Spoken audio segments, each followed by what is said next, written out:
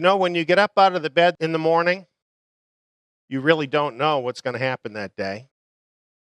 And in a way, this is part of what makes life interesting, isn't it? Because really, literally, almost anything can happen. Some things that happen are kind of funny, but there are other times when what look like little things that might happen in our life can end up having some pretty big consequences. And this is really kind of what the whole idea of time and chance is about, that we don't really know exactly what's going to happen. Sometimes we have what you might call happy accidents, and sometimes we have things that aren't so happy. What I'm talking about tonight is found in the scriptures in Ecclesiastes chapter 9. So we want to take a look at this and think about it a little bit. You know, a lot of us have kind of an illusion that we can totally control what our future is going to be. There's a lot of people that think if you're smart enough and you work hard and you have a good plan, then that ensures you success. And certainly that helps. However, Ecclesiastes 9:11 says this: "The race is not to the swift, nor the battle to the strong, neither yet bread to the wise, nor yet riches to men of understanding, nor yet favor to men of skill. But time and chance happen to them all." Well, some people on reading this verse criticize this verse, and they would say, for instance, well, the fastest person wins the race. What is this talking about? Or the strongest person wins the battle. But you see, when we're talking about chance, that's not always what happens, is it? For example, we have this report of the fastest man alive losing the 100-meter sprint. And surely Usain Bolt was surprised that he lost to an American, and he said, "You can't win every race. I've learned that." Well, why can't the fastest man in the world win every race? Well, it's because of chance. Certain things can happen. You can have a rock in your shoe you didn't know was there. You can trip over a crack in the road. Many different things could happen. So even though you're the fastest, you can't be sure that you're going to win the race. So the race is not always to the swiftest person.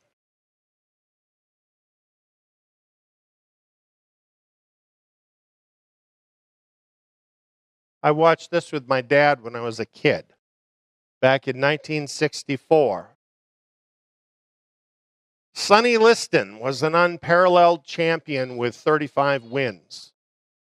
Look at how much he towers over his opponent here. Look at the length of his arms, how much more powerful he appears than his opponent.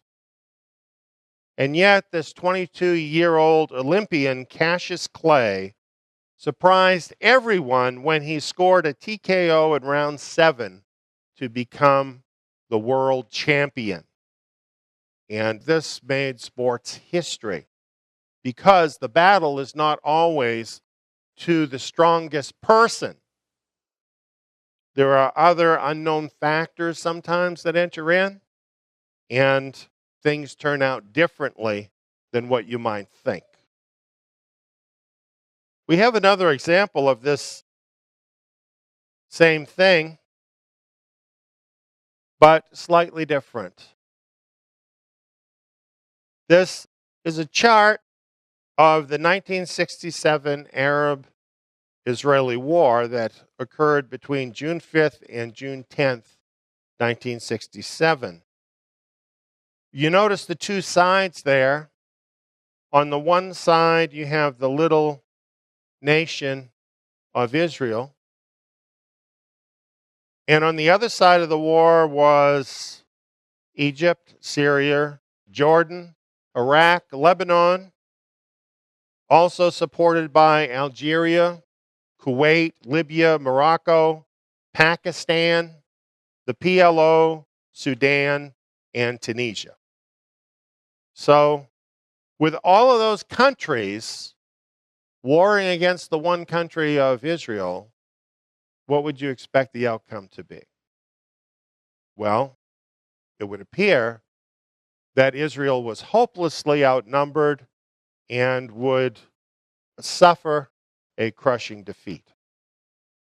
Look even further at these numbers. Israel was able to field 50,000 troops. On the other hand, Egypt was able to field 240,000 troops. The coalition of other countries was able to field an additional 307,000 troops. That's over 500,000 troops to 50,000 troops. That is an advantage of 10 to 1 on the battlefield. How likely was Israel to be able to defeat that huge number? Well, then we have aircraft. Israel had 300 combat aircraft, while the enemy had 959 combat aircraft, an advantage of over 3 to 1 in aircraft. Israel had 800 tanks, but the enemy had over 2,500 tanks. Again, an advantage of over 3 to 1.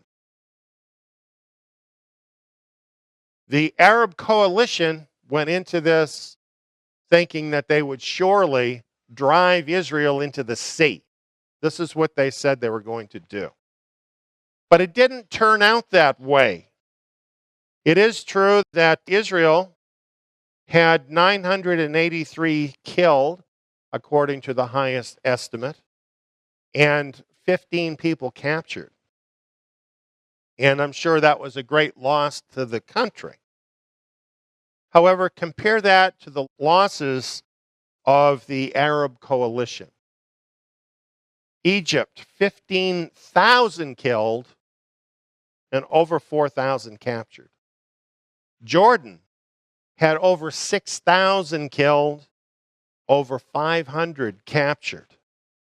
Syria, 2,500 killed and almost 600 captured.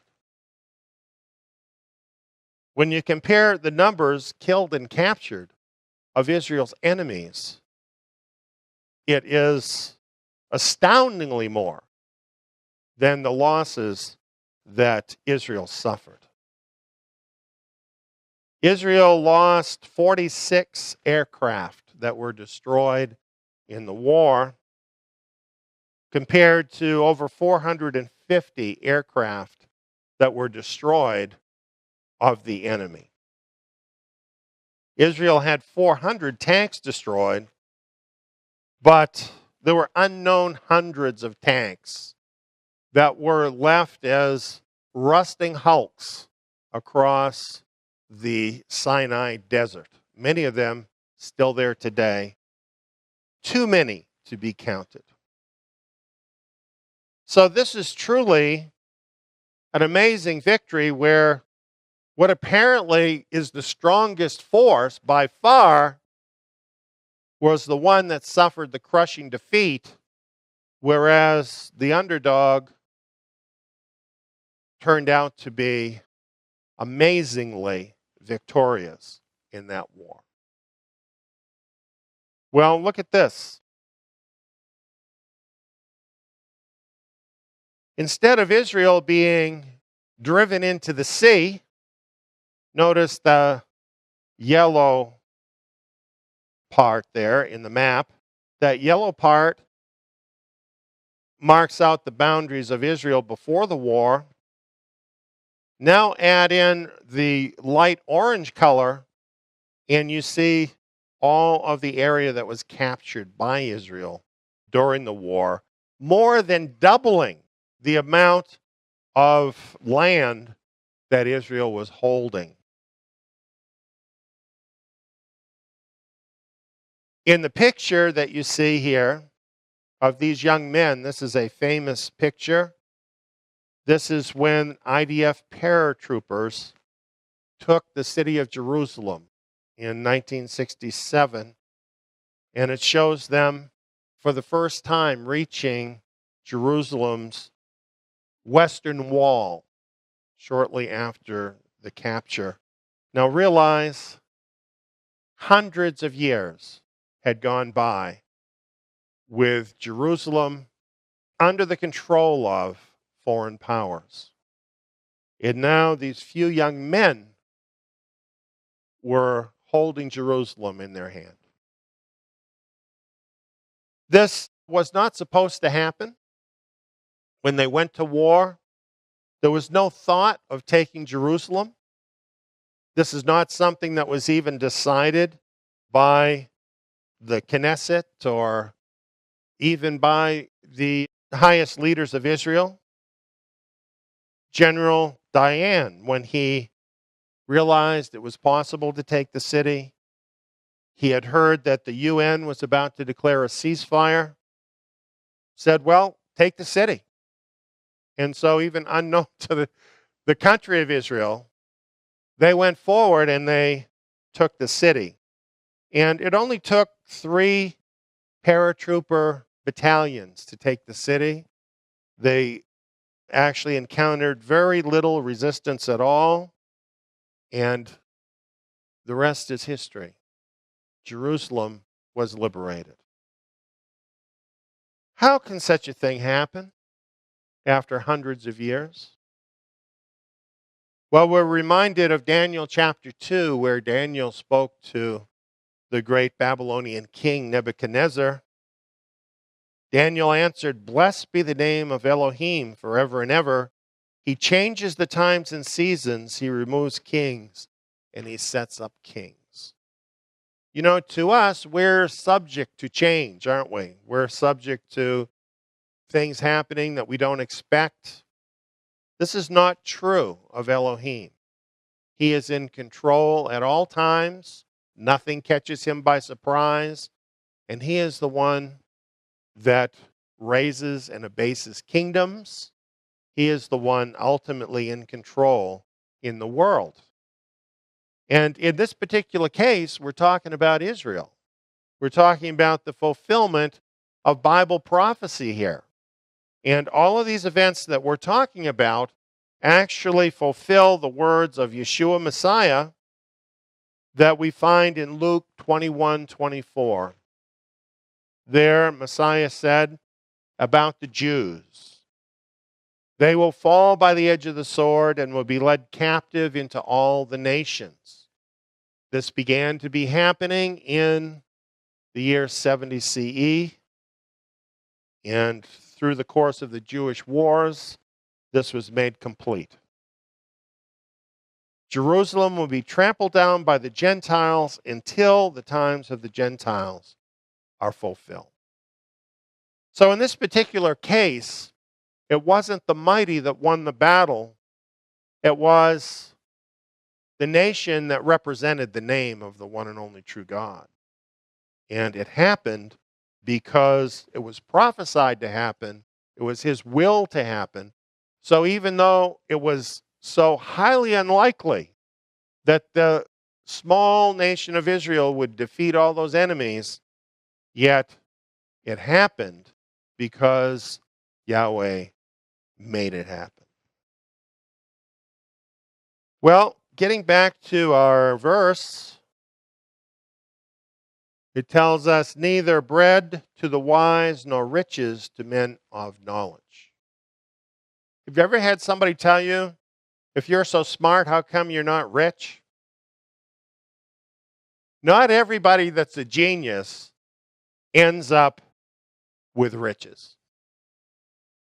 Here's a man, Nikola Tesla. He's perhaps one of the greatest inventors that ever lived. He gave us alternating current that we all use in our homes, the radio, wireless technology, neon lamps, and x-rays, just to name some of the things that he invented. You would think an inventor that gave us all of that would have been astoundingly wealthy and would have had a great estate to pass on. This is not how it ended up. Tesla died penniless in 1943 in the New Yorker hotel where he had lived for 10 years after being evicted from another hotel because he couldn't pay his bill. So truly, riches do not always go to men of knowledge. Kind of an amazing example of that, I think. Well, then we want to look at favor to the skilled. Look at this example. Now, here you have the team that gave us the Obamacare website, bringing forward their latest invention, the Barack Obama missile defense system, and yet for some reason it was rejected. Just a little joke for you, friends. Here's something that actually did happen. You might recognize her. Barbie, the most famous doll in the world. However, in 1959, when the whole idea of Barbie was first presented, this was not considered something that was a good idea. A number of top toy buyers, in fact, would not touch a Barbie doll because the creator of the Barbie doll, Ruth Handler, says those buyers would not order the doll because she was too adult.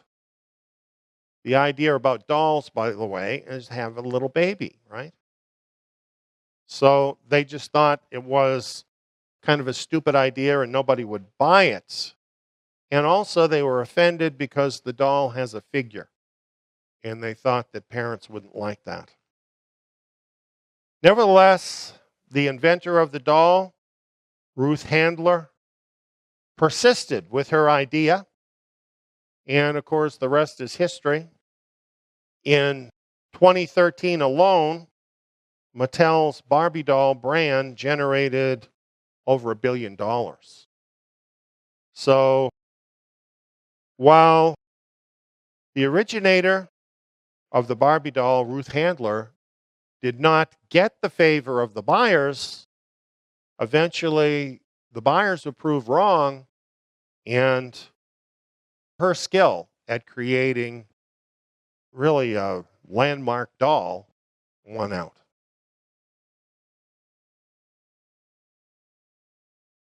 It's kind of fun to look at real life examples of these things that we find in the Bible.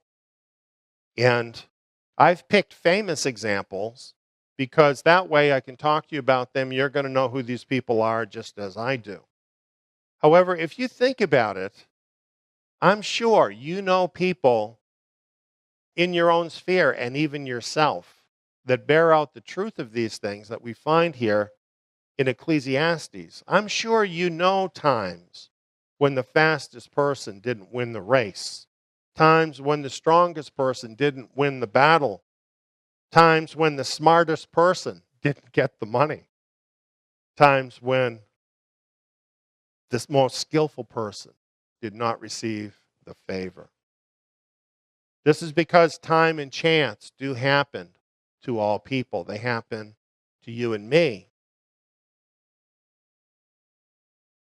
There is another more serious side of all of this too, because in verse 12, Ecclesiastes goes on saying, "For man also doesn't know his time, as the fish that are taken in an evil net. And as the birds that are caught in the snare, even so are the sons of men snared in an evil time when it falls suddenly on them. And this is a fact. Many times, death catches people unaware. And often this happens in a way that destroys their plans. We have a few examples. This is Lou Gehrig. He's in the Hall of Fame.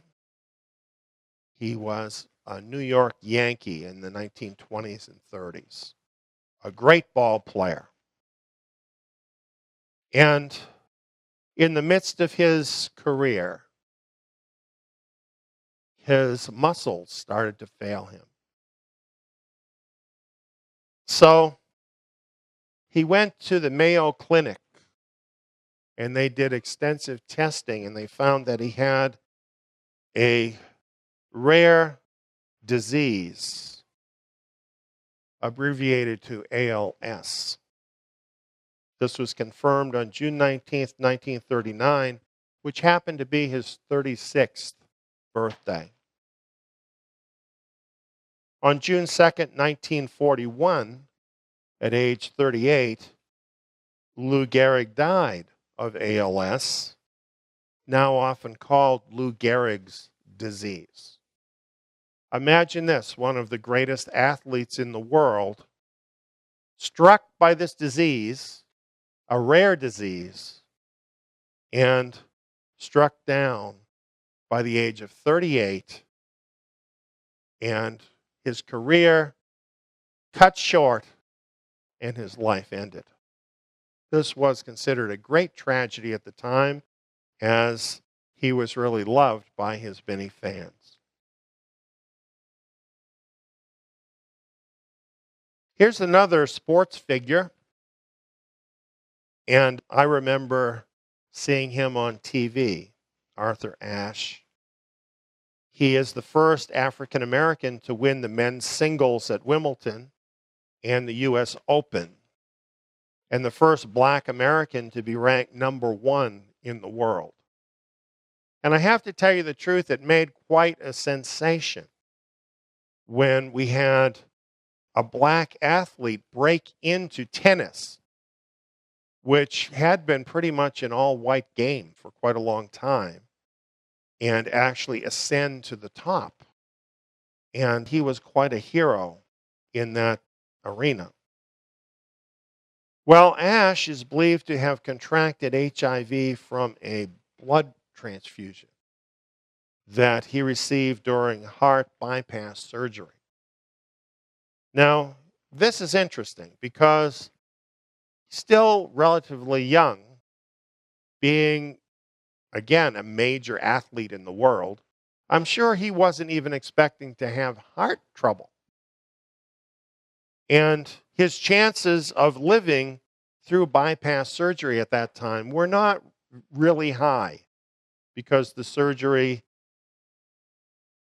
was not really great at that time. And it's progressed a lot since then. So he would have thought the most likely thing that was going to get him was heart disease. But he would have thought wrong, because instead of it being heart disease, he happened to get a blood transfusion in the midst of his surgery and ended up getting AIDS from the blood transfusion. And that's what eventually killed him. AIDS-related pneumonia. He died in 1993 at 50 years old. All of this chance falling upon this man who had been a great athlete and snuffing out his life early in his life. This guy is kind of astounding. Andy Irons, professional surfer. Perhaps one of the greatest surfers that ever lived. He won everything there was to win in the surfer world. His career earnings were about $1.5 million, which is a lot in that particular sport. It's a huge amount. And he was still going strong in his sport when he died unexpectedly on November 2nd, 2010, at age 32, of a heart attack. You know, a lot of times we think of heart attacks being something that happened to older folks. But you'd be surprised how many young people and even young athletes die of heart attacks. If you look it up on Google, you're going to be shocked at the number of young athletes that die of heart attacks. And this is what happened to him. Very tragic at 32 years old. And you know, when you look at this guy, what kind of shape must he have been in? Amazing. So it brings up the question, why does this happen? Why does it happen? Even more so, why does it happen to people we love? You know, I can look at Andy Irons here and I can think, well, what a shame that this young man died at 32 years old. But it becomes much more immediate to me if I think about friends and relatives that I've lost at an early age. I had a little niece, just a wonderful little girl, and the most responsible little girl you'd ever imagine. 8 years old. She often went to get the mail. She always looked both ways, made sure that everything was going to be okay when she crossed the street. And she did the same thing on this particular day. How was she to know that there was a drunken driver that was speeding down the street, that got to her before she could ever even react, killing her instantly? Why would this happen to such a wonderful little 8-year-old girl? You've probably got your own stories, right?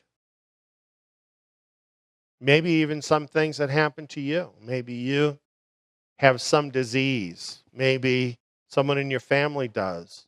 You know, this world is full of tragedies, isn't it? Things that befall people. I had a man one time that I knew, and his grandmother was a very devout Christian, and she died of cancer. He was very bitter at God. Why would God allow someone who is such a devout believer to die of cancer? You know, this is the reaction of people very often to these things. They often blame God because these things happen. What do you think about that? Do you think that it's God's fault that bad things happen like this to people? Tragic things? The real reason why this happens is because our first parents rebelled against God. And in effect, what they said is, we don't need you, and we're going to do it our way.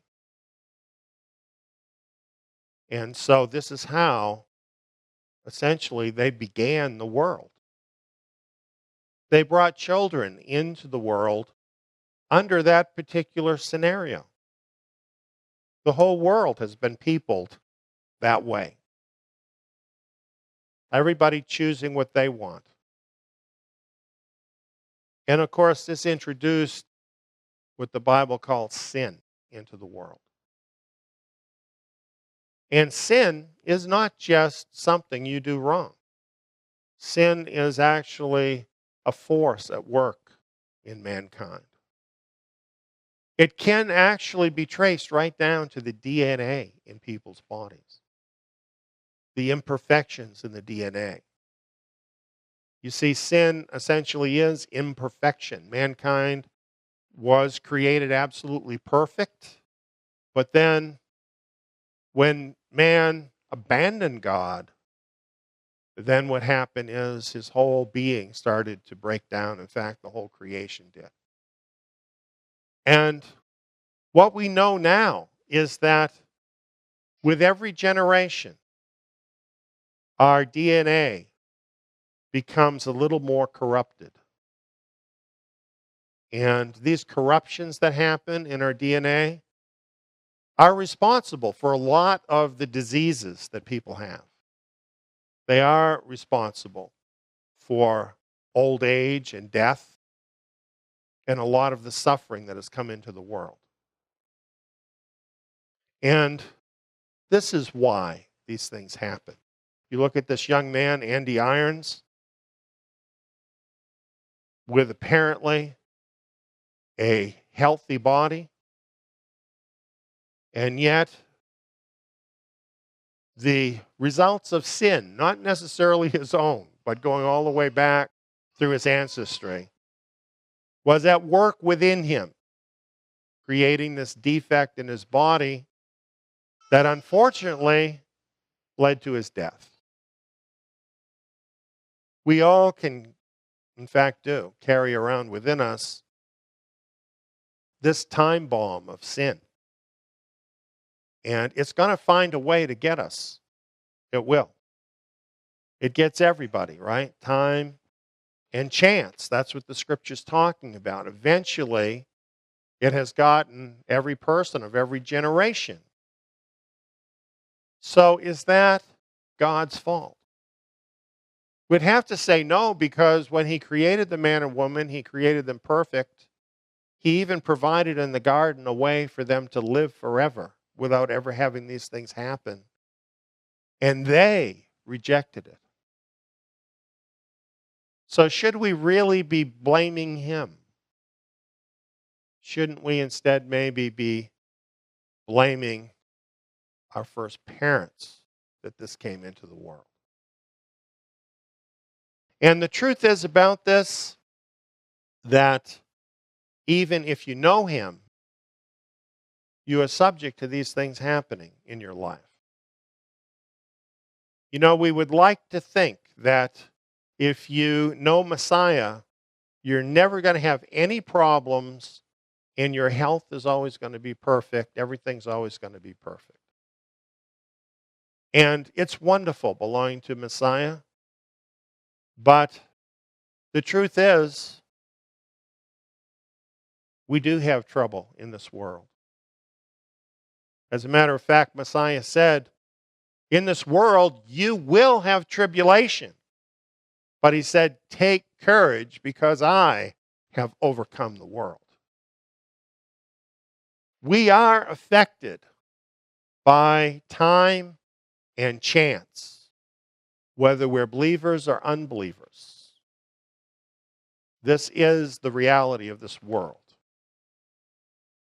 So what advantage then is it to believe? What advantage then is it to know him? Well, in this world, the advantage is he promises, I will be with you always. When you go through one of these events, do you want to go through it alone? Or do you want him to be there?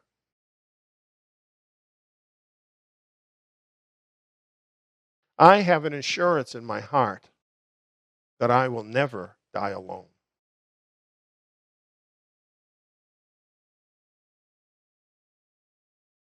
Think about that. If you're not going to die alone, that means he's going to remember you, right?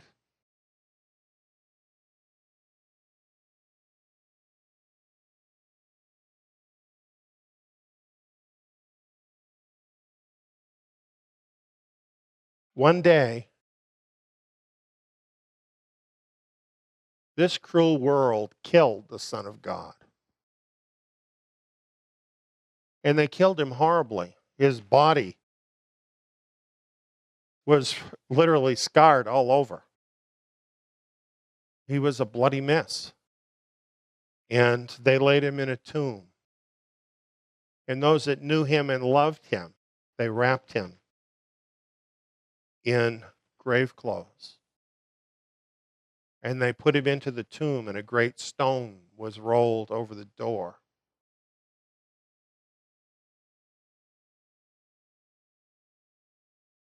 It looked like time and chance had even overcome him.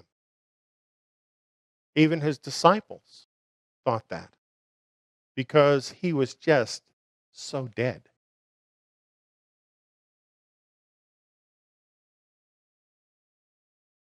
Look what happened to him. He had a divine life in him that could not be stopped. He had the victory over death, and his body was raised up, glorified, immortal. And he lives in it even now, next to his Father, seated in the heavenlies. Knowing him is the greatest thing that can ever happen to any person. And knowing him is the only thing that can change time and chance. Because he's greater than time and chance.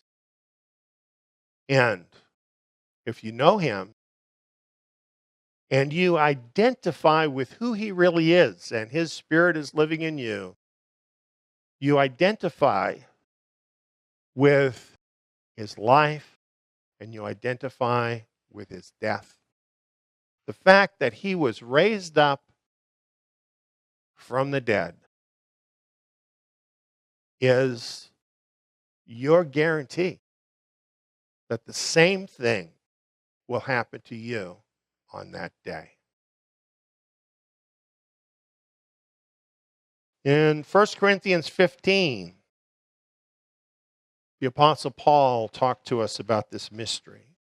He said, "Behold, I tell you a mystery. We will not all sleep, but we will all be changed in a moment, in the twinkling of an eye at the last trump. For the trump will sound, and the dead will be raised incorruptible, and we will be changed.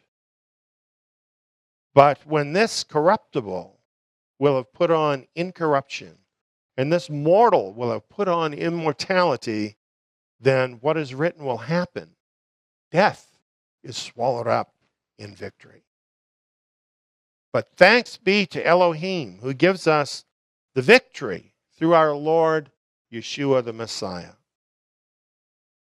Therefore, my beloved brothers, be steadfast, immovable, always abounding in the Lord's work, because you know that your labor is not in vain in the Lord." Now, I think that ties directly to these verses in Ecclesiastes, because what it's talking about in Ecclesiastes is the vanity of life. And you see, you can have these great plans, you can work towards your great plans, and anything can happen at any minute. But what Paul is saying here is, look, this is what you've got ahead of you. An immortal life with Yeshua Messiah. Shouldn't you then be immovable in that hope, working hard for Him, working hard toward that end, knowing that your labor is not in vain that you do in Him. I think that is such an encouraging idea. It doesn't all have to end up being vanity. One other thing I want to say about this too. You take a young person like Andy Irons or any of these people. When they die, especially at a young age like that, it's so tragic and everybody's so sad. On the other side of this, think about all the people who have put their trust in Messiah on that day when He comes. Is it going to matter whether you died when you were 12 years old or 90 years old? You're going to have eternal life again. Think of it. Life that cannot stop. So, our viewpoint of things on this side of eternity is one thing. But the eternal view of things is very, very different. And truly, there will be righteousness, justice, and goodness for every person who puts their faith in Messiah.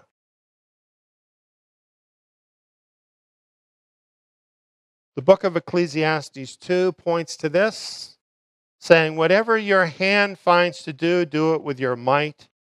For there is no work, nor device, nor knowledge, nor wisdom in the grave where you are going." And summing up the whole book, it says, "This is the end of the matter. All has been heard. Fear Elohim and keep His commandments. For this is the whole duty of man." So be encouraged today, because even the time and chance in this world cannot steal from you the glorious hope that you have in Yeshua Messiah.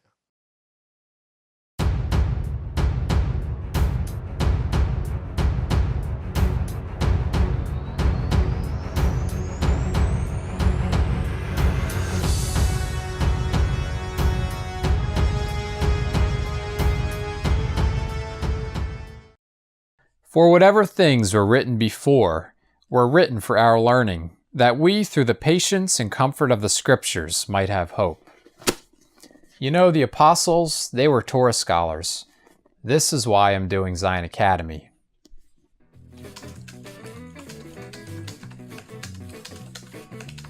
The lessons include 2-hour audio programs and quiz modules. All the lessons in the Torah can be applied to us today. Not to mention, they open up the renewed covenant scriptures in a whole new level, much like the apostles had understanding of the Torah.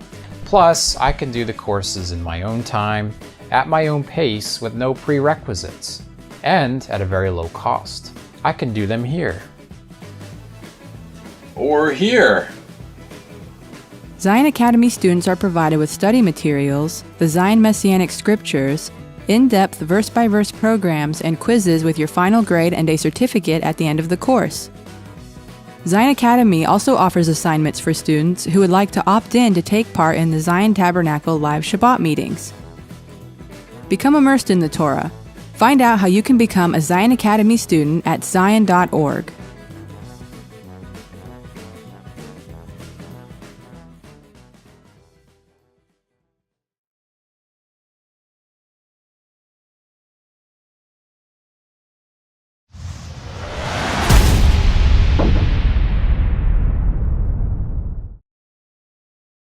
We're vessels shaped for Yahweh's glory.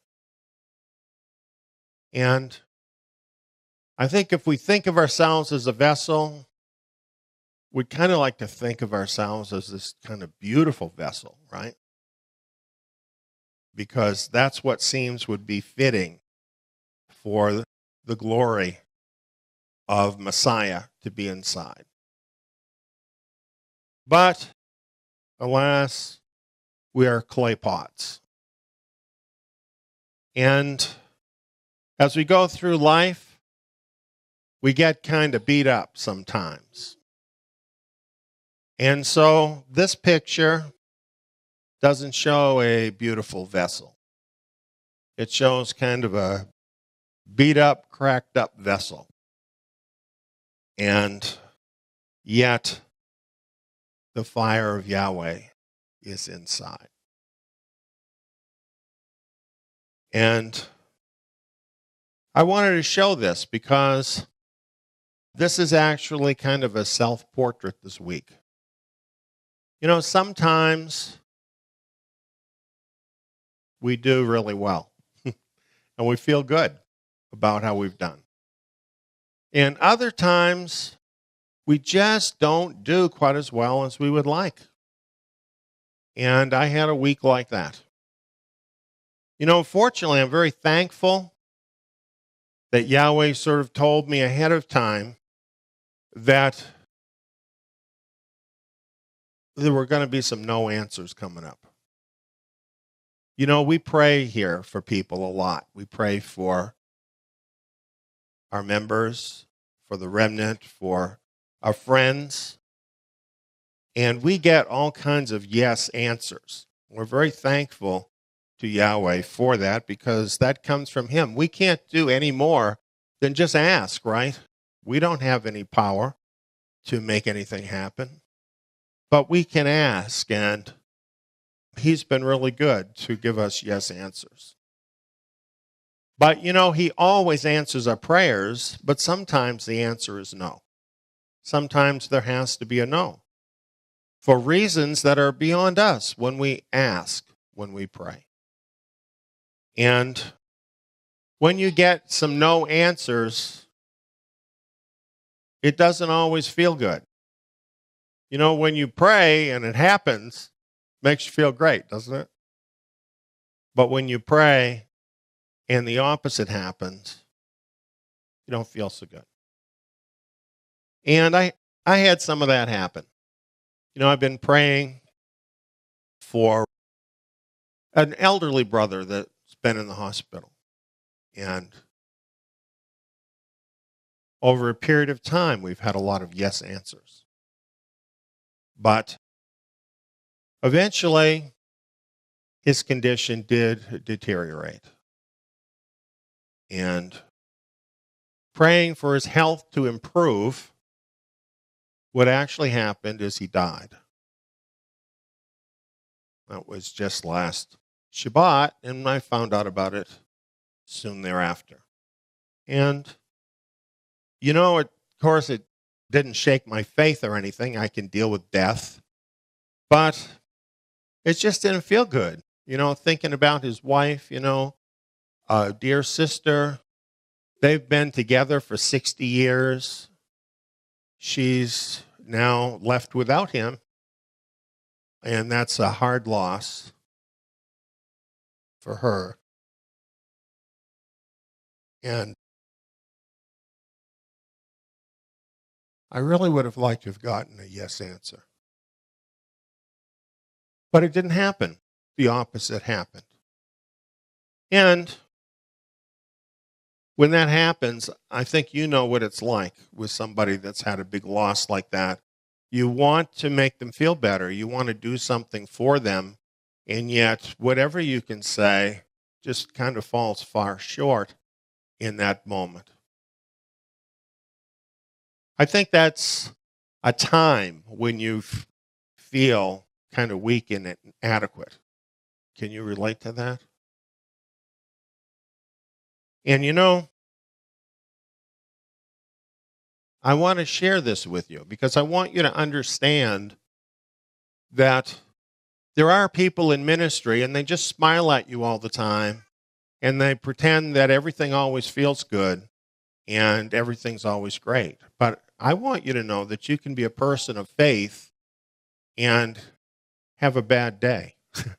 You know, you can be a person of faith and get a no answer sometimes. And you don't have to feel good about it. In fact, the scriptures tell us about, like for instance, this, death is an enemy. You don't have to feel good about this happening. But these things happen in this old world because sin came into the world. And so therefore, bad things happen, and sometimes there's really nothing we can do to stop them. Now, on the other side of this, for believers, there really is a wonderful hope that is connected with this. And this brother, he was already a brother in Messiah, but his experience brought him to a place where he entered into a higher relationship with Messiah, a closer relationship with Messiah than he had ever experienced before. And this is what happened in his life before he finally went to meet the Lord. So this is a good thing, something to be happy about, even though death is not so happy. Well, then we had some other dear friends in the ministry, young folks this time, young folks who, like a lot of young folks, of course, want to have a baby.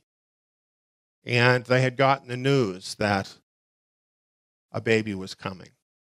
Source of great joy and happiness.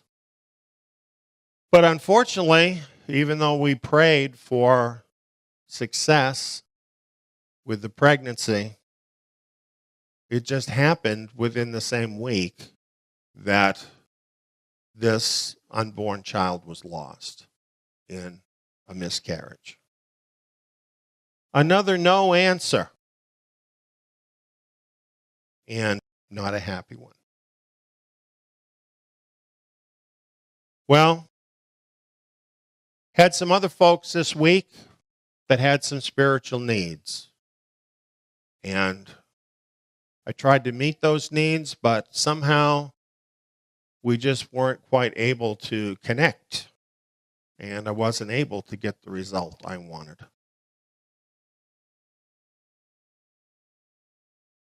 Other people this week who I felt should have known me better, but who misunderstood me and caused some personal disappointment.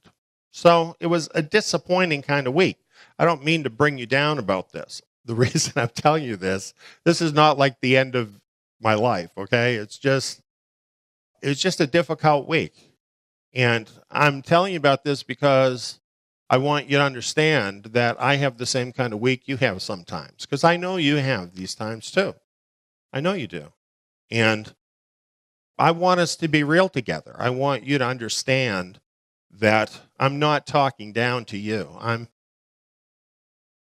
sharing the same experiences you have. Now, here's perfect proof of it, okay? I'm overweight significantly. Not that you don't know that. And about 3 months ago, Yahweh really got my attention about that. And so I started on a program to lose weight. And I've been very successful, actually. And listen, it's not easy. But I lost about 25 pounds.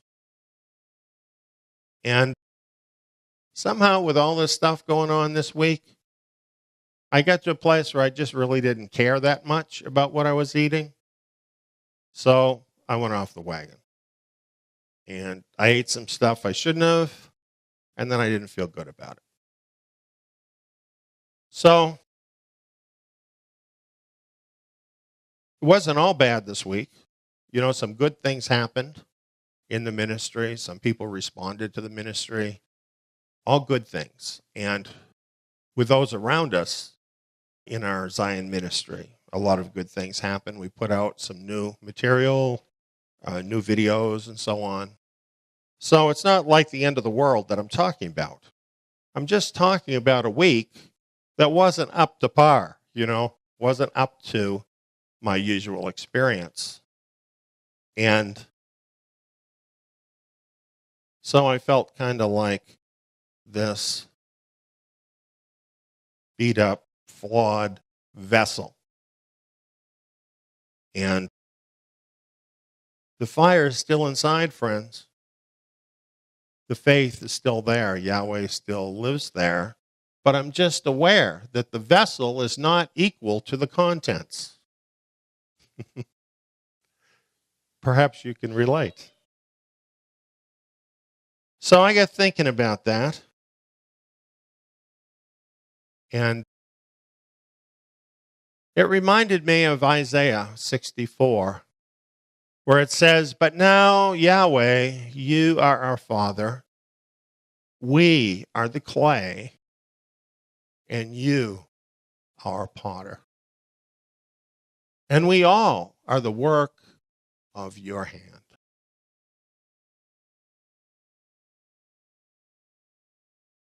Yahweh is shaping Israel. He's shaping the remnant. Now, I'd like to look out there and I'd like to see the remnant of Israel totally shaped into this beautiful vessel for Yahweh. And while we do have a treasure inside, we're not really there yet. And I think we all know that. And individually, too, we're all a work in progress. That's really where we're at. And I think besides ourselves being shaped, that should shape our opinions of one another. You know, we should realize with our brothers and sisters that all of us are a work in progress. And that even while sometimes we disappoint ourselves, you know, sometimes our brothers and sisters might disappoint us. And they probably really feel about that they would like to do better. But sometimes, you know, we just don't, for various kinds of reasons. We just don't rise up to the level of what we would like to be.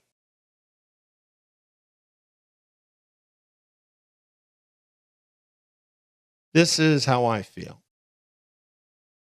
I believe in something better than me.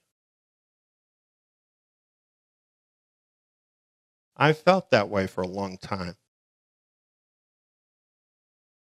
You know, years ago, shortly after Yahweh had called me into this ministry, so I'm talking like 35 years ago or something, I was a young person. And a friend invited me to come to his house. He said, you know, he was inviting some friends over. So, you know, I thought it was like this social event. Well, I went over and he had some other people there and so on, and we had some time together. And I didn't realize that there was an agenda about this. And they didn't tell you right straight out. What this really was, I found out a little bit later, was an Amway meeting. But nobody said that, okay? So while we were sitting around, the host was asking everybody, "What do you aspire to be?" And so, you know, some of the folks said, "Well, I'd like to have my own business and make a lot of money." Some people said, "Oh, I'd love to have this big house on a hill," or "I'd like to have my family be able to be financially secure and be located on the lake," or, you know, all these different dreams that people had. And when it got my turn, I really threw a wet blanket over the whole party because I said, well, the only thing I really want is to be like Yeshua Messiah. And the guy looked at me and he said, "Are you serious? Don't you know you can never be like the Son of God?" But you see, he didn't understand me at all. I know I am not going to be the Son of God, but I also know there's nothing else in this world to aspire to, like being what he is. You know, once you've seen him and who he is and the perfection of who he is there any other goal then except to be as much like him as you possibly can be? So I was saying something different, I think, than what this guy was hearing. He was probably hearing that, I thought I was like God or something. And really, I was saying pretty much the opposite. I was saying, I believe in something better than me.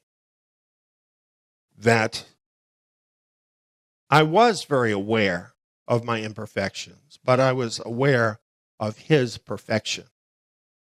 And I believed that if I would pursue him, then he would make me more like him. And I think that's at the heart of the whole idea of Yahweh being the great potter. That he is the one that molds us and shapes us through our lives so that we really can be a vessel for his glory. Each a unique and different vessel, but each manifesting his glory in a different way. And, along the way, we are flawed vessels. And part of this process of molding the clay, if you will, and turning us into a vessel is revealing to us our own flaws. And through doing that, hopefully correcting some of them and changing us, making us more like Messiah. So this is what I believe in. And I believe in this about you. I don't think any person who loves Messiah can be known just on the outward level. Now, I want to be very frank with you. I have met some people who to me look totally like pagans. All tattooed up with all kinds of tattoos and, talking strange kind of language from the drug culture, things like this. But at some point, Messiah got a hold of them and started molding the clay. So they still have some of these outward trappings from their past and their history. But inside, something's going on. Something is happening between him and them. And so even though you have this exterior, which looks so foreign to somebody like me, there's also evidence of the fire of the Holy Spirit inside. So this is why the scriptures tell us not to judge one another, because we are not in a position where we can judge our Father's work in someone else's life, let alone our own life. Should the clay say to the potter, "Why did you make me this way?" Should the clay say to the potter, "Why did you make him that way?" That's kind of beyond us, isn't it? That's his business, what he is doing in someone else's life. We need to see that as something sacred. And while we need to be available as vessels for him to use to bless one another, we don't want to be presumptuous to step in as if we knew better than the Creator as to how people should be shaped and molded. That is his work.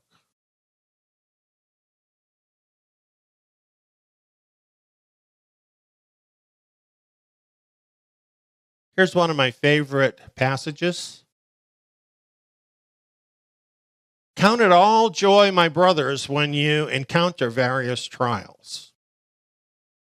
I love that verse because from the human point of view, it makes absolutely no sense whatsoever. And from the spiritual point of view, it makes all the sense in the world. Nobody calls it joy to meet with trials. What, I lost my job, but I'm happy about it? You know? My house got foreclosed, I'm happy about that. I just found out I've got cancer. I've got joy about that.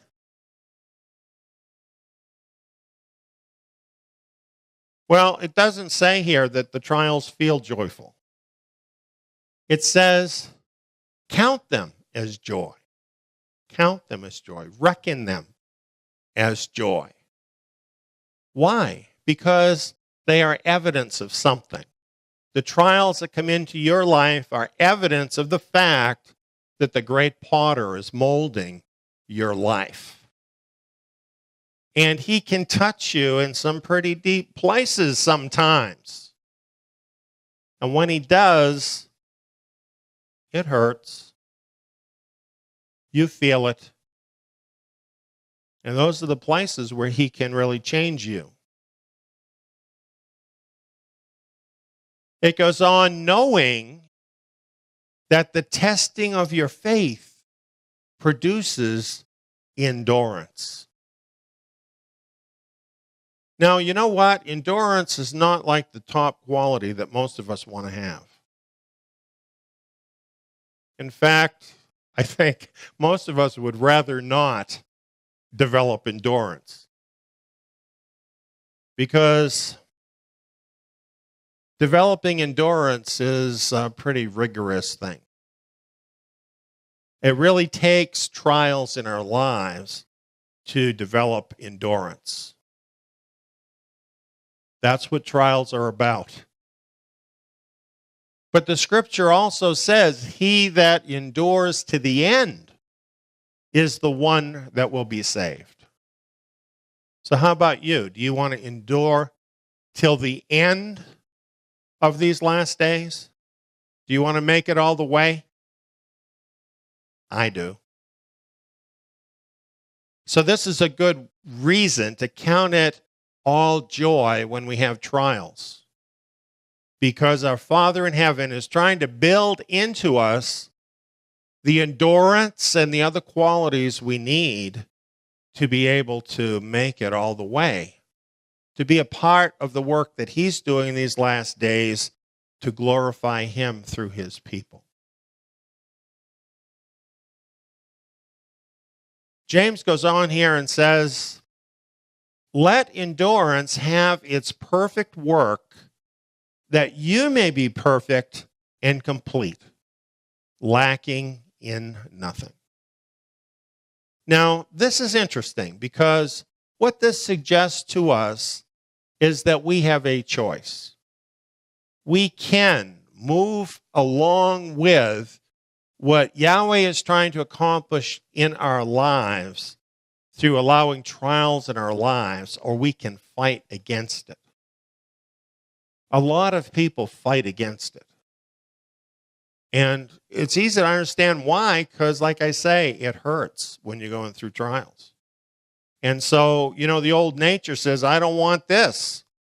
And it makes you feel like running away. Other things pop up, I think, into people's minds and hearts. God isn't fair. God doesn't love me. Or there's just something wrong with me. I just can't do it. Things like this come into people's minds and hearts. But this is what endurance is really all about. Plowing through all that. That's what it means when it says, let endurance have its perfect work. Get out of God's way. That's what it's saying. Get out of his way. Don't try to interfere with what he's doing.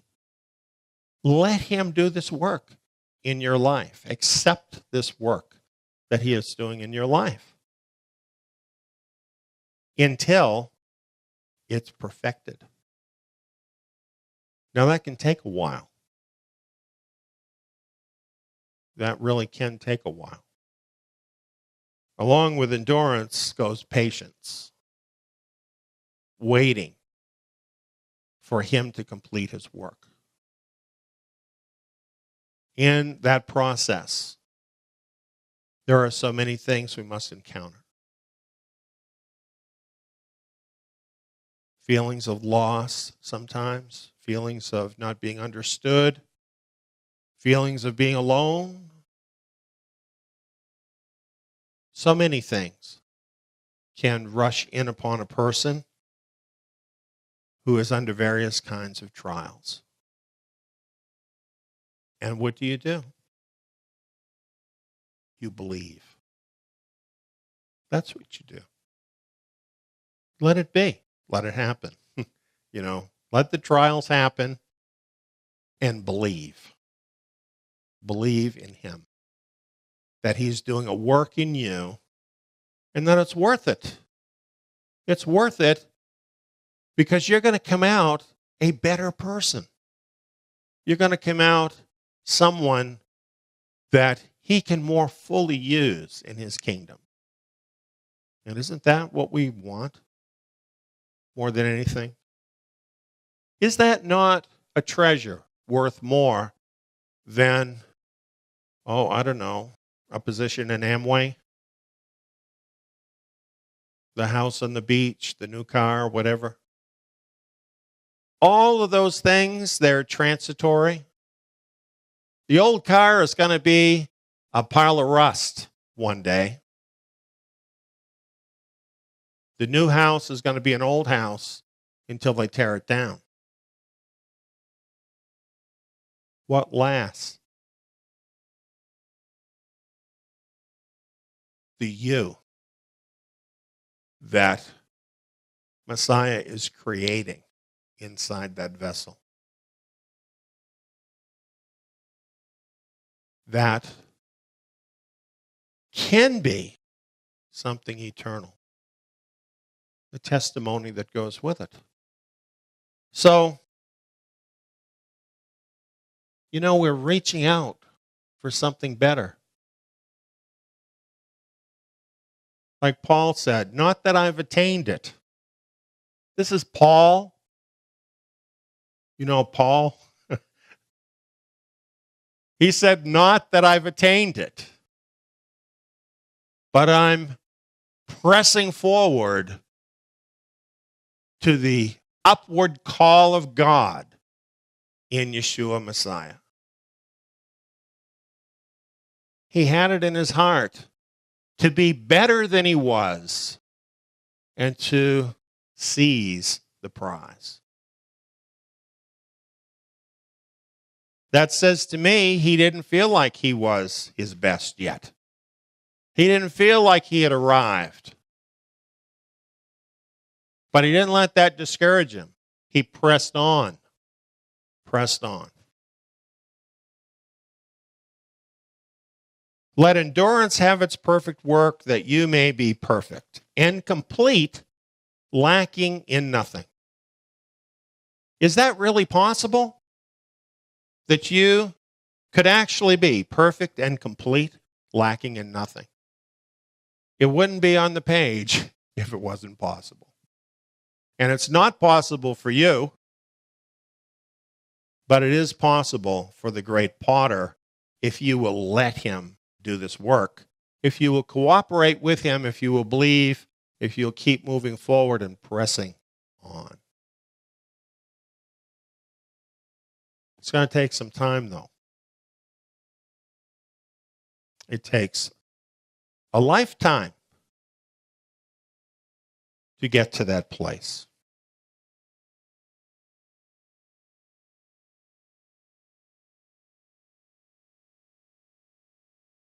Does this verse look familiar?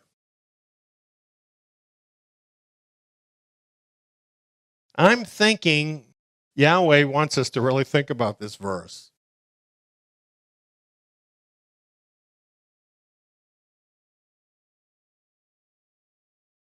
We have this treasure in clay vessels, that the exceeding greatness of the power may be of God and not from ourselves.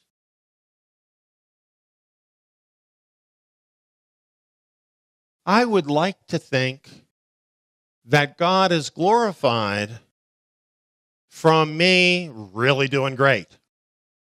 So everybody will see that I did so great and glorify God. That's not what this is talking about. What this is talking about is our weakness as clay vessels. That despite our weaknesses, the glory of Yahweh shines through. And this is how we know that the exceeding greatness of the power is not of us, but is of God. This is how everybody else knows too. Because they can look and say, that putz never could have done that. That was Yahweh. And yeah, that's a humble view of things, isn't it? But that's how grace really works in our lives. He makes more of us than we ever could be on our own. And even in our weaknesses, He is glorified. There's so much really that we can talk about this treasure that we have inside. His indwelling spirit within us, which is like a fire, and it burns and purifies, and it drives us on. It is the fire of God. One day the fire of God is going to fall on this world. And when it does, it's going to burn up everything that is not of Him. Those who already have the fire of God will have already gone through a burning in their life. And that fire of God will not touch them, that destructive fire, because they have already gone through the fire and have been purged of everything that He will be seeking to burn up. And, a vessel is not complete till it goes through the fire. This is one thing people don't like about our ministry. We probably really could get a lot more people if we just didn't say this stuff. What we need to tell you is that once you receive His grace and you're saved, that you don't have to worry about these things. You don't have to worry about the kind of person that you are. You don't have to be concerned about trials. You don't have to have trials come in your life. He died for you so that you don't have to. That's what they say. And really, then, it's just all about blessings. He wants to pour out this blessing on you, and all you have to do is send in your check as a seed. And then He's going to send the Cadillacs and the houses and all that stuff on you. I heard something a lot like this at that Amway meeting, by the way, before I left. We don't have this message for this simple reason, because that is not true. Yes, there are many blessings in following Him, but there is a fire. There are trials, and they are necessary. You will have trials come in your life if you're following Messiah. There's nothing that can stop that because it's part of the process of being molded by the great potter. That vessel is not ready for use until it has been fired. It's as simple as that. So, we do have trials. And I'm very aware right now that a lot of Yahweh's remnant people are experiencing trials on different levels. You know, some just having really not a great week. Others having serious issues to have to deal with. The kinds of issues that don't just go away. I see that. I feel that. And myself and all of us here, we pray for all of you because we know that this is going on. But you need to know there's a reason for it. And it's not because you're a bad person. It's not because Yahweh doesn't love you. And it's not because you're doing the wrong thing. It's because you are a son or daughter of the living God.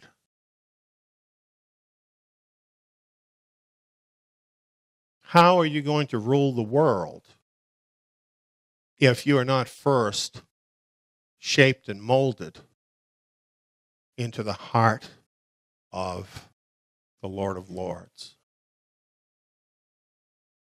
You need to be able to see the world with the love and the grace that He has for people. How can that happen if you don't have troubles, if you don't have problems? You see?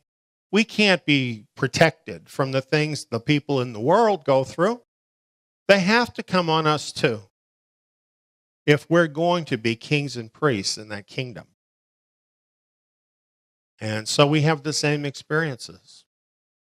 You know, sometimes when you read in the New Testament, you read some of these things that happen, you know, like talking about Paul.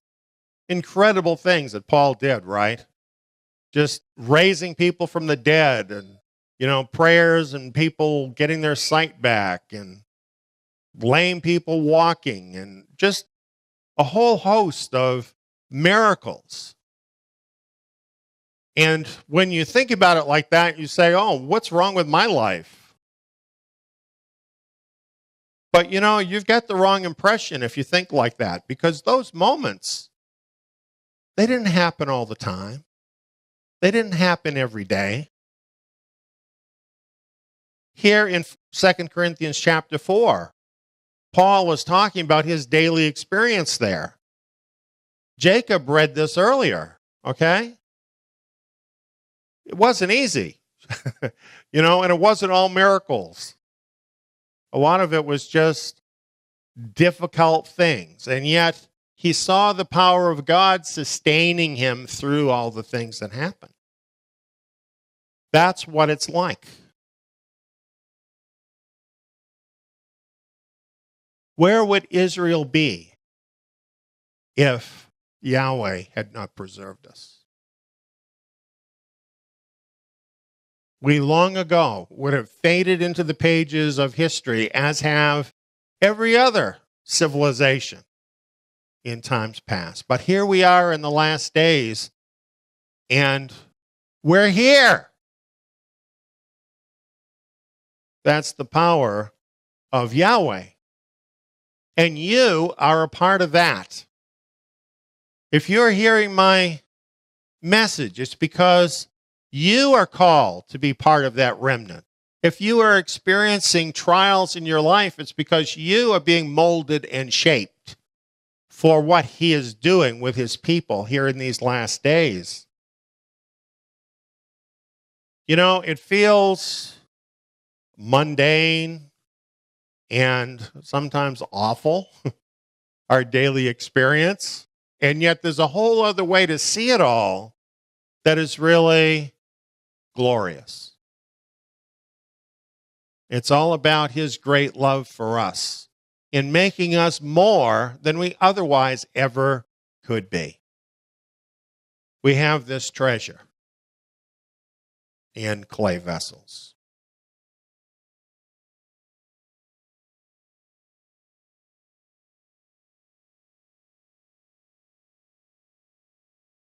I happen to like this one. You know, there's going to be a time when the work he's doing in each of our lives will be completed. And while we're going through this process of being molded and shaped, sometimes we get a glimpse of kind of where things are taking a certain shape and so on. But you can't really know the glory that he has in mind for you. The kind of vessel that you're going to be when he's done. And a vessel of eternal use in his kingdom. This is the value of endurance in this work where he is shaping and molding us. And we do have this promise: he who began a good work in you will complete it unto the day of Yeshua the Messiah. Now, some days you may be tempted not to believe that. You may be tempted to think you're never going to make it all the way to completion. But you will if you let it happen. The great potter has plans for you. He wants to make you into a unique vessel. He's not stamping out like chocolate chip cookies or something that all are the same, look all the same. Every one is completely unique for a special purpose in his kingdom. This is how he does things. Nobody else could do that. That's how he does things.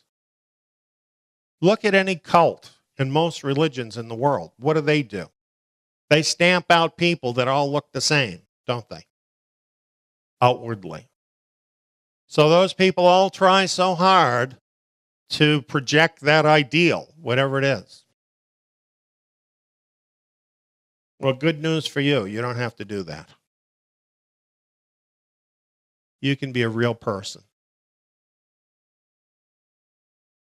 You can worship the Father in spirit and truth, person to person with him. You can experience him having his direct touch on your life, changing you, molding you, and making you into something worthwhile, something of eternal value. And you know, I'm getting excited about this because it's not going to be long. And the heavens are going to open up. Messiah is going to step out on the clouds of heaven. All the dead in Messiah will be raised. Those who are living will be changed. And we'll go to meet him in the air. On that day, you will know not only what he is, but what you have been made to be.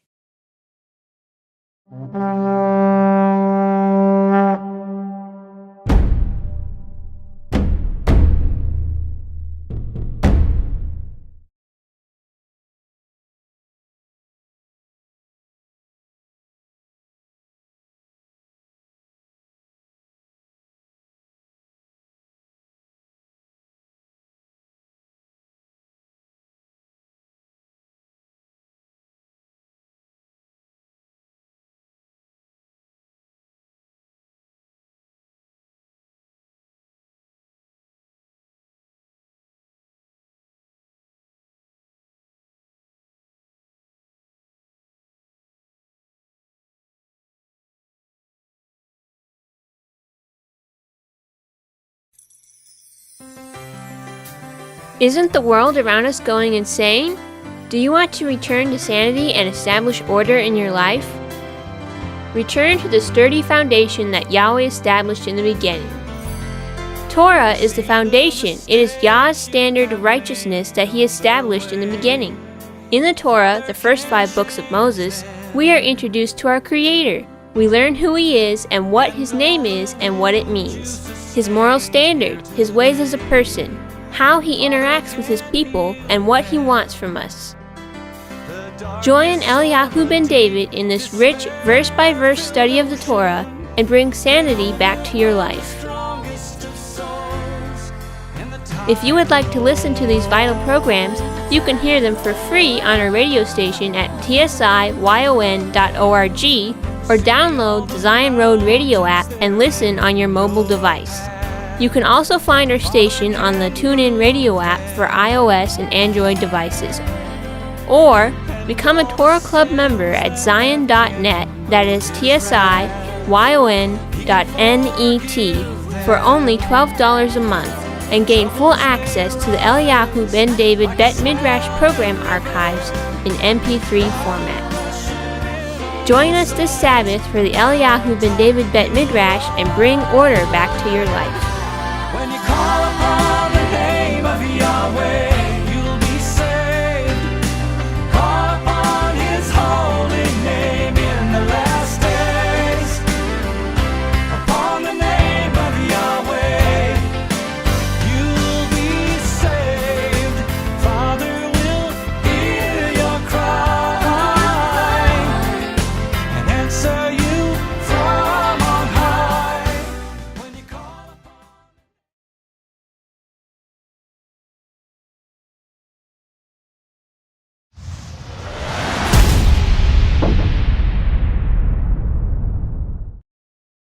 Greetings, friends.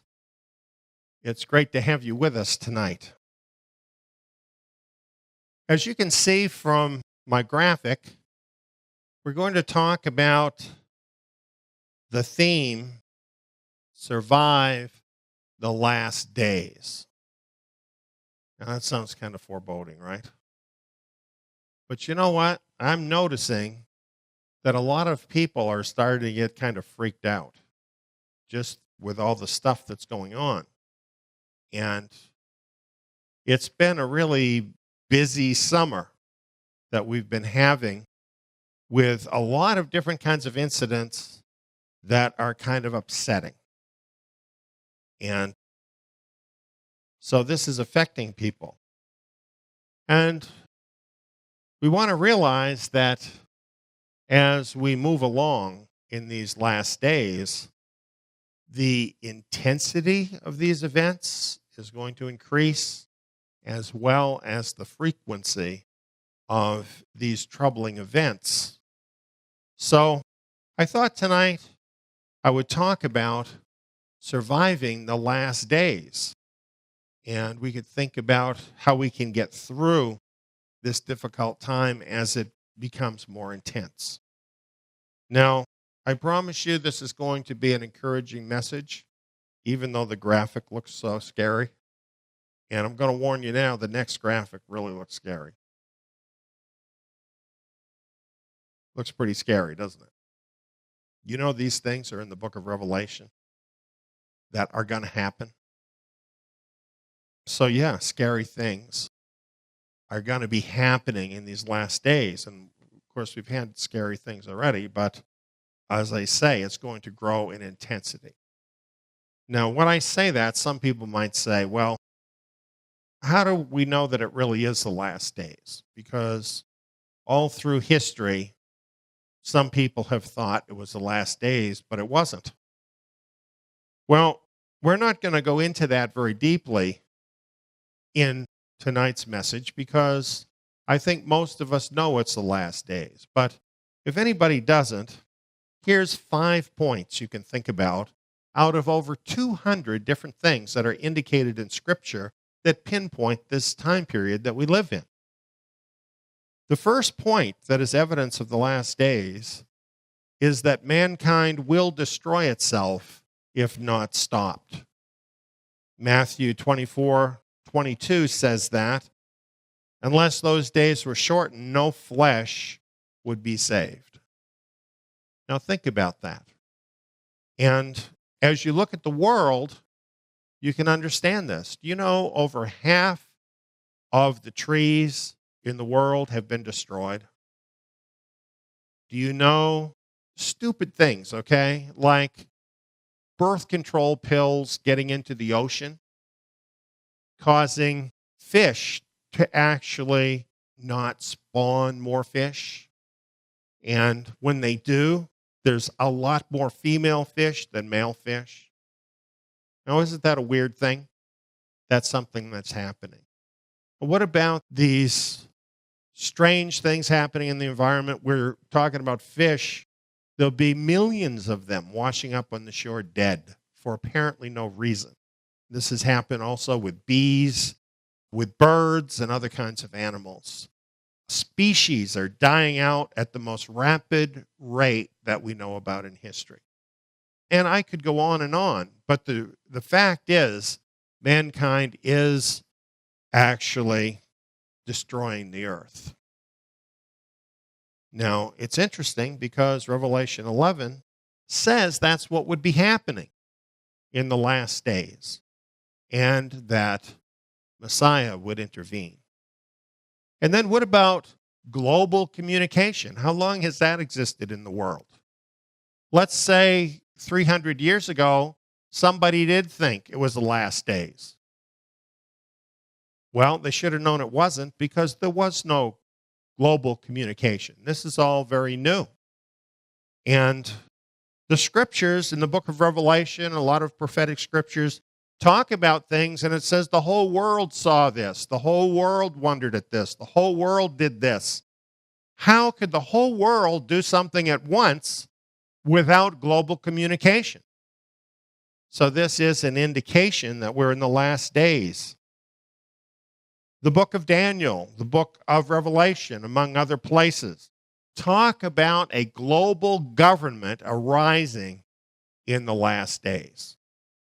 And you know, fairly recently, we have been seeing signs of that happening, and people are talking more and more openly about it. Even people in the political sphere actually talking about globalism and global government. And really, the biggest single indication that we're in the last days is the restoration of Israel in the last days. This is an amazing thing. The scriptures talk about this happening in the last days, and it has happened. Now, just imagine this. After 1,900 years of Israel not being under the control of God's people, and then being scattered throughout the world, and then just in the middle of the 20th century, that turning around, and we actually see a nation of Israel in the world to fulfill all of the end-time prophecies. And we know there's more to happen yet as Yahweh brings back the scattered remnant from all the tribes to Israel. So these are just 5 indications. And as I say, there's over 200 different prophecies that pinpoint this time period we're in as the last days. So there's no question about it that we are well into the last days. And of course, as you know, I have a lot of other teachings that go into specifics about that. So realizing we are in the last days, why should we worry about surviving the last days? Well, you might remember, if you have listened to the On the Road to Zion radio programs, I did a program called Being a Bond Slave. And in that program, I presented a calculation. It's several pages long that goes through, and it adds up the deaths, the numbers of deaths that the scriptures say will be happening during the final days, and especially during the upcoming Great Tribulation. Now, there's some that are not included because there's no specifics given. There are others where there are specific numbers. If you want to have this document, just let us know, and we'll send you a copy. The bottom line in all this, though, is when we added it all up, what we found is well over 6 billion deaths during this period. Now, as you probably know, there's only right now about 7 billion people in the world. So that doesn't leave many people, percentage-wise. And that's rather astounding. But you know, when you read what the scriptures say would happen, it just goes right along with that. For instance, in Isaiah chapter 13, Yahweh says there, he's going to destroy the sinners out of the world. He says, I will punish the world for their evil. And he says, I will make people more rare than fine gold. So that's talking about a huge destruction of people. Now, in looking at this, my purpose is not to scare you with what's ahead, but rather to say, since the scriptures tell us these things are coming, what should be a higher priority for us than survival? Because we have an excellent opportunity now to be ready for the things that are ahead. Now, when I talk about being ready and preparing, what am I talking about? Because I say that quite a bit. Am I talking about being a prepper? Am I talking about storing up food in your closet or building a bunker under your house? Is that what I'm talking about? That's not what I'm talking about. But let's take a look at what some people are doing, because they do see all these troubles that are coming. They might not see them as the last days in biblical terms, but they probably do see them as apocalyptic events that are coming. This was an interesting one I saw today. Peter Thiel, a major billionaire from the computer industry, Silicon Valley. And it says that he believes young people's blood is the ultimate medicine. Isn't this creepy? And the article says that wealthy individuals have already begun practicing parabiosis, which is a fancy name for essentially vampirism of young people. Old people sucking the blood of young people. Now, they don't actually do it with their weird-looking teeth. It's blood transfusions. And wealthy people are spending tens of thousands of dollars per year for young person blood, which they have transfused into their body several times a year. And they think that somehow this is going to get them through the times ahead with the possibilities, as you know, of right now, the Zika virus. But especially with genetic manipulation, there is a possibility of some Frankenstein virus coming that could really kill most of the people in the world. So they feel having this young blood is going to help to get them through these kinds of times. And I'm not making this up. And this is just one of the weird things that rich people are doing to try and get through this period of time. You know, some are planning to try and colonize other places in the solar system, for example, hoping they can get away from the Earth. Some are thinking about having habitats under the ocean where they can escape what's coming in the world. There's a lot of worry on the part of rich people who know what's going on in the world that are looking for a place to hide. Take a look at this.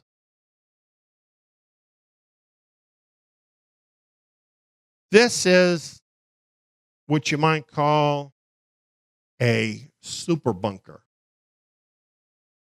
built under the ground, deep under the ground in Indiana, able to withstand a 20 megaton atomic blast, and basically designed to protect people from anything they can imagine. Up to 80 people can live there for over a year for purposes of survival. Now, this one is in Indiana. There's more of these all over the world. And you cannot just buy a space in here. You have to apply, and then it's decided whether you're worthy to be there or not. And you might have the money to pay, but they're not just taking anybody. Not only that, but you do have to have the money, $50,000 per adult, $35,000 per child. So for a family of 4, you can have protection in the underground bunker up to a year for a mere $170,000. And do you know that's a low price for this? Because up until now, wealthy people have had to have their own bunker, which didn't have all of the amenities. This is all 5-star. Of course, what these people aren't thinking about is what the scriptures say. Amos 9:2, Yahweh says, though they dig to hell, there my hand will take them.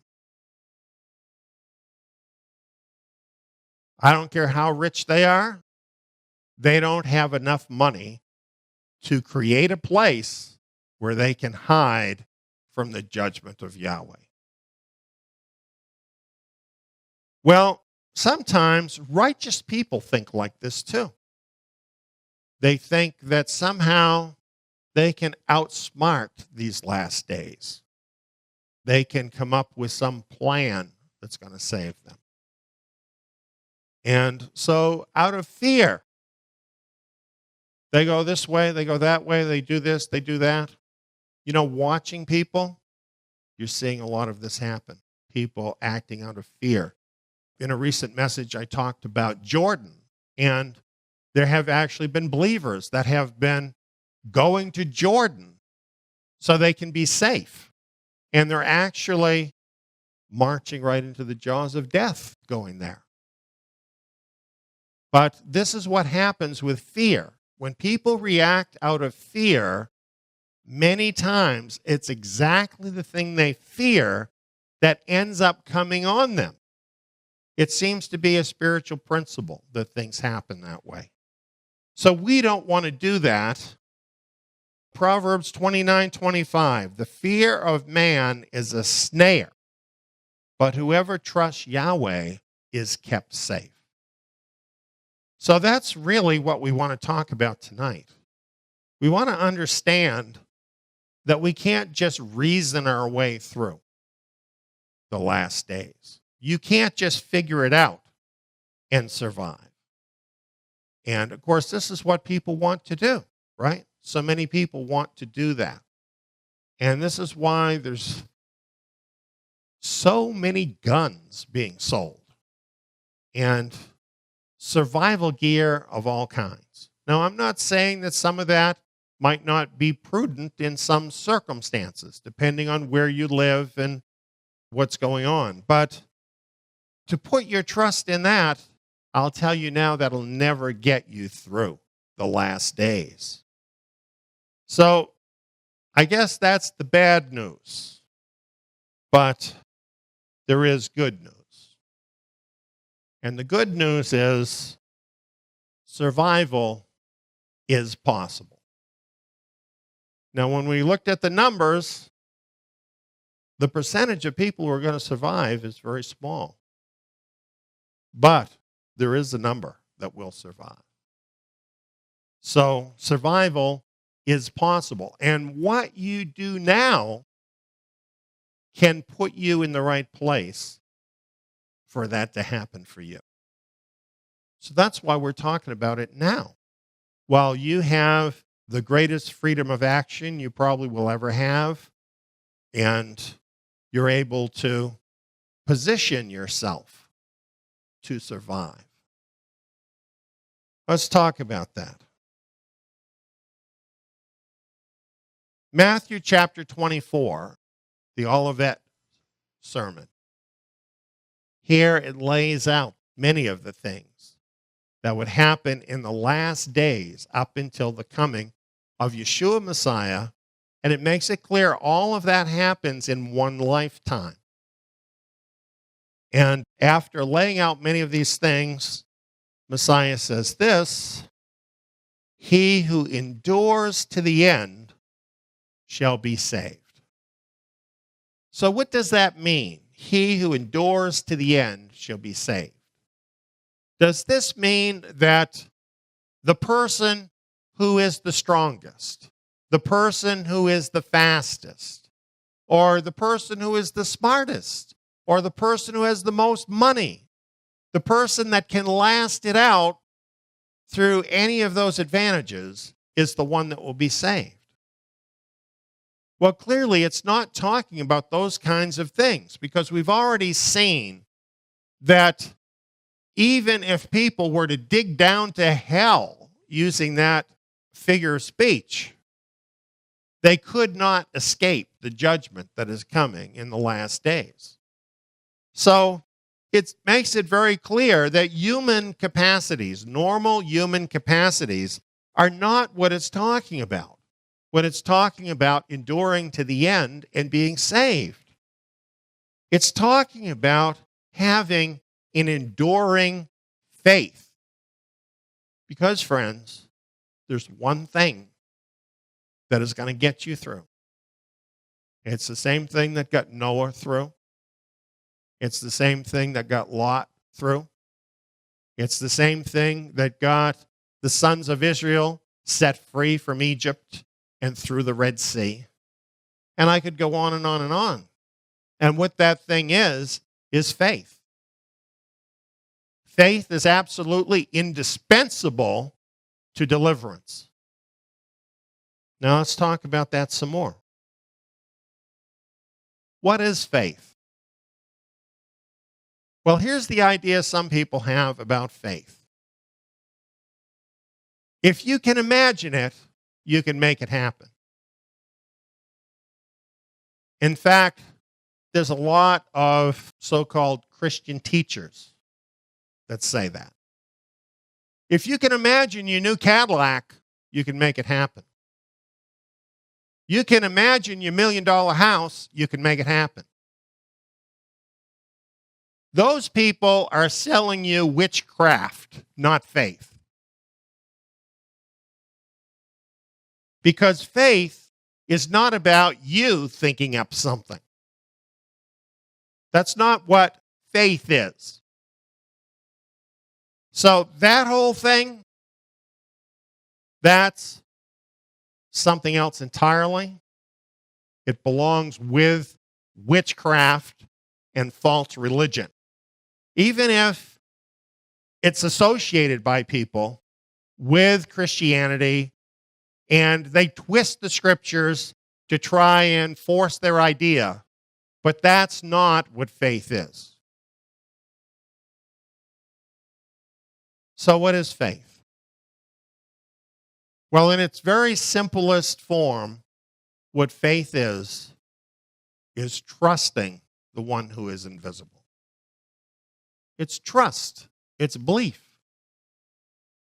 But there's another aspect of faith that I want to talk about, and that is faith as a spiritual capacity.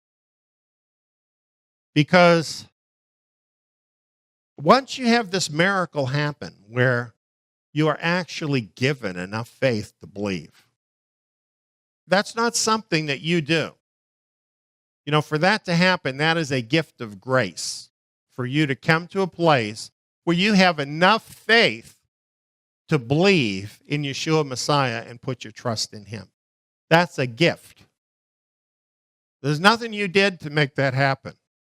He did it because he loves you, he called you, you're meant to be his. However,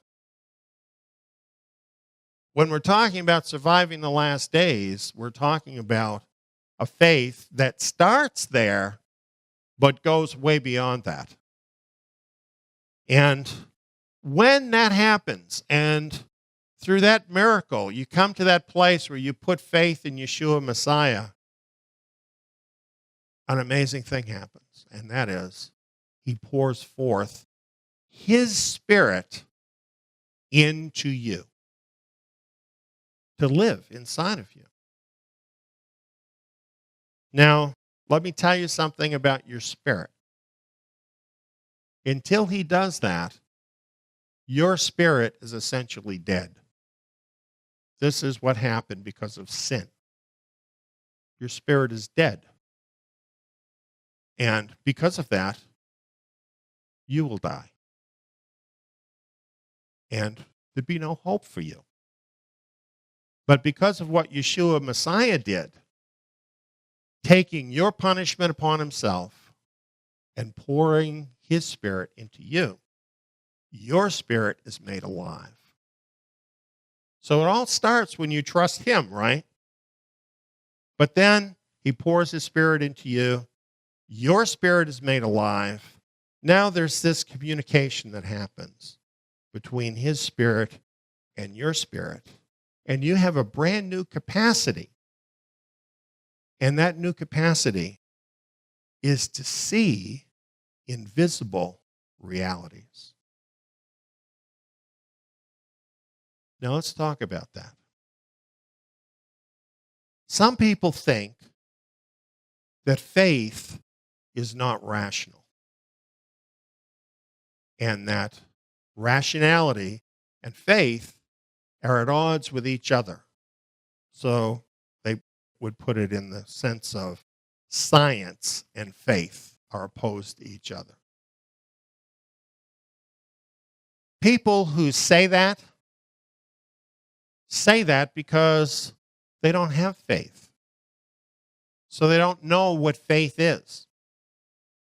So to them, people who act out of faith are acting irrationally. And they conclude that faith is irrational.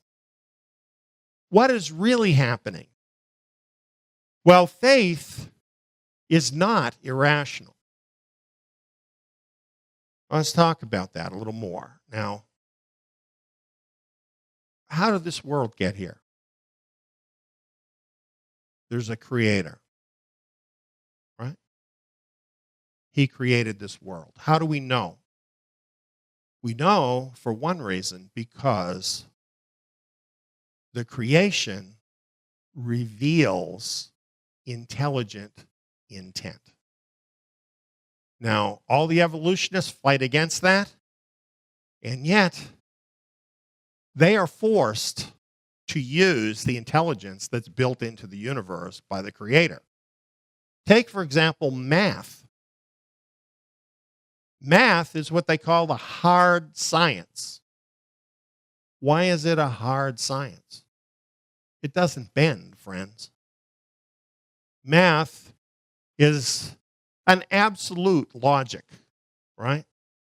And all you can do with math is learn it because it all exists already. And most of us aren't smart enough to really fully understand the logic involved in math because it is of such a high order, of such a high intellect, that it really is beyond most of us to fully grasp it. And there are mathematicians and scientists who devote their whole life to the study of math. And if they tell you the truth, they'd be the first to tell you that putting a whole lifetime into it, they've only scratched the surface. That's just one area of the creation. Everything within the creation is part of this amazing order that demonstrates the logic of the mind of our Creator. It's rational, and you can study it. That's what science is supposed to be, by the way, is studying the things that were created, the created universe. Now, science, according to that true meaning, and I say true meaning because some people use the word science to talk about the world of science. And the problem is with the world of science is it's not always scientific. For example, instead of using the scientific method, some scientists find that if they bend their thinking to go along with what the system wants, they can get the money they need for their projects. And if you don't go along with a certain way of thinking, you're not going to get that money. So, like everything else in our world, the world of science has been corrupted. But true science is simply a rational study of the created universe. But that's the problem. You see, it only goes that far. And there's lots of things in the universe that go beyond logic. Things that really science can't figure out. And so, what about those things? What about those invisible things that are a part of the world too, that are really outside of the realm of science? What is that all about? Well, much of that is about the spirit realm. And the truth is about that is it's not at odds with reality. It's just on a plane above rationality and the world that we can see and feel. And what happens for us when we receive His Spirit is we become awake to this higher level, to this invisible realm. I have some verses here that talk about this. We walk by faith, not by sight. You could say we walk by this higher sense of faith rather than by the natural sense of sight. Well, why would you do that? Why would you walk by faith instead of by sight? Well, you do that because faith is a superior way of looking at things. Faith reveals to you things that are there that you cannot see with your natural eyes. So, if you just walk by sight, if something invisible is in front of you, you're going to walk right into it, right? It's a simple way of saying it. It's going to lead you in the wrong place. Now, why is this important to surviving the last days? Well, here's a few reasons, okay? False prophets, deception, growing crime, war, corrupt governments, all of these different things. And let's not leave out corporations, deception of corporations. All of these elements have an interest in deceiving you. So we are living in a world where deceptions are coming at us from every direction, and at just a remarkable rate. As a matter of fact, so much that we might take for granted just because we see it on TV or read about it in a book or see it on a video on YouTube or something. So much that we accept as being true really is not true at all. It's all meant to stimulate our emotions or even our rational mind to cause us to do things somebody else wants us to do. But are those things really in our best interest? And are they really in the best interest of us surviving the last days? Well, in some cases, it may just be benign, but in other cases, it could be lethal. So, seeing the invisible is pretty important here, isn't it? When you're actually able to see into the invisible, into the spirit realm, see realities that this world cannot touch, it gives you a superior way of making your way through this difficult time period. In fact, it's absolutely essential to make it through this time period. Now, here's a couple other verses that say the same thing. Here's a definition of faith from Hebrews 11:1. Now, faith is the substance of things hoped for, the evidence of things not seen. So it's not saying faith is something you make up in your head, and if you believe it enough, it's going to happen. That's not faith. Faith is something that is a reality. It is a reality that cannot be seen with the natural eye and the natural senses. But it is still a reality that cannot be seen. It says faith is the evidence of things not seen, or the substance of things not seen. What it's talking about there is the demonstration of faith. In other words, when you actually walk in faith according to things that are not seen, that are revealed to you. And as a result of doing that, the right things happen. Is that not an evidence that the realities you are seeing are real?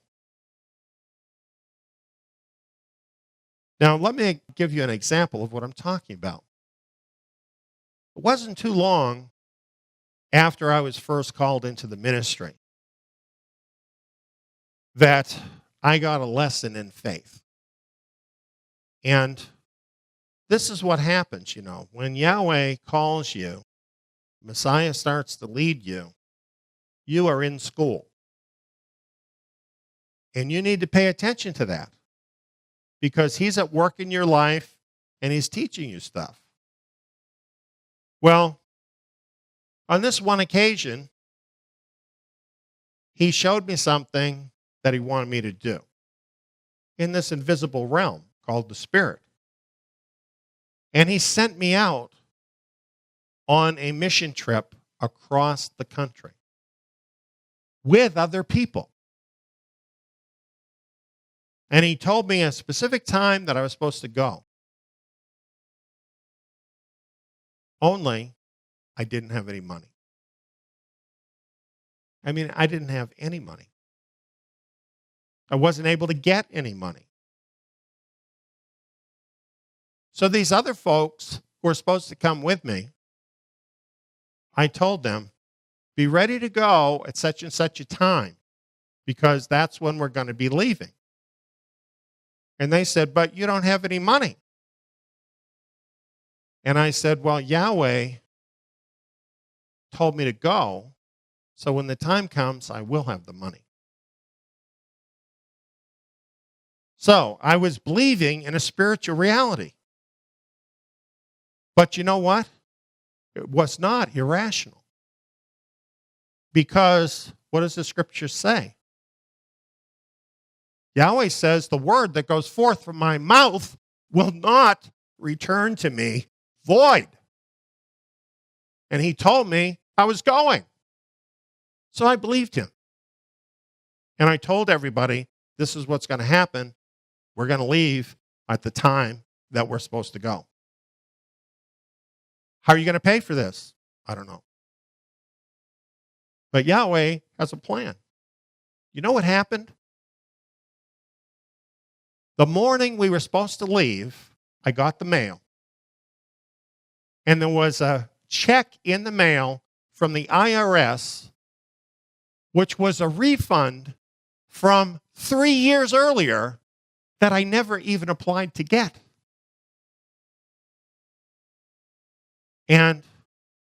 put it in the bank, we're gone. Yahweh is never wrong. And faith is about believing him instead of what you can see. And you see, that was a great lesson for me. It was a chance to try it out. And it really worked. And it does work. And it'll work every time. Why? Because he's absolutely dependable and reliable. Now, if it had been me, and I cooked this up in my head, okay, that I've got to take this trip, I've got to take this trip, I want to take this trip, I'd like to see something in some other city, oh God, I'm really going to believe in it, going to believe in it, going to believe in it, would I get that check? No, because it's not about me. Faith is not about me. Faith is about him. Seeing realities that come from him. That's what faith is. It's not about you making it up. And I see this happen all the time. You know, people have wishful thinking. And so they make stuff up in their head. And then they tell people, okay, God is going to do this. God is going to do that in my life. It doesn't happen. Is that an indication that God is not faithful? It's not. It's an indication that they, perhaps unknown to themselves, are practicing witchcraft. That's what it is. And they need to stop it. Faith is about seeing realities in Yahweh. It's not about making stuff up.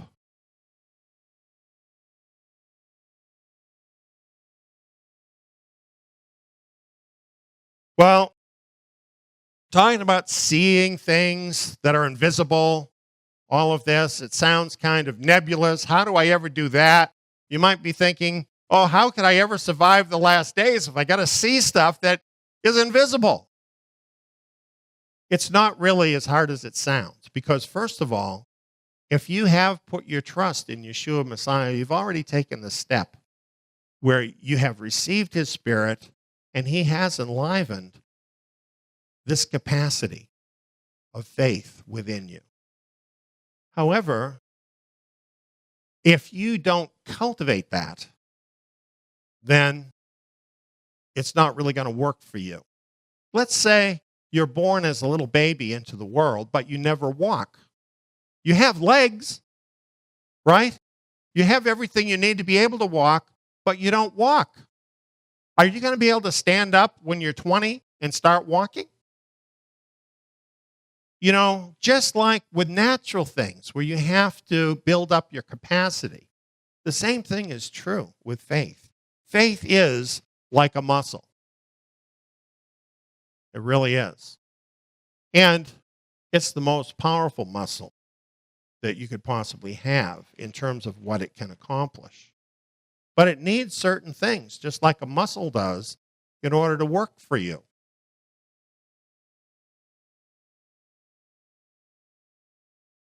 You know what? You feed your muscles every day.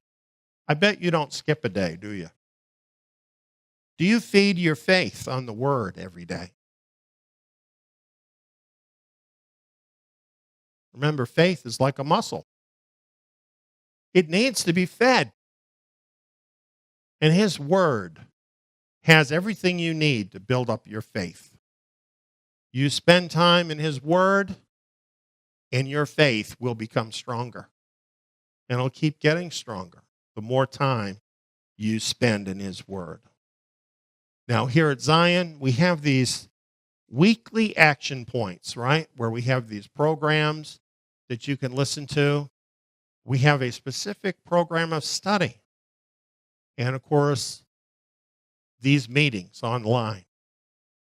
All of this is meant to feed your faith and build up that very, very important capacity that you need in order to endure through the last days. Faith is so vital to that. But you see, you have your side of it, don't you? And if you value it, then you need to put that time into it. Now, I know how it works. Other things come along, right? Problems come up, health problems come up, things get thrown at you, and it's so easy to just put it off. You can't afford that if you're going to make it. You have to set faith as your priority if you're going to make it through. And that's just reality. Well, besides feeding your faith, you got to do this. Exercise your faith. You have to exercise your muscles. You need to exercise your faith. You know, they often say about your muscles, use it or lose it, right? Well, this is really true about your faith. You know, there are people out there who have done great things, great works of faith, who don't even believe anymore. Yeah. Now, I'll tell you what happened with those people. They took their faith for granted. That's what happened.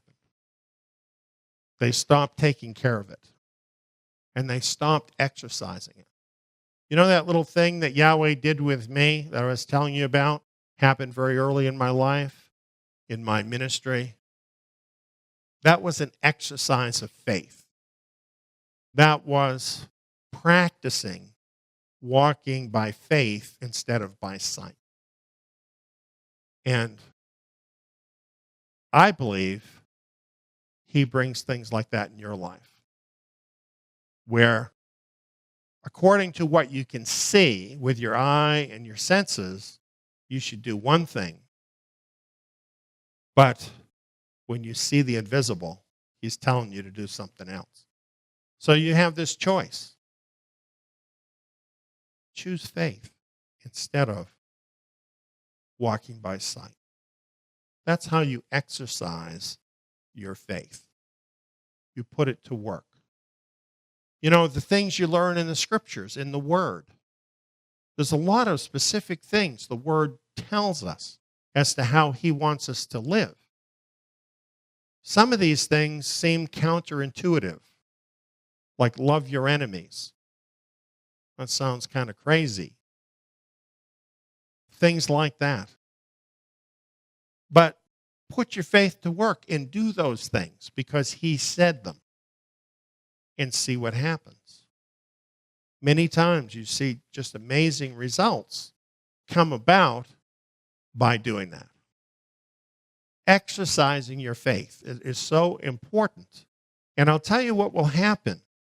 The more you do that, the more confident you will become in what you're seeing in the Spirit.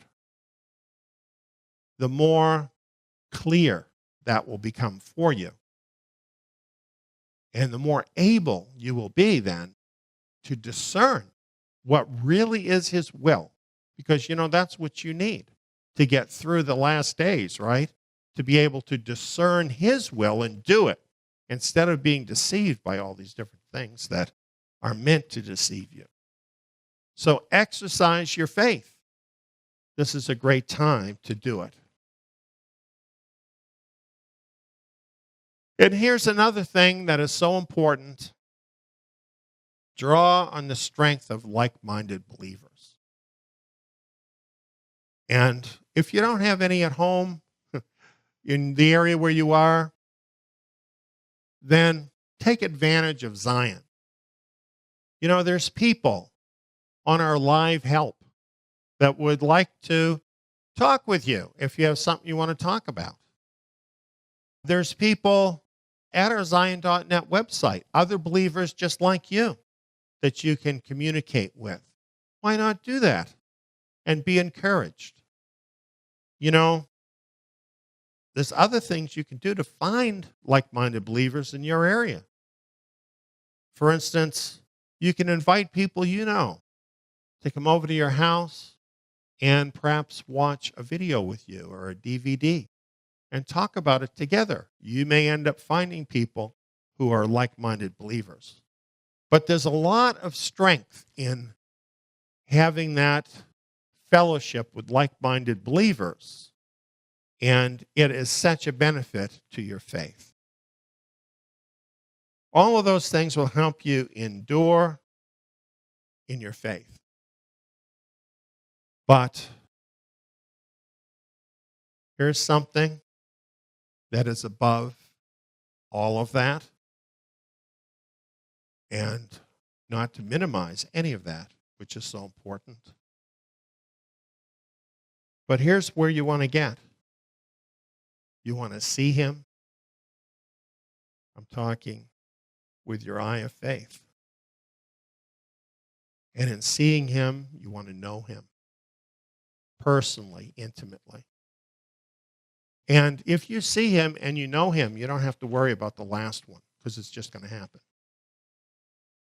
If you see him and you know him, you've got to love him, because he is absolutely the most perfect thing that you could ever encounter. And seeing him, knowing him, and loving him then becomes the center of your life, more important than everything else. And then you don't have to worry quite so much about your faith, because you're thinking about him. And if you're thinking about him, that's building up your faith. If you're walking with him, if you're listening to him, if you're in communication with him, in touch with him, you're doing his will, he's the center of your life, you are exercising your faith. And you will want to do all these things we've talked about, especially spending time in the Word, because you're going to just be digging for treasure in there to learn everything about him you possibly can know.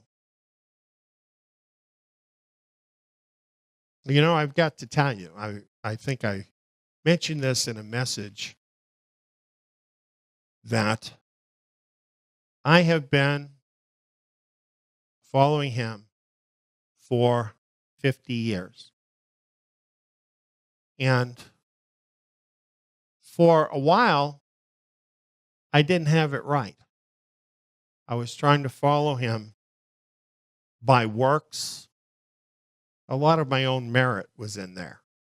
It's not that I didn't believe in Messiah, but I just had too much of this thing about myself in there for quite a long time, that, you know, I'm wanting to do it. And this was religiosity. It was being part of a religion, and I had this mental attitude, and it kept in my way. But, you know, even while I was doing that, do you know why I was doing it?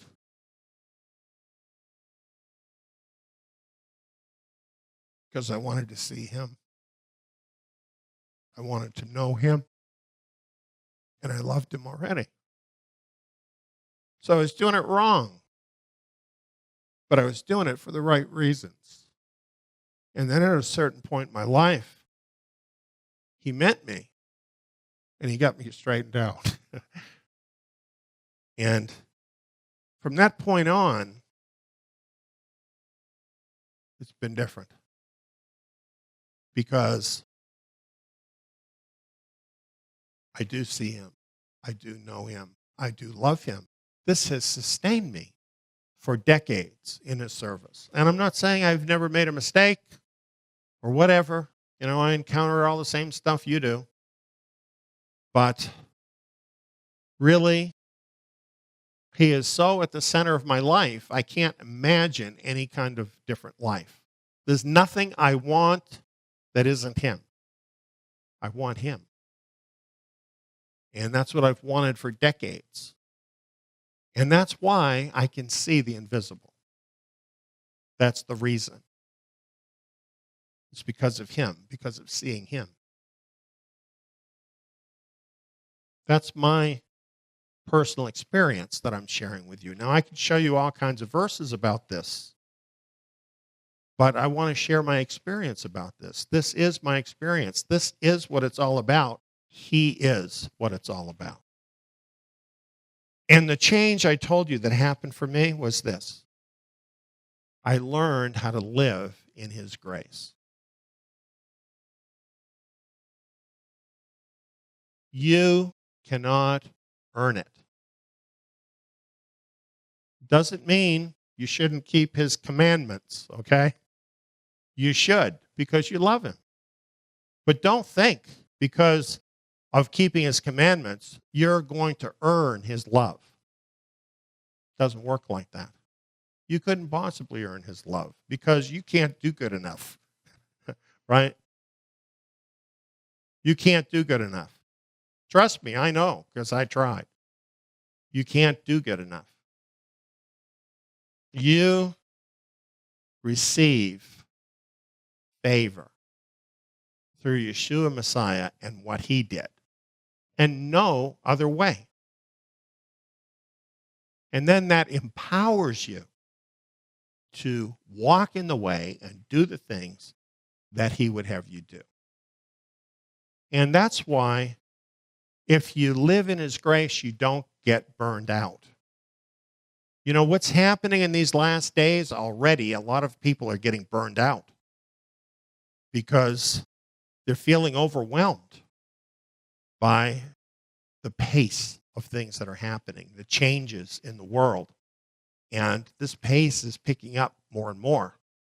And if you're trying to please him by earning your way, you will burn out and you won't make it all the way to the end. Not unless things change for you and you learn to live in his grace. And living in his grace is this: knowing he loves you. Do you know he loves you? Oh, he loves everybody. I'm not talking about that. No. And that isn't true anyway. It's knowing he loves you that will carry you. It's having a real relationship with him. It is learning what it's like to fail and having him carry you the rest of the way. Do you dare to let that happen in your life? Or do you have to be perfect? You see what I mean? Can you say to him, Lord, you know what? I'm failing in this area in my life. Can you say that to him? And say, Lord, you know, I just really need help with that. Can you believe that you can say that to him? And then he's going to say to you, hey, listen, son, daughter, I'm here for you. I'm going to help you with that. And then just let him do it. Can you believe that he loves you that much? Or do you think he's there with a ruler to slap you across your knuckles? You know, he knows if you love him. He knows if he is your heart's desire. So even if you have some things you're struggling with, he's going to help you if you really love him and if he is really what you're after. Now, there's some things that can distract us. As a matter of fact, here in these last days, let's face it, Satan is throwing all kinds of things at us. He's making it very confusing out there. And in our own lives, these things affect us. And we can be distracted very easily. Focus. Keep your eye on the ball. Can this batter ever hit the ball if he doesn't keep his eye on the ball? It's really all very simple. You know, it really is. The first thing is, it's a matter of focus. You've got to keep that focus where it needs to be and not allow other things to distract you. And this is going to become increasingly important as we move along through the rest of these last days. And here's a few things to keep in mind that I hope you might remember when you need to that will help you. First of all, faith is not about our problems.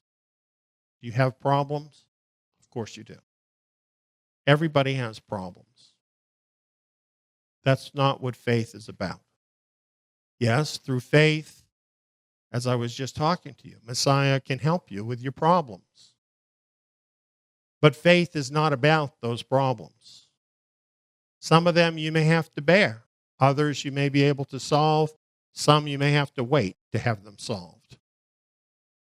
You need to learn how to accept His will in your life regarding your problems. He needs to be the center of your life, not your problems. Another thing is, faith is not about offenses of other people.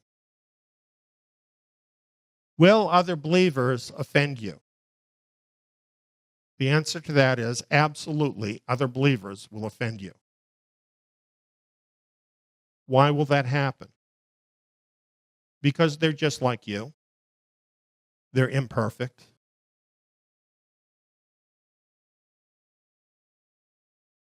They needed to be saved, just like you did. So yes, other believers will offend you. Why is it that some people actually turn away from Messiah because of what some believer does, or even what a lot of believers do? Well, if you learn right now that faith is not about what other people do, it's not about whether you're offended by people, that's going to help you a lot. It'll help you a lot. You know, in Matthew chapter 24, you know what it says is going to happen? Brothers are going to betray one another through this period. That's pretty offensive, isn't it? It's like Messiah saying, get ready, because the brothers and sisters are going to betray you. They're going to do the worst possible thing that can happen to you. He's told us this in advance. Why? So it doesn't throw us when it happens. Because faith is not about whether other people offend us. Faith is about Him, right? That's what faith is about. Faith is about Him. Seeing Him, knowing Him, and loving Him. And you know what? Other people shouldn't be able to affect that. That's your relationship with Him, isn't it? So can't you take the encouragement and the things that other people have to offer and grow by that and be encouraged by that and let the other things pass? Or if you can't do that, just deal with them scripturally without that affecting your faith in Messiah? That's what we need to learn how to do. And, you know, if any of these things seem too hard right now, don't feel discouraged about it or like I'm putting anybody down, because I'm really not. I'm trying to shine a light on some things that can help you make it all the way. And these things are things where you can just talk honestly with Messiah about it, and He can help you with it. You know, if your problems seem so huge that you can't think about anything but your problems, you really need to talk to Him about that, because that's a problem, right? And say, help me, Lord, to see You, to see who You are. Help me to know You in my life. Help me to love You the way I need to.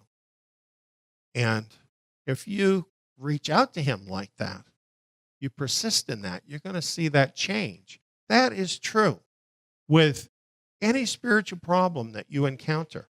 This thing about other people offending you, same thing. If you don't let it stand between you and Him, and you take your worries and your concerns about that to Him, He's going to help you through that. Because faith is all about Him. It's not about you. You know what happens when you start focusing inward? Everything bad. And I'll tell you why. Because you're a mess in there. Your old man lives in there. And your old man is completely messed up. And your old man is hopeless. So when you start examining the old man inside of you, that is a black hole with no bottom. You have to realize Messiah sees you not as that old man, but as the person you are in him. That's what faith is about. You need to see that, because that might not be a reality you're seeing right now. But that's the reality he sees. He sees who you're meant to be in him. That's what all of us need to rise up to.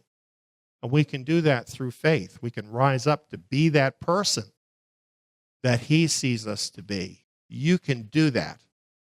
But you see, that's about focusing on him, not about focusing on you. As you focus on him, then this happens, that you become that person that he has meant you to be. So here we are in the last days. We can endure through the last days. Here's what Hebrews chapter 12 says. Lay aside every weight and the sin which so easily entangles us. When it says lay aside every weight, what is it talking about? It's talking about anything in our life that interferes with our faith. Get rid of it. Be radical. Get rid of it. And the sin which so easily entangles us, that's a specific sin. That is the sin of unbelief. The sin of unbelief can entangle you very easily. You got to set that aside. Let us run with endurance the race that is set before us. Do you see it as a race? Do you know there's a specific finish line? And we need to run for that finish line. And it says how we can do it. And it's just what I've been talking about. Fix your gaze on Yeshua. And that's not hard to do because he's always ahead of you. Right in front of you. He's walking out the path. And if you fix your gaze on him, you don't look to the left or to the right. If you don't allow yourself to be distracted, if you keep your focus on him, then you're going to end up in the right place because he's going to end up in the right place. It's really that simple. Fix your gaze on Yeshua, the author and perfecter of your faith. He's the author of your faith. He gave you that faith, right, to start with so that you could be saved. But he's not done with that. He's the perfecter of your faith. He is the one that's actually training you through the events of your life to build up your faith. He's the author and perfecter of your faith, who for the joy that was set before him endured the cross, despising its shame, and has sat down at the right hand of the throne of God. He kept his eye on the ball. He had a mission. Fulfilling that mission was everything to him. And I'll tell you the reason. Because of love for his Father. He could not even entertain the idea of failing his Father. And so seeing that ahead of him, even the cross was not an obstacle. Fix your gaze on Yeshua, and you will become more and more like him. And that changes everything as you're running in these last days. Now, here's another verse I find very helpful. Luke 21. So be careful. You mean I just can't take things for granted? No, be careful, it says. that your hearts not be loaded down with carousing, intoxication, and distractions of this life. And that day come on you suddenly, for it will come like a snare on all those who dwell on the surface of the earth. Isn't there some possibility that maybe it won't come? No, the scripture is very clear. It will come. Therefore, be watchful all the time, praying that you may be counted worthy to escape all these things that will happen and to stand before the Son of Man. Well, the verse here, when it's talking about escaping, it's actually talking about returning in the remnant exodus. It's escaping the nations and being brought to that place of safety. But I'll tell you, if we just take that for granted and say, well, when the time comes, I'm going, it's not going to work like that. You need to work on your faith now. You need to keep your faith strong. You need to grow your faith so that when that time comes to go in the second Exodus, you will see what is invisible. Because let me tell you, there will be many challenges to people. And if your faith is not a built-up muscle already, you're not going to make it through those challenges to actually make it in the second Exodus. You can't just skate through this. You have to be careful, like it says right here. You have to be watchful. You can't take it for granted.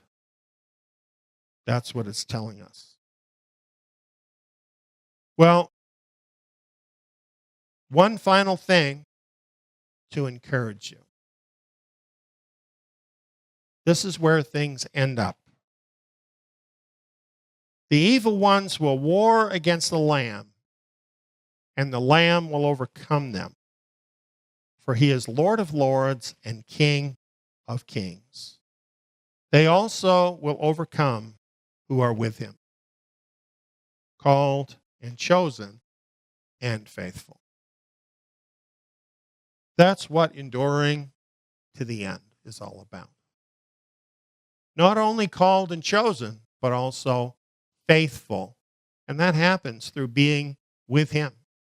We need to be with him, and we need to get closer and closer to him every step along the way here in these last days. So, the good news, you can survive the last days, and there's this incredible prize awaiting you at the end of your run. So have a good race, and I'll see you at the other side.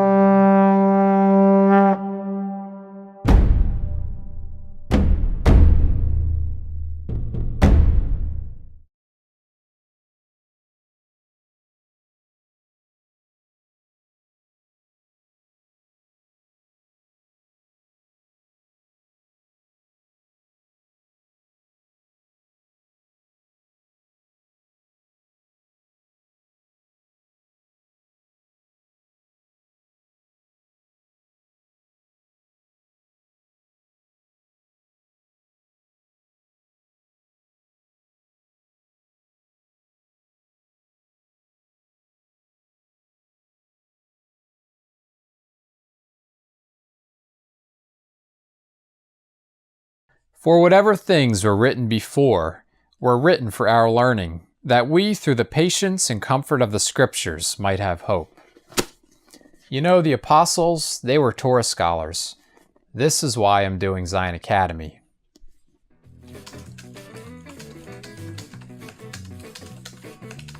The lessons include 2-hour audio programs and quiz modules. All the lessons in the Torah can be applied to us today. Not to mention, they open up the renewed covenant scriptures in a whole new level, much like the apostles had understanding of the Torah. Plus, I can do the courses in my own time, at my own pace, with no prerequisites, and at a very low cost. I can do them here. Or here. Zion Academy students are provided with study materials, the Zion Messianic Scriptures, in-depth verse-by-verse programs, and quizzes with your final grade and a certificate at the end of the course. Zion Academy also offers assignments for students who would like to opt in to take part in the Zion Tabernacle live Shabbat meetings. Become immersed in the Torah. Find out how you can become a Zion Academy student at zion.org.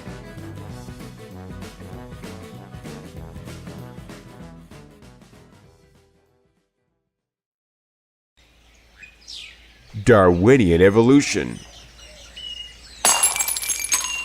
Junk science.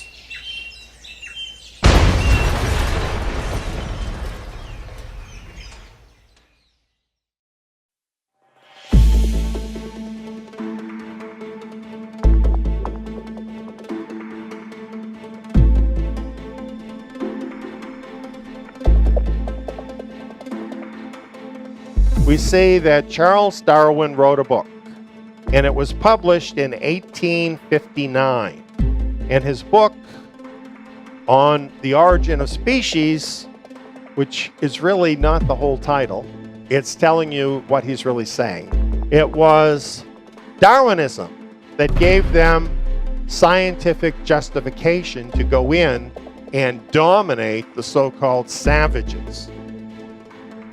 That's what evolution is about.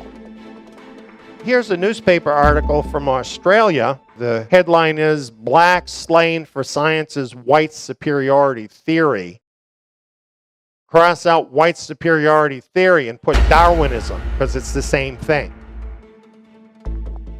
Look at this map of Africa. See the little light green part?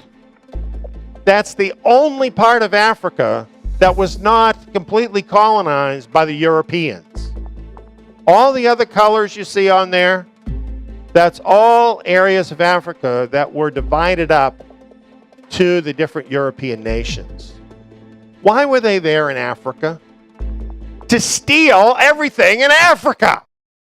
That's why they were there. They were thieves.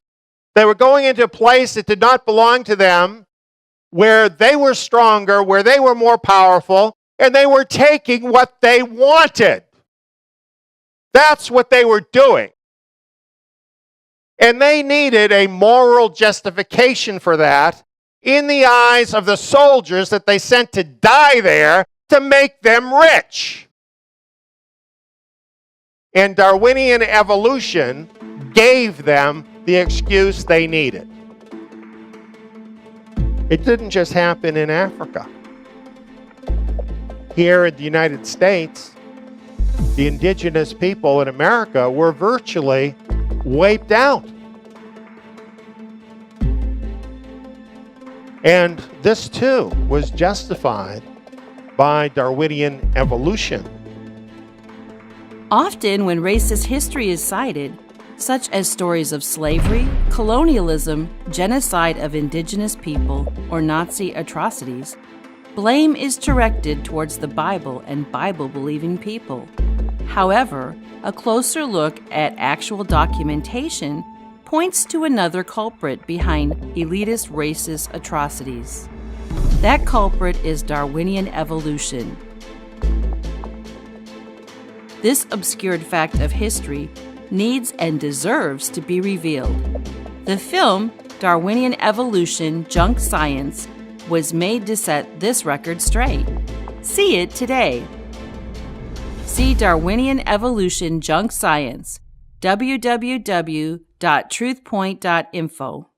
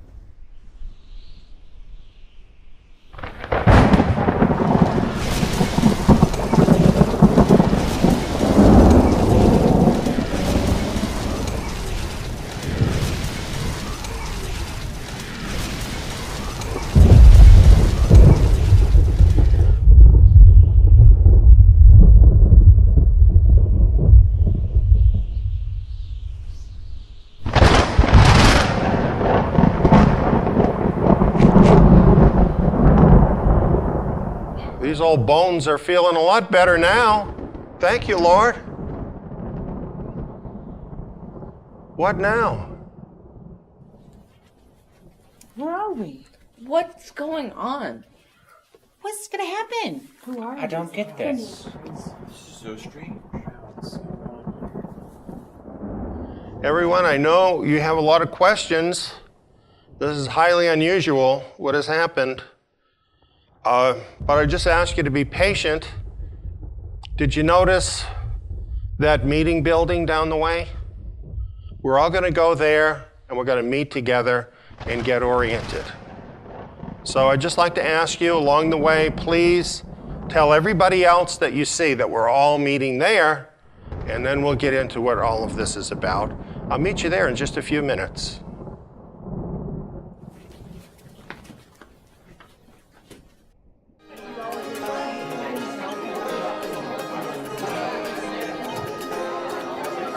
Welcome, friends. Let's start with a big cheer for Yeshua Messiah.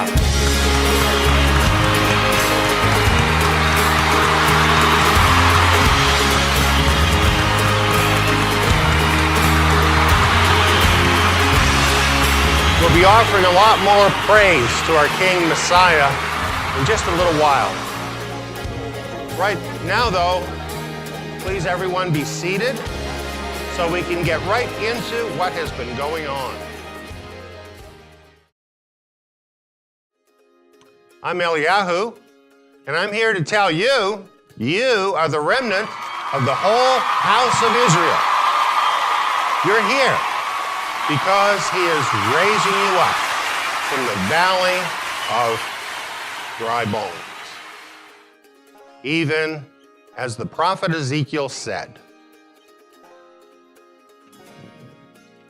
Then he said to me, Son of man, these bones are the whole house of Israel. Behold, they say, our bones are dried up, and our hope is lost. We're completely cut off.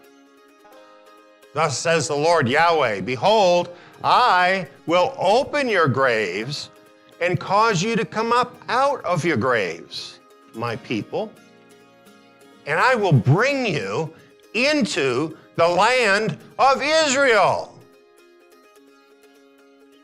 I will put my spirit in you, and you will live. Then I will place you in your own land, and you will know that I, Yahweh, have spoken it and performed it, says Yahweh. And behold, you're seeing these words being fulfilled in these days. All of you know these scriptures, but do all of you know what the heavens have been speaking? Indeed, they are another witness to what Yahweh is doing with his people in these days. We need to talk about that. Let's start with a short primer on the Maseroth. Here it is.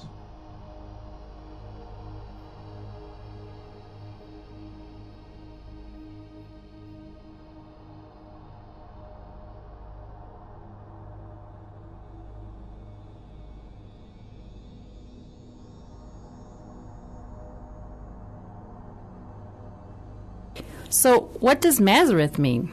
Maseroth is actually a word that is found in the book of Job. Job is thought to be one of the oldest, if not the very oldest book in the Bible. It is thought to even predate the time of Abraham. The verse is in Job 38, 31 through 33. Canst thou bring forth Maseroth in his season? Or canst thou guide Arcturus with his sons? Knowest thou the ordinances of heaven? Canst thou set the dominion thereof in the earth? Well, we're using the King James Version here because the King James uses the actual Hebrew word Maseroth, whereas other translations use various things. For instance, some of them use the word constellations. Some of them actually use the word zodiac here. The word Mazzaroth actually means the 12 signs of the zodiac, according to many different biblical authorities, including Brown, Driver, Briggs' Hebrew definitions. Barnes also says this. We'll read this quote from Barnes. Gesenius regards the word as properly lodgings, inns, and hence the lodgings of the sun, or the places or houses in which he appears in the heavens, and thus as meaning the signs in the zodiac. Most of the Hebrew interpreters adopt this view. This is a little shocking for some people. It is. Because generally when we think of the zodiac, we think of something that's pagan, that's used in divination and horoscopes and so forth. And of course that's true too. Right. And we know that that's condemned in Scripture. Right. Why then is Yahweh actually directing Job's attention to the zodiac? That seems rather strange. The point that it's making here is that it is Yahweh that brings forth the zodiac. In other words, He's the one that created it and controls it. Its uses for horoscopes and the way that it has been adapted by the pagans and so forth is really just a perversion of something that Yahweh made. Obviously, nobody else made the stars but our grand creator. So, thus again, something else that needs to be restored to our thinking. Exactly. And the interesting thing about this, he mentions, for instance, Arcturus here, and in surrounding verses it mentions other constellations. Mazzaroth is actually made up of these constellations. Now, in the quote from Barnes, it mentions how Mazzaroth actually comes from a word that means lodgings or inns, and it refers to the journey of the sun and staying in each of these different signs of the Mazzaroth. Now, how this works is this. The heavens around us, as they appear from the earth, are like a belt that goes around the earth, like a giant belt that goes around the earth. So try and picture it like this. Now, this belt is divided up into 12 different sections, sometimes called houses. Each one of these houses has 3 important constellations in it, and each has a different name, each one of these houses. Over a period of a year, then the sun appears to be in each of these houses, these 12 houses of the zodiac, for a month. So from our position of viewing the sun from the earth, it appears as if the sun stays in a different house of the Mazzaroth for a month and then travels to the next house and so on and goes around the Mazzaroth through the course of a solar year. So from ancient times, people looked at the stars and they basically mapped out their year, the passage of the solar year, through watching the passage of these constellations as the sun appeared in each of these different houses of the Mazzaroth. This is part of Yahweh's grand design of the universe. And it's really quite amazing that it is laid out like this. From most ancient times, the figures of the constellations have been known to man. They predate all of the pagan uses of the constellations. Now, obviously, the pagans somewhat altered and changed the meanings of these different constellations. However, even there, the basic features of these constellations remained constant. What we're looking at today is the fact that Yahweh made these constellations of the Mazzaroth, and that He actually intended these signs, if you will, these constellations, as a message. In fact, you might have come across books about this. This is often called the Gospel in the Stars, because as you go around the Mazzaroth, it actually lays out the entire story of salvation. The story about the seed of the woman and how he would come and eventually triumph over the serpent and bring redemption and restoration to the righteous. All of this is written in the stars. Another verse that we could look at that talks about this is Isaiah 40:26. Lift up your eyes on high and look. Who has created these? Who brings out their host by number? By greatness of vigor and might of power, He calls them all by names. Not one is lacking. Well, today when people read a verse like this, they're thinking it's just talking generally about how great the stars look. But in that ancient world in which this verse was written, it is speaking very specifically of this same phenomenon that Yahweh spoke to Job about, and that is the Mazzaroth and the constellations. And he's saying here in Isaiah, lift up your eyes and look. So he's actually telling his people to look at these constellations. This is kind of a mind-bending idea for people who have always been told, don't look. But this is the other side of things. He's wanting us to see what he has done, what he is saying in the stars. And he says, who brings out their host by number? And this word host here means more than just a lot of stars. Actually, according to Strong's, it means a mass of persons or figurative things, especially regularly organized for war. The story of the Mazzaroth is a story of war. It's the story of the war between good and evil, between darkness and light. It has this idea in it of organization. Order. Order, right. When we look at the Mazzaroth from this point of view, and we see the constellations and what their true meaning actually is, it is speaking to us. And that is why Yahweh says to lift up your eyes and look at this. And of course, this brings glory to him, because nobody else could do this but him. Satan certainly could pervert this. And has, unfortunately. But he could not create this. No way! Only the Creator could actually do this. A number of places in Scripture, we're not going into them all, actually explain that Yahweh is the one who leads these stars and bends them to his use in conveying a message.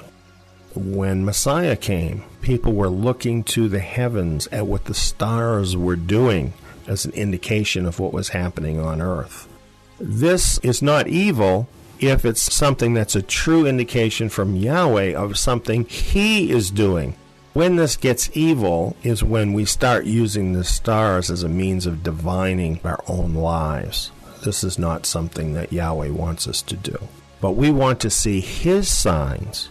And of course, we've been looking at the book of Luke that tells us that in these last days there would be signs in the sun, moon, and stars. And that includes things that would be happening in the Mazzaroth under his control that help us to understand the times and seasons of the things that he is doing in the spiritual realm and in the earth. Signs in the sun, moon, and stars are foretold for these last days. And true to Scripture, these have been occurring. On their own, these can be very impressive. However, when we see how these signs relate to one another and to Scripture, they tell a story that is very significant for us. Let's begin to look into that now.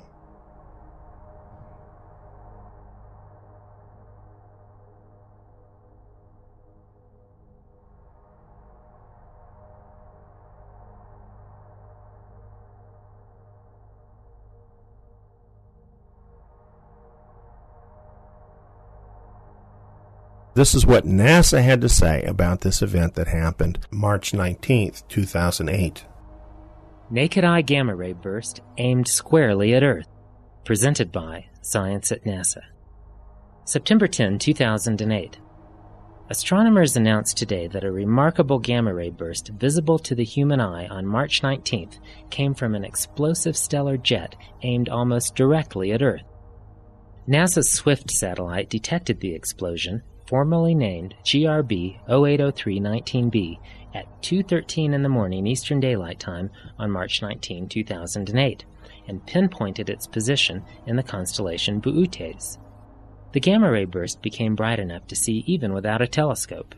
Observations of the event by a global array of satellites and ground-based observatories have since given scientists the most detailed portrait of a burst ever recorded, says SWIFT principal investigator Neil Garrels at NASA's Goddard Space Flight Center in Greenbelt, Maryland. We really hit the jackpot with this one. What's very interesting about this gamma ray burst that was directed right at Earth. This gamma ray burst was seen in the constellation Boötes. You know, the part that really strikes me is that this was directed right at Earth, and you could see it with your eye. You didn't need some kind of special equipment. Do these happen all the time, that you can just see with your eye and that they're directed right at Earth? Actually, this was the most unusual one ever because it was the farthest away thing that mankind has ever seen. It's more than halfway across the universe, not the galaxy, the universe. Wow. This was incredibly bright. What they believe this to be is a star going supernova, exploding. But in this particular case, what it did is it directed a gamma ray burst directly towards the planet Earth. And this is why we were able to see it even with the human eye. And this was the brightest thing mankind has ever seen. So it's brighter than all the known stars up in the sky. Exactly, yeah. We notice the date, March 19th, 2008. So when this occurred was right at the end of the Hebrew year, just ushering in the new year. Every 7 years is a year of release, and it was ushering in that year of release, which is the biblical year, I guess you would say, of 2008. So it was as if to say, mark this time, something important is happening here. Now, this burst actually occurred, as we heard in this clip, in the constellation Boötes. What is that constellation? And does that constellation have a message for us? Yeah, does it mean anything? Right, and why is it that Yahweh would cause this great burst to happen there? Could it be that he's trying to direct us to that constellation as if to say, this is happening now? Today I'm going to be quoting from a book called The Witness of the Stars by E.W. Bullinger. So we're going to use this book now and read some of the information that it gives us about the constellation Boötes. It says the meaning of the word Boötes is he cometh, or he comes. You're kidding. That's phenomenal. Right.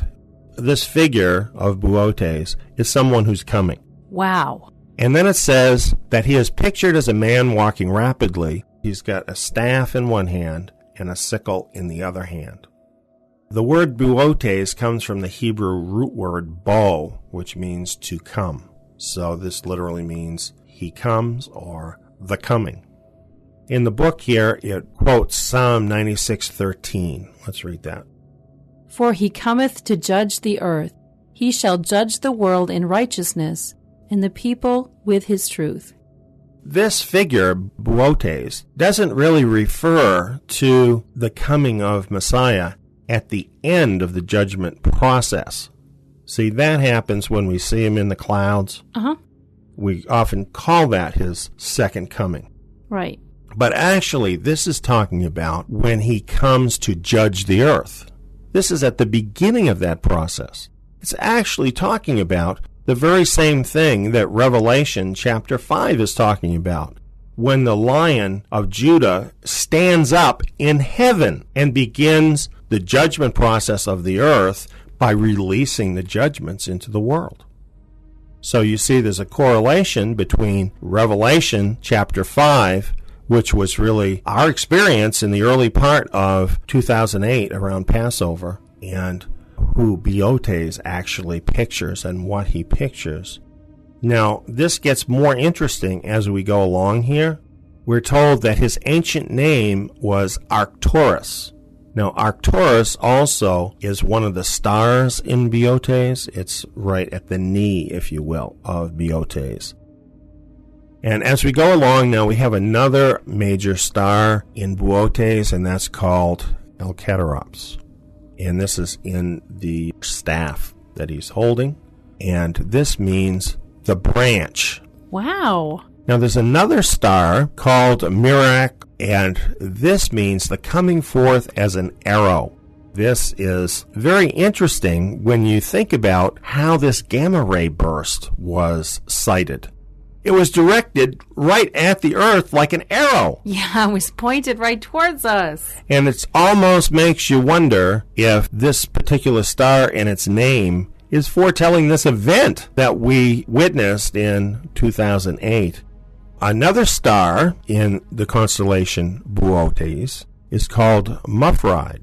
It means who separates. See, this is where the sickle comes in, right? Sure, because you're going to harvest the good from the bad. This is what the scriptures tell us, too, is going to happen when he comes, right? Right. He's coming to harvest and to separate the harvest. Now, another star, and this one is actually in the head of the constellation, is Nakar, and it means the pierced.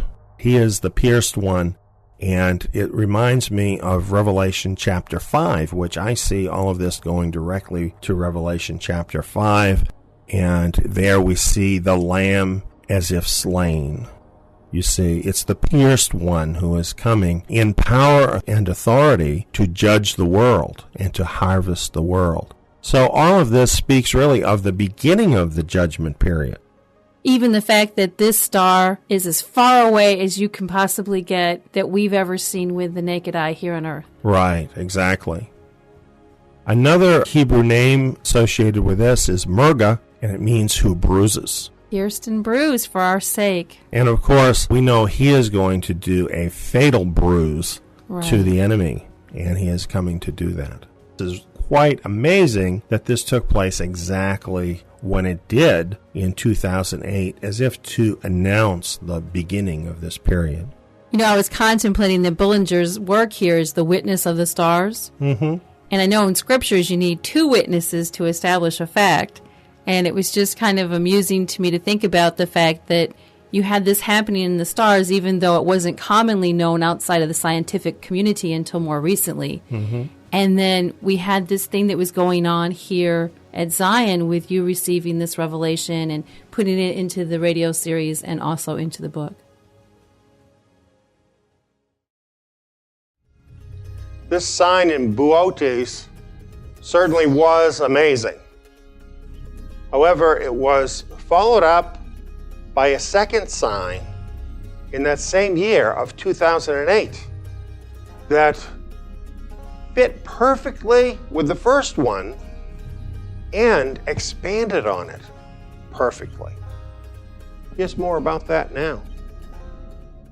We do have another witness because we had another event written in the stars that occurred in 2008 that is really quite remarkable.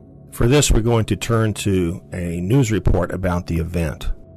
We're going to read about this now in an article from Science Daily, and this is under the headline, NASA's Swift catches farthest ever gamma ray burst. Let's read a couple paragraphs here. Science Daily, September 20th, 2008. NASA's Swift satellite has found the most distant gamma ray burst ever detected. The blast, designated GRB 080913, arose from an exploding star 12.8 billion light-years away. This is the most amazing burst Swift has seen, said the mission's lead scientist, Neil Gehrels, at NASA's Goddard Space Flight Center in Greenbelt, Maryland. It's coming to us from near the edge of the visible universe. We want to find out a little more about this. Let's read another paragraph now from the article. Gamma rays from the far-off explosion triggered Swift's burst alert telescope at 1:47 a.m. Eastern Daylight Time on September 13th. The spacecraft established the event's location in the constellation Eridanus and quickly turned to examine the spot. Less than 2 minutes after the alert, Swift's X-ray telescope began observing the position. From this news article, we glean that this happened actually on the early hours of September 13th, 2008, and that what was seen is the most distant gamma ray burst ever detected. This was even more distant than the earlier one that we've already talked about, which up till then was the most distant. So these sound so similar, I can barely tell them apart. The only difference is the date. One happened in the spring and one happened in the fall. And of course, This one was from so far away, they say that it's from the other side of the universe. So it was really quite amazing. This is the farthest away thing we've ever seen, period. Now, the other thing that I want to point out is that this was cited in the constellation Eridanus. We want to look again in the Witness in the Stars book to see what it says about the constellation Eridanus and see if this is meaningful in terms of what we're discussing today. Is there a reason, in other words, why it happened, when it happened, and does this have meaning? First of all, we look at the constellation Eridanus and its Hebrew meaning. What does it mean in Hebrew? It says the river of the judge. Yes, this is the river of the judge. Wow. So, in other words, this is the flowing of the judgments. Wow. With Boetes and the incredible gamma flash in Boetes, we have the coming of the judge. And here we have the river of the judge is flowing. Do those relate to each other? They sure do. The subheading here in the book is the river of wrath breaking forth for his enemies. This certainly speaks about the coming of a period of judgment. The book makes the comment that this is truly an immense constellation, and it also tells us that it was associated with fire. Picture, if you will, a flowing, meandering river of fire, a river of judgment, of fire coming out of heaven. That's what the picture of Eridanus is, coming forth from the judge. Now, this comes out from under the foot of Orion, and we're not really talking too much about Orion today, but Orion is this great king in the sky. The pagans adopted Orion for their pagan gods, but actually the book of Job speaks about the constellation of Orion. So we know Orion actually existed before all that paganism about Orion, and is a part of the picture in the Mazzaroth of the coming Messiah. So we actually have the judgment coming forth from Messiah. That's what we're seeing in this constellation. And because it's under the foot of Orion, it's literally coming forth from his foot, making his enemies like a footstool. Does that sound familiar? It does. How about Psalm 110? And you know what? Psalm 110 is in my book, announcing Judgment Day. And in my book, I explain how in 2008, Messiah actually stood up, and the time came for the nations to be placed like a footstool under his feet. And of course, it all goes on talking about his judgment that he would bring, subduing the nations. Again, the themes that we saw with Boetes go together perfectly with this picture of this river coming forth from Orion's foot, under Orion's foot. Witness in the Stars then goes on and has this to say about this river. Is not this the testimony afterwards written in the book? Daniel sees this very river in his vision of that coming day, when the true Orion shall come forth in his glory. He says, I beheld till the thrones were placed, and one that was ancient of days did sit. His throne was fiery flames, and the wheels thereof burning fire. A fiery stream issued and came forth from before him. This is the river of the judge. For he goes on to say, the judgment was set and the books were opened. Well, as we look at this, we have to agree with the writer here, because what it's talking about, a fiery stream issuing forth from the Ancient of Days, is exactly what Eridanus represents. A river of fire coming forth from the judge. And of course, these verses in Daniel 7, 9 through 11 speak about a judgment court being set up in heaven, a throne being set into place, a court taking its seat, and then this river of fire coming forth, and books being opened from which the world would be judged. This is the very thing that I saw happen in 2008. And this is recorded in my book. It's recorded in the radio programs that I did. People know that I saw this. And now we have the sign in the sky pinpointing this particular event. And I find that to be a second witness to the revelation that I have shared about these events.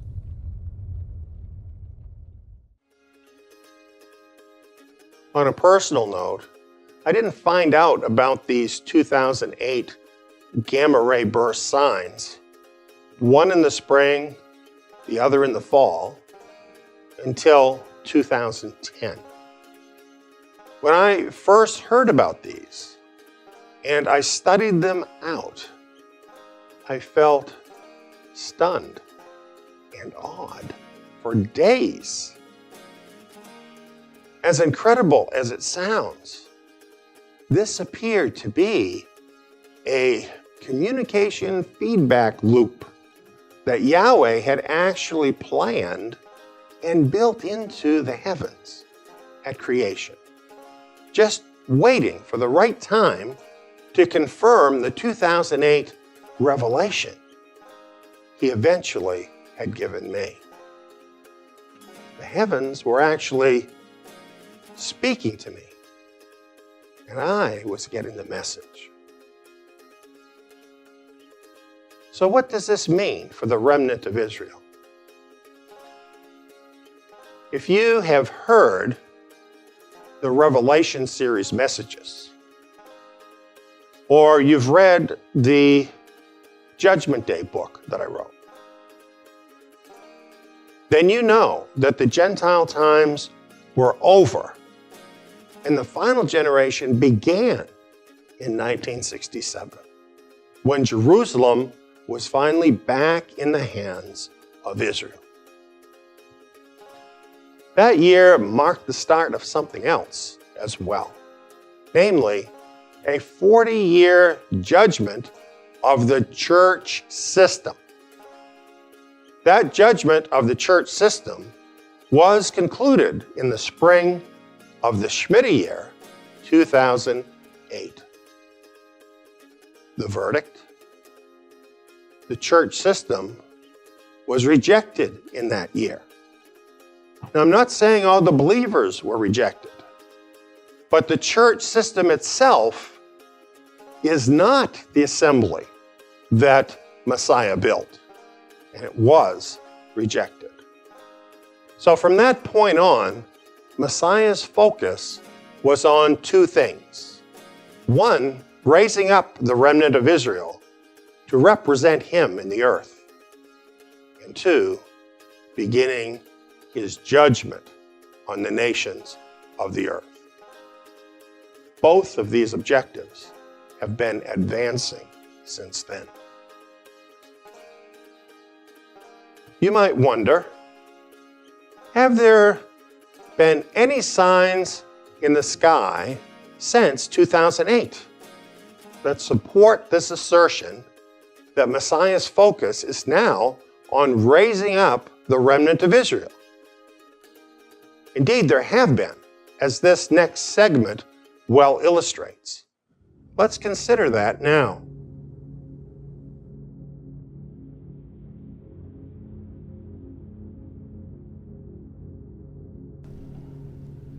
Well, I've been asked about what this particular planetary alignment means, and I think the reason is there's been lots of buzz about this on the internet.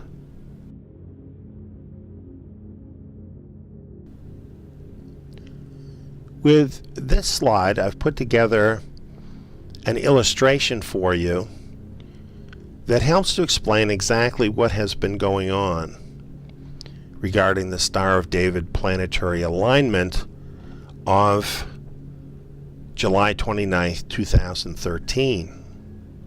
What you can see from this chart, that's this particular alignment right here, is that this is not the only Star of David planetary alignment, but is in fact one of a series of 13 Star of David planetary alignments that began in 1990 and end in 2013, and then there's not another one for a long time. These things I'm talking about today are not like Bible prophecy. Bible prophecy is absolutely certain, and it has a real meaning. These signs in the sky are, in fact, open to interpretation, and people can make mistakes about it, and all of that can happen. So that could be true here as well. And what I'm going to do is simply share with you the facts that I've uncovered and show you what they seem to indicate as we take a look at them. Well, as you can see, from 1990, there have been a series of 13 Star of David planetary alignments, ending in the year 2013. Now here I have a line. The arrow shows you that this line actually originates earlier, because what this line represents is the final generation timeline. According to the words of Yeshua Messiah, this generation that began in 1967, when Israel recovered control over Jerusalem, is the final generation, and it will end with the return of Yeshua Messiah and the end of this age and the beginning of the next one. So we're very interested in that happening. I think the fact that these Star of David planetary alignments began in 1990 and then have happened since then and increased in frequency even as we get up to 2013 shows you something about the time in which we're living, that things have intensified and things are moving forward with greater intensity all the time, and that is what has happened. The Star of David is about rulership over Israel, and it's actually having to do with the Messiah, who is the king, the ruler in the line of David. But equally, this has to do with the nation of Israel. Now, when I talk about the nation, I'm not just talking about the state of Israel, but I'm talking about the people that descended from Jacob or Israel. It seems to me that whatever this is saying, it's saying something having to do with all of the tribes of Israel rather than just the Jews, who would be represented by one star, which would be the Star of Judah. Okay, so let's see now, as we follow the timeline, what it points to. Well, that continues down here. And after 2013, we get to 2014 and 2015. And this is when the tetrad moons occur. These also have to do with Israel, and they are very, very significant.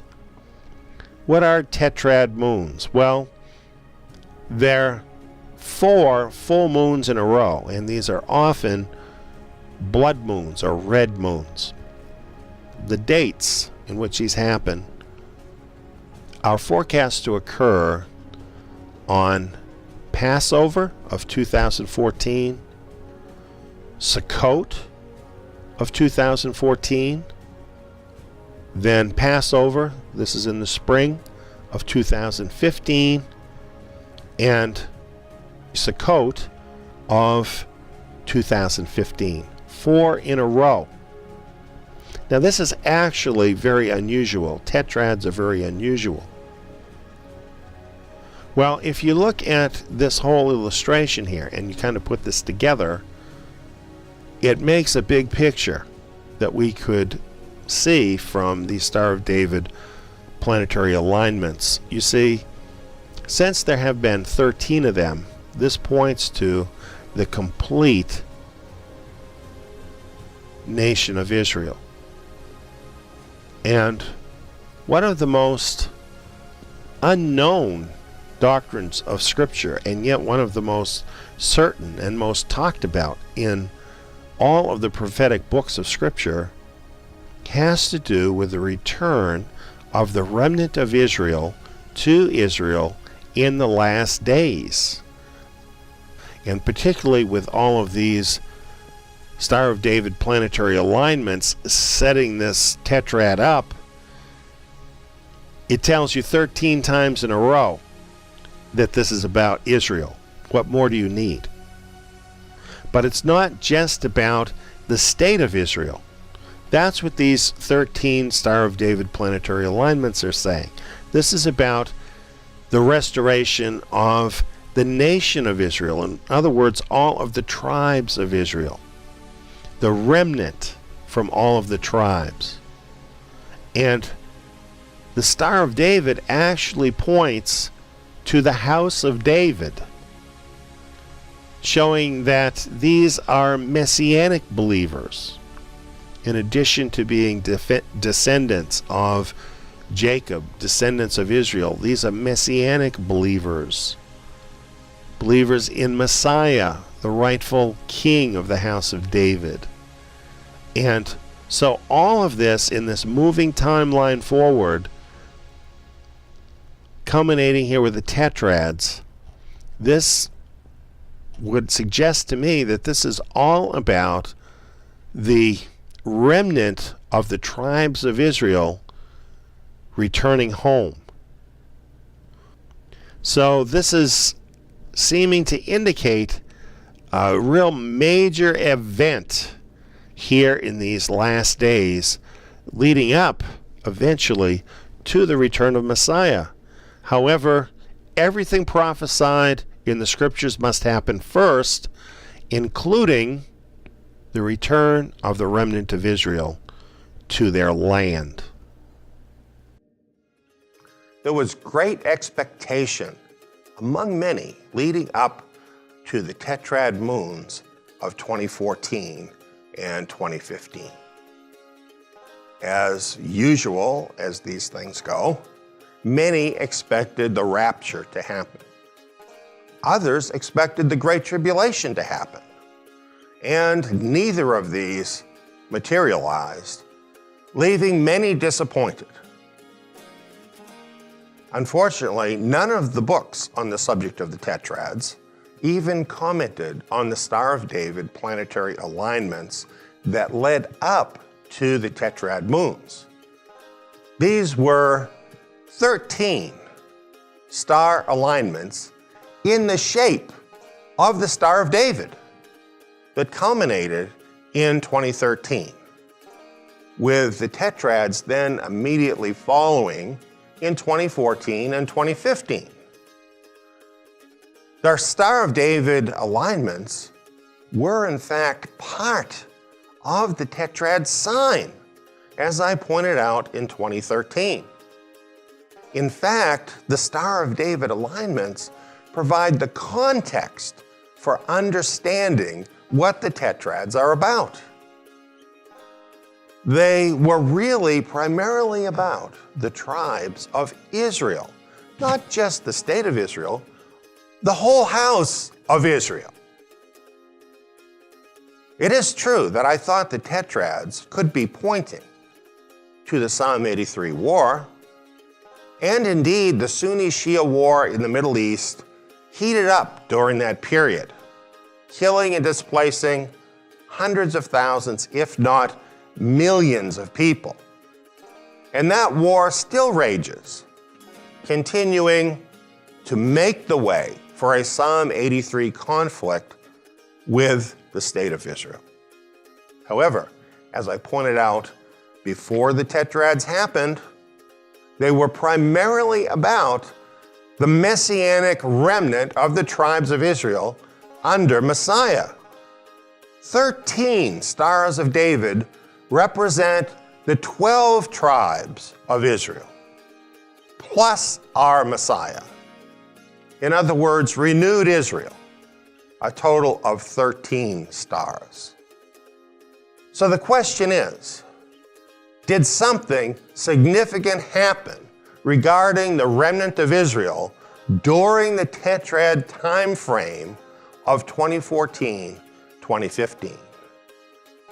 Yes, it did, as this next amazing segment explains. Perhaps you remember some news articles that came out in the middle of the summer. This was in the newspapers, it was on the internet. They call it the Bethlehem Star. Well, we're going to talk about that, but before we do, I want to talk about the actual Bethlehem Star that happened 2,000 years ago, June 17th, 2 BC.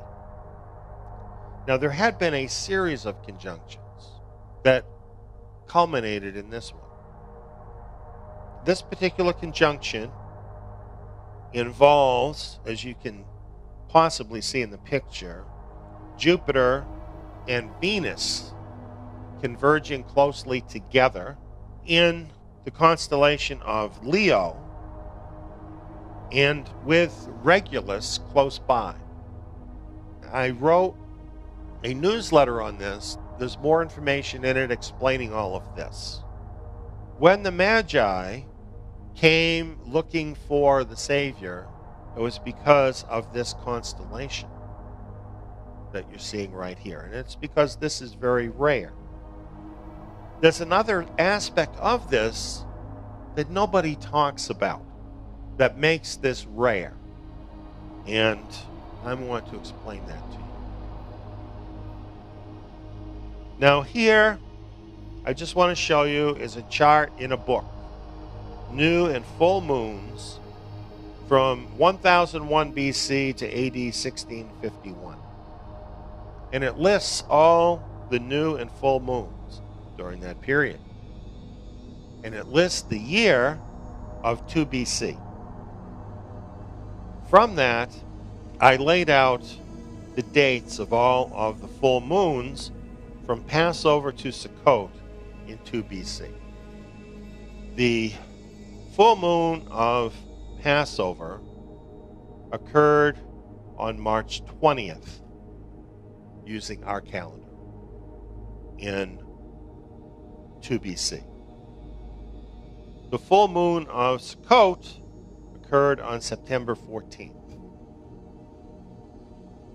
The Messiah star occurred on June 17th. All of these, of course, being on full moons. The Messiah star being on a full moon. Now notice where this falls in the course of the summer. We keep the Sabbath based on the moon. According to a lunar Sabbath, you've got 12 Sabbaths before the Messiah star. That's from Passover, including the Sabbath just before the Messiah star, and then the Messiah star is the 13th one. Then from the next Sabbath all the way to the full moon of September 14th here, or Sukkot, you've got 12. The Messiah star occurs right in the middle of those two sets of 12 Sabbaths. The 12 moons picturing Israel of the Mosaic covenant. Then Messiah comes, then you've got 12 moons picturing renewed covenant Israel. The Bethlehem star that shone the way towards the birth of Messiah is very meaningful, not just because it was bright, but also because of where it fell on the holy time calendar. It actually shows us something. It pictures something. It points directly to Messiah. Got the Messiah in the middle and 12 on one side and 12 on the other. I'd call that the two manifestations of Israel. Mosaic covenant Israel and the renewed covenant Israel. The Messiah was the light of Israel. And there's so many verses that say that about him. Talk about his star rising and so on. Well, all of that happened with him came after a real physical sign of a real light. And this was evidence that the Messiah had come, and this was good news for renewed covenant Israel, for us. On July 1st, 2015, there was another occurrence of the Messiah star. All the elements are there. You've got Jupiter and Venus together. You've got Regulus. All of this happens in Leo. But what about the moons? It's the same pattern exactly. The dates on the Gregorian calendar are different, but on the biblical calendar, they're the same dates. Starting from Passover to Sukkot. It's the same dates. And as you can see here, there are 12 before and 12 after. So here we have, after 2,000 years, the reappearance of the Messiah star in all of its elements, including placement in relation to the moons. When this happened 2,000 years ago, this prefigured a light that was actually coming into the world. Do you think that this happening again could actually picture a light that's coming into the world?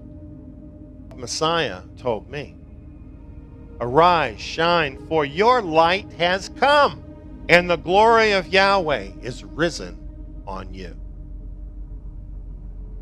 For behold, darkness shall cover the earth, and gross darkness the peoples. But Yahweh will arise on you, and his glory shall be seen on you. Nations shall come to your light, and kings to the brightness of your rising." That is a prophecy about the remnant. That star marks the shining forth of the remnant.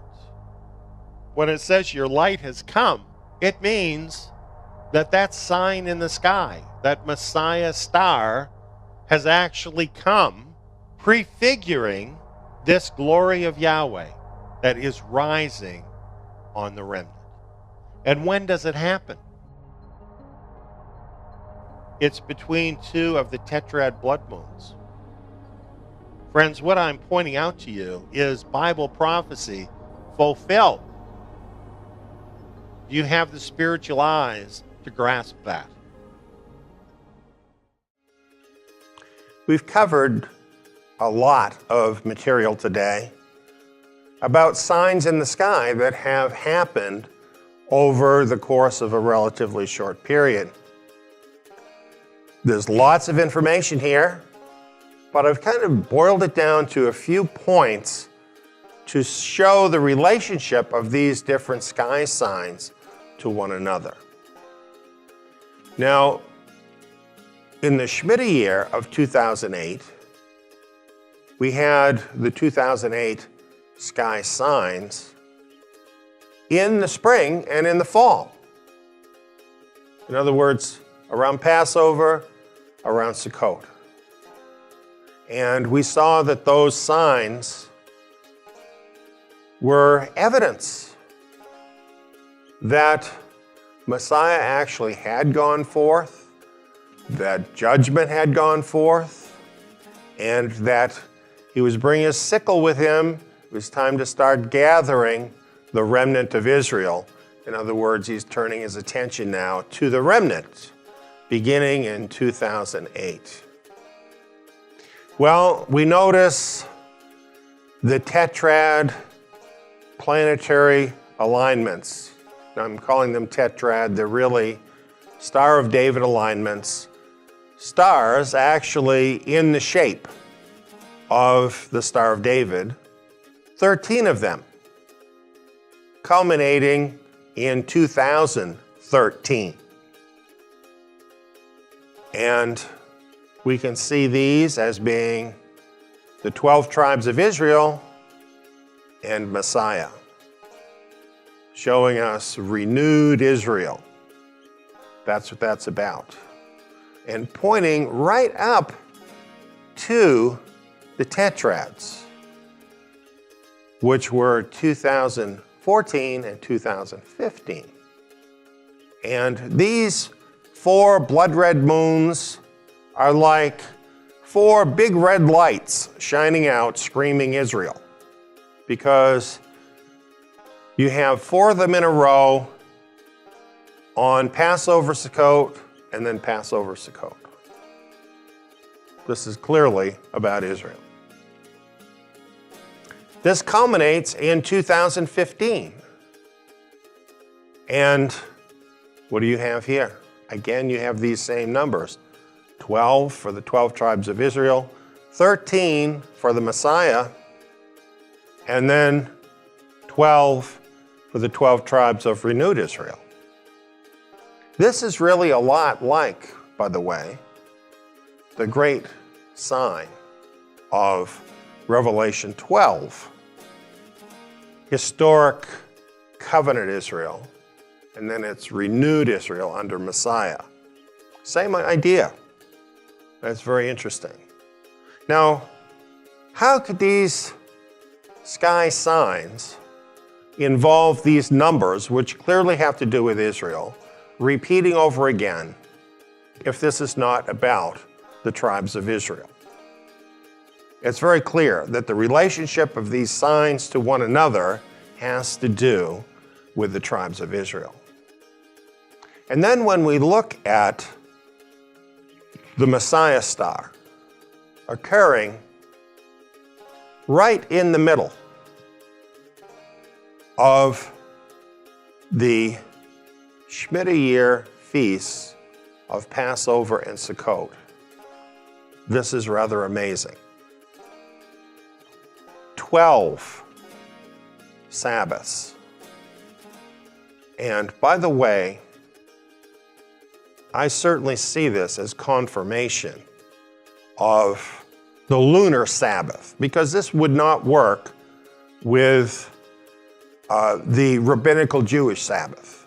This works because this is Yahweh's original plan, his original kind of timing, and the whole thing works according to that, so that you have 12 of the Torah Sabbaths, then you have the Messiah star screaming that Messiah is involved at this point, and then you have 12 more. And the first of those Sabbaths is Passover of 2015. The last of them is Sukkot of 2015, with the Messiah star exactly in the middle. And the Messiah star is what this is all about here. This is what all these signs have been pointing up to, because the Messiah star is a promise. A promise found in Isaiah chapter 60. And it signals the rising up of the remnant of Israel. Just like the original Messiah star, the Bethlehem star, was signaling the birth of the baby Yeshua Messiah, and nobody knew about that except a few people. And this was unknown to the world, and yet it was a great event. The same thing is true about the Messiah star in 2015. This is heralding a great event, something being born into the world that yet the world does not see. And even with these sky signs that's screaming out all of this, and all the prophets foretelling all of this, it seems like everyone is blind to it. Even many people who are familiar with the scriptures. The reason they're blind to the message about the remnant of Israel is because they've been taken in by a lie. It is a very old lie, developed and advanced by the Roman Church, and later continued by all denominations of the church system. What is that lie? It is the claim that the church began with Christ and his apostles in the first century. This may surprise you, but this does not agree with Scripture. The fact is, the word ecclesia, translated in Christian Bibles as church, is itself the Greek translation of the Hebrew word qahal.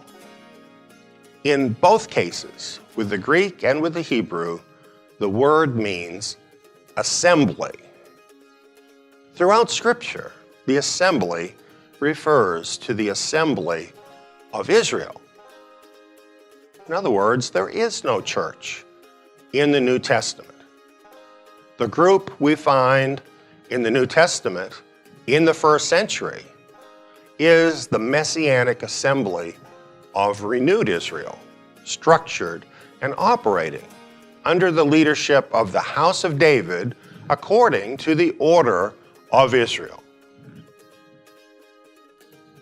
So where did the church come from?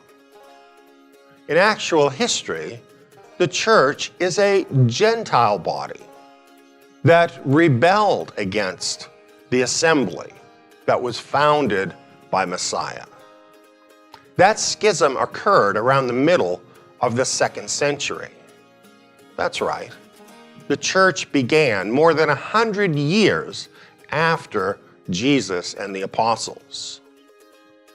The apostate Gentile church soon grew to vast numbers among the Gentiles, while actively suppressing the original Messianic assembly of Israel and usurping its place in the minds of the world, essentially rewriting history to make itself the favored group. This is why many sincere believers think that the church is Messiah's body in the world, when in fact, it's not. This is very easy to prove. Messiah said this: "A good tree can't produce evil fruit, neither can a corrupt tree produce good fruit. Every tree that doesn't grow good fruit is cut down and thrown into the fire. Therefore, by their fruits you will know them." The evil history and deeds of the church are well known. This is the fruit of the church, and this is nothing like Messiah and the apostles. This fruit includes bloody wars, inquisitions, terrorism, forced conversions, support of slavery, and massive abuse, both physical and spiritual, of millions of people. In fact, the church has killed millions of Christians with rivers of blood on its hands. A good tree cannot produce evil fruit. The church clearly is not the tree that Messiah planted.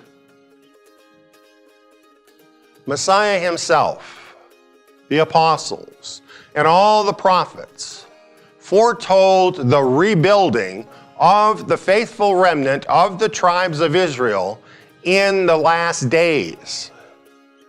To these, righteous Gentiles are to be grafted in, becoming part of the renewed Israel themselves. We're talking about Messiah's body in the earth, rebuilt and structured in unity together according to the order of Israel. This is the kingdom of Messiah in this world. This is the man-child of Revelation 12. I have taught in depth about the great sign of Revelation 12 in the past. This is a sign that is seen in the sky every few years. On September 23rd, 2017, this great sign was seen again. There was a unique feature about the sign this time, as this clip explains. So on September 23rd, 2017, this sign forms in the heavens. It fits the requirements of Revelation 12. The woman in heaven is Virgo, the virgin. The sun is the sun that's clothing Virgo, and the moon is actually there under her feet, under this constellation. The garland of 12 stars are the 9 stars of Leo. There's also 3 wandering stars, Mercury, Mars, and Venus. They're now actually situated within Leo, so this makes it 12 stars. And then the last element of the sign of Revelation is that the virgin must be with child. So Jupiter, the planet Jupiter right now at this time is in the womb of Virgo. I guess some people think that the planet Jupiter represents the Messiah. So they are saying that the planet Jupiter is there in Virgo, in the womb. She's pregnant with the Messiah. And even though it seems as though this configuration has happened in the past, it's particularly profound right now because the planet Jupiter stays in the sign of Virgo for 9 months. Usually it'll only stay there for 1 month or it'll move out pretty quickly. This particular time, it stays there in Virgo's womb 9 months before exiting sometime in November. Hence, the Virgin gives birth.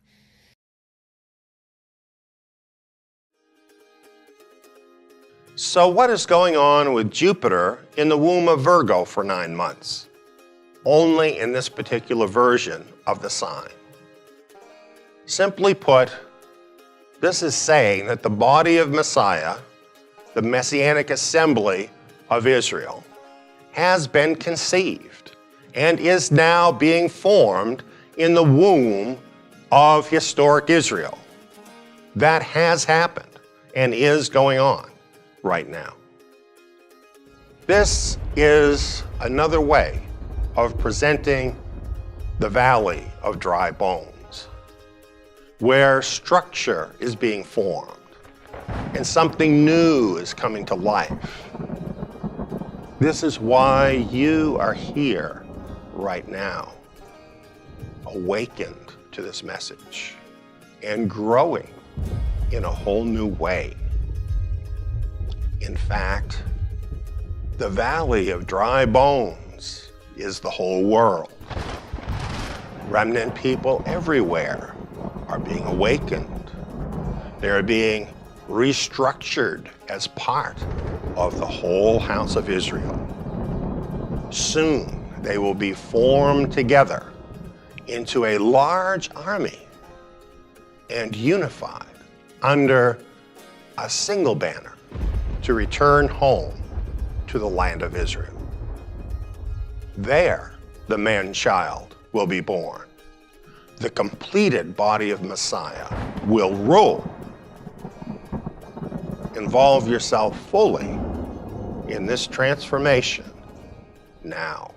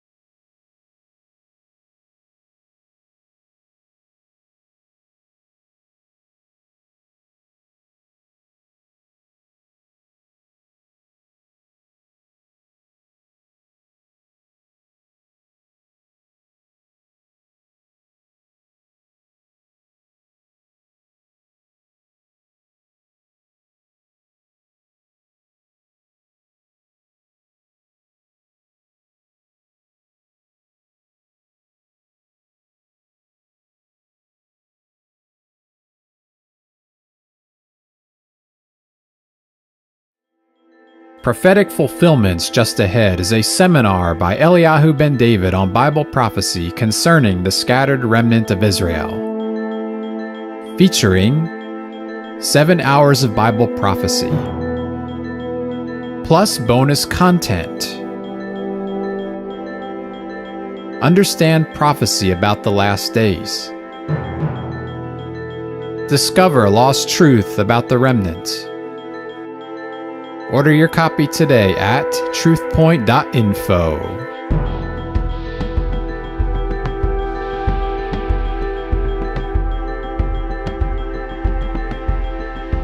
As you can see here with our title, this is about the tribulation trigger. And on my graphic, doesn't it just make you not want to push that button? Well, I think it helps us if we know what does push that button. Then we'll understand what's going to be happening. We'll be ready for what's about to happen. And these things are included in Scripture to make us ready here in these last days. It's very interesting that the book of Ezekiel speaks of Gog. And it says, "You shall come like a storm, you shall be like a cloud."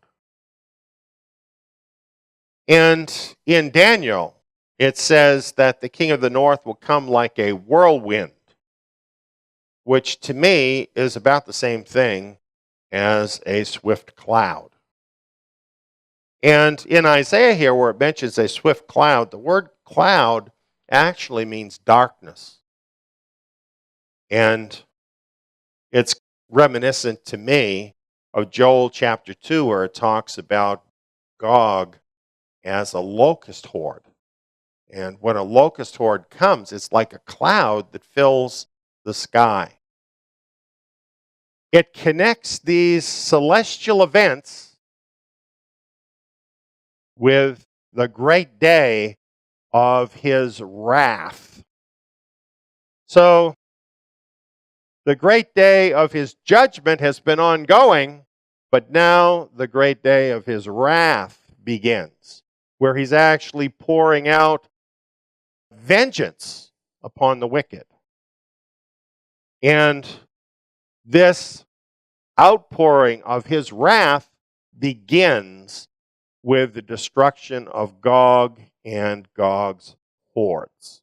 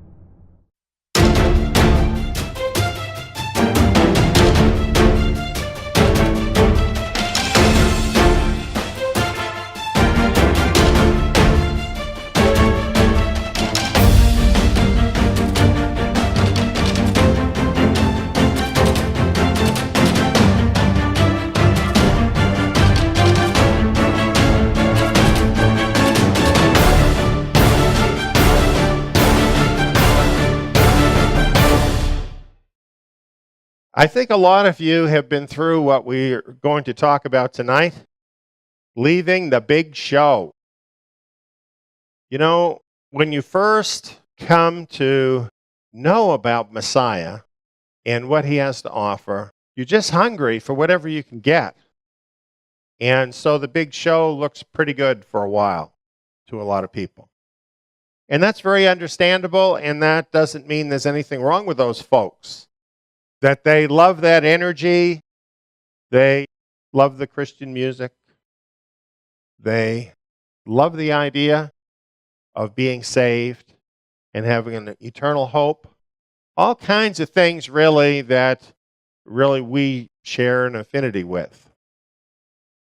But after you've gone down that road for a while, you start to realize how limiting the church system, the big show, really is. That after a while, it seems like it's always the same. And there's not really a path to grow beyond what they're offering at the big show. So while it's making you feel good and you like the music, you might like the worship, all the people, all the smiles, because there's always lots of smiles, you start to feel like you're just missing something. And what you're missing is getting fed on the meat of the word. Because when Yeshua Messiah came, he didn't tell us anything about the big show. He didn't show us how to put on a mega church presentation. It was more about you and him. It was more about how you lived your life every day than about the big show. It was more about really loving people, loving one another, loving your neighbors, loving your family. It wasn't about just a big presentation. And the truth is about the big show is, in a way, even though it's costly, it's elaborate, but the big show is easier than actually being a disciple of Yeshua Messiah. And any of the apostles that walked with him would have told you that. In fact, they did tell you that. In my newsletter today, I talked about the big show and where it all started. And the truth is, we can trace it back to the middle of the 2nd century when what we call the Christian church was actually born. Now, you might have been told, probably were told, that the Christian church goes all the way back to Pentecost and the Messiah, but don't you believe it at all. Look at the difference between what you read about in the book of Acts and the big show. Do the two have anything in common? This didn't originate with Messiah. It originated in the next century when some Gentiles who were deep into Greek and Roman philosophy thought that there was something they could take out of this message and put it together with the philosophies they had and make something really big out of it. Something exciting to the senses, exciting to the mind, and they could make themselves famous and make themselves rich. And that's what actually happened. That's what happened in the 2nd century. And it kept developing from there until in the 4th century, it just morphed into this incredibly grotesque thing that we call the Catholic Church, with golden thrones, okay? And jewels, and gold and silver, and big ostentatious buildings, and impressive religious garb that comes directly out of the mystery religions of Babylon. All of that. And you know, all of that, in terms of numbers now, has been incredibly more successful than has the narrow way following Yeshua Messiah. That's not the popular way. He told us it wouldn't be the popular way, and it's not the popular way because it's the harder way. It's the narrow way. So, when the enemy raised up people to give the world the big show, that became the way. And yes, it has a nugget of the truth in it. It refers back to the scriptures. It refers to salvation in Messiah. There's a lot of things in it that are in common with the truth of Scripture. But the problem is there's a lot of things in it that are directly out of paganism, or if not paganism, then out of this desire of the flesh to satisfy the emotions and the mind while really not feeding the Spirit. So, this is why I call it the big show. Because you got the big show, but you have very little reality. And we really could come down through time, and I could point out through history people who had the same experience that so many of us have had, where we were part of that religious system, and after a while it just didn't feel right, it didn't feel fulfilling, and we left the big show. And we were in the wilderness, and we were finding our way until we found something that was more authentic. Maybe whatever you found was not totally authentic, but it was better than what you had. And you kept going, looking for the truth, seeking after the fullness of what Messiah has to offer. So many have gone that path. And you know, down through history, many of those people formed into groups where they would seek after this truth together. They would be persecuted by the religious system. Untold numbers have been killed, in fact, because they were considered a threat to the big show. The truth has always been considered a threat to the big show. But tonight, I want to move forward in time through all of those centuries to the 1600s. And here's some folks that left the big show. We call them the Puritans.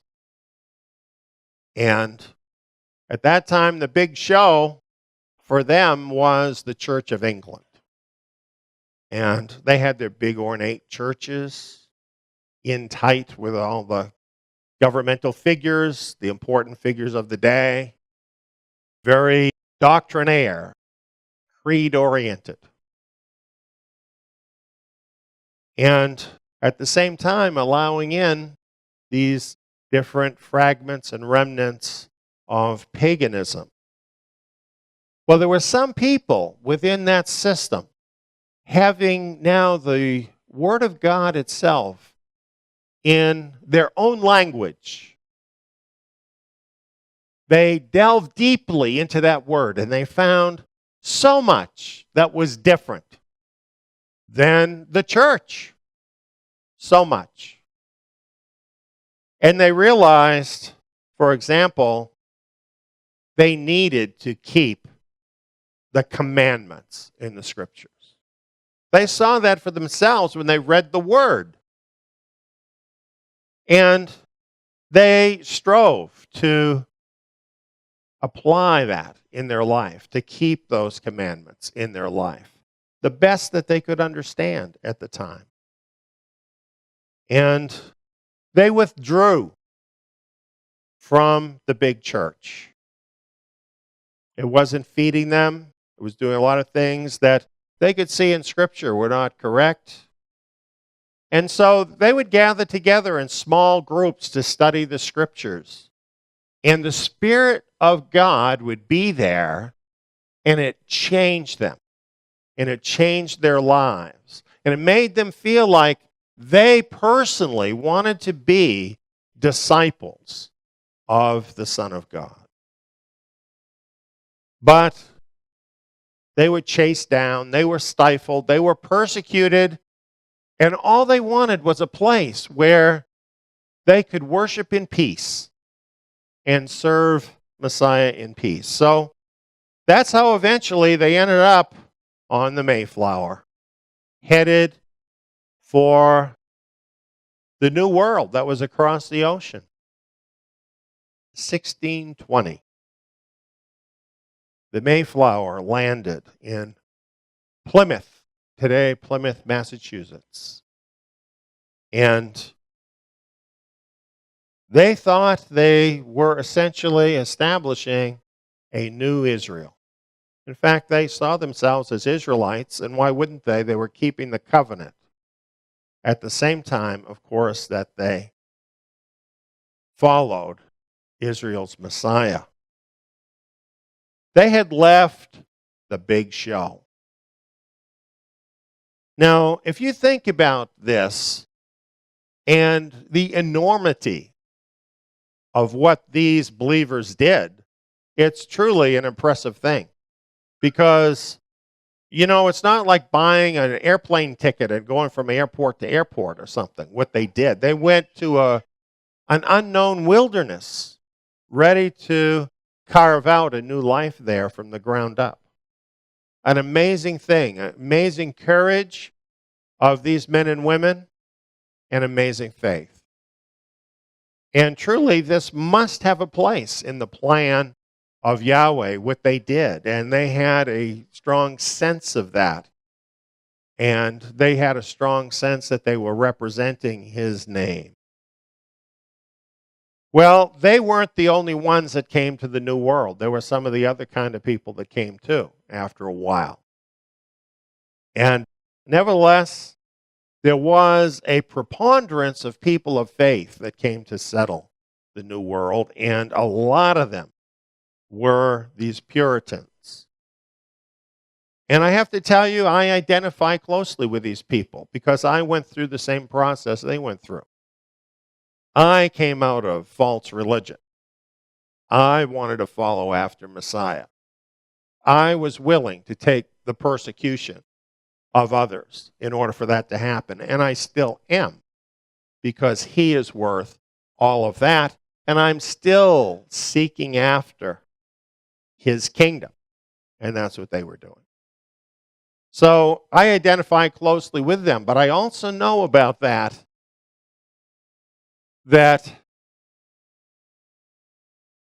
is quickly attacked by the enemy. And we're going to talk about how from these early beginnings in America of people who in many ways were very much like us, things have gotten to be what they are now. And isn't that an incredible thing when you think about it? What a change has happened in that period of time. Well, by the next century, they had built up quite a civilization in America. There were people of a number of different Christian faiths. However, there was no significant presence of Buddhists, Hindus, Muslims, and very few Jews even. At least Jews that knew they were Jews. This was a Christian enterprise, the building of America. It was a Christian enterprise. This is the Liberty Bell, and we've talked about this before. It has a quote directly from the Torah. Proclaim liberty throughout all the land unto all the inhabitants thereof. They believed in freedom. That's why they came to America, and that's why America became America. Because they believed in freedom. Freedom to express your own spiritual beliefs, freedom to practice the scriptures according to your conscience, and other kinds of personal freedom. How significant was this to the founding of America? It was not incidental to the founding of America. It wasn't like Christianity was one of many different religions that had input into the founding of America. When you look at the founding documents, when you look at the statements of the first patriots, some of them listed here, what you see is that the new republic and this form of Christianity that we're talking about now, freedom-loving Christianity, the two things were totally dependent on one another, totally involved with one another. For instance, James Madison, one of the framers of the Constitution, said, "We have staked the whole future of our new nation not upon the power of government, far from it. We've staked the future of all our political constitutions upon the capacity of each of ourselves to govern ourselves according to the moral principles of the 10 Commandments." Not the Holy Quran, friends. Okay? Not some other religious idea. They weren't all equal in the eyes of the founders. And the reason for that was simple. Because they saw in the 10 Commandments, they saw in the rest of the commandments of the Scriptures, the Creator's prescription as to how we are to live and how we are to interact with one another. And they realized that if people weren't living by that, they would not act in a way that would lead to a successful nation. So from the very beginning, this was understood by the founders of the United States of America. And nobody seems to remember that very much anymore. And what we've seen happen, of course, is a decline, even among Christians, in taking the 10 Commandments seriously, in taking the rest of the commandments seriously, in living according to the Scriptures. We've seen that all diminish. And along with that, we've seen the country more and more diminished, seeking into corruption, depravity, and soon into ruin.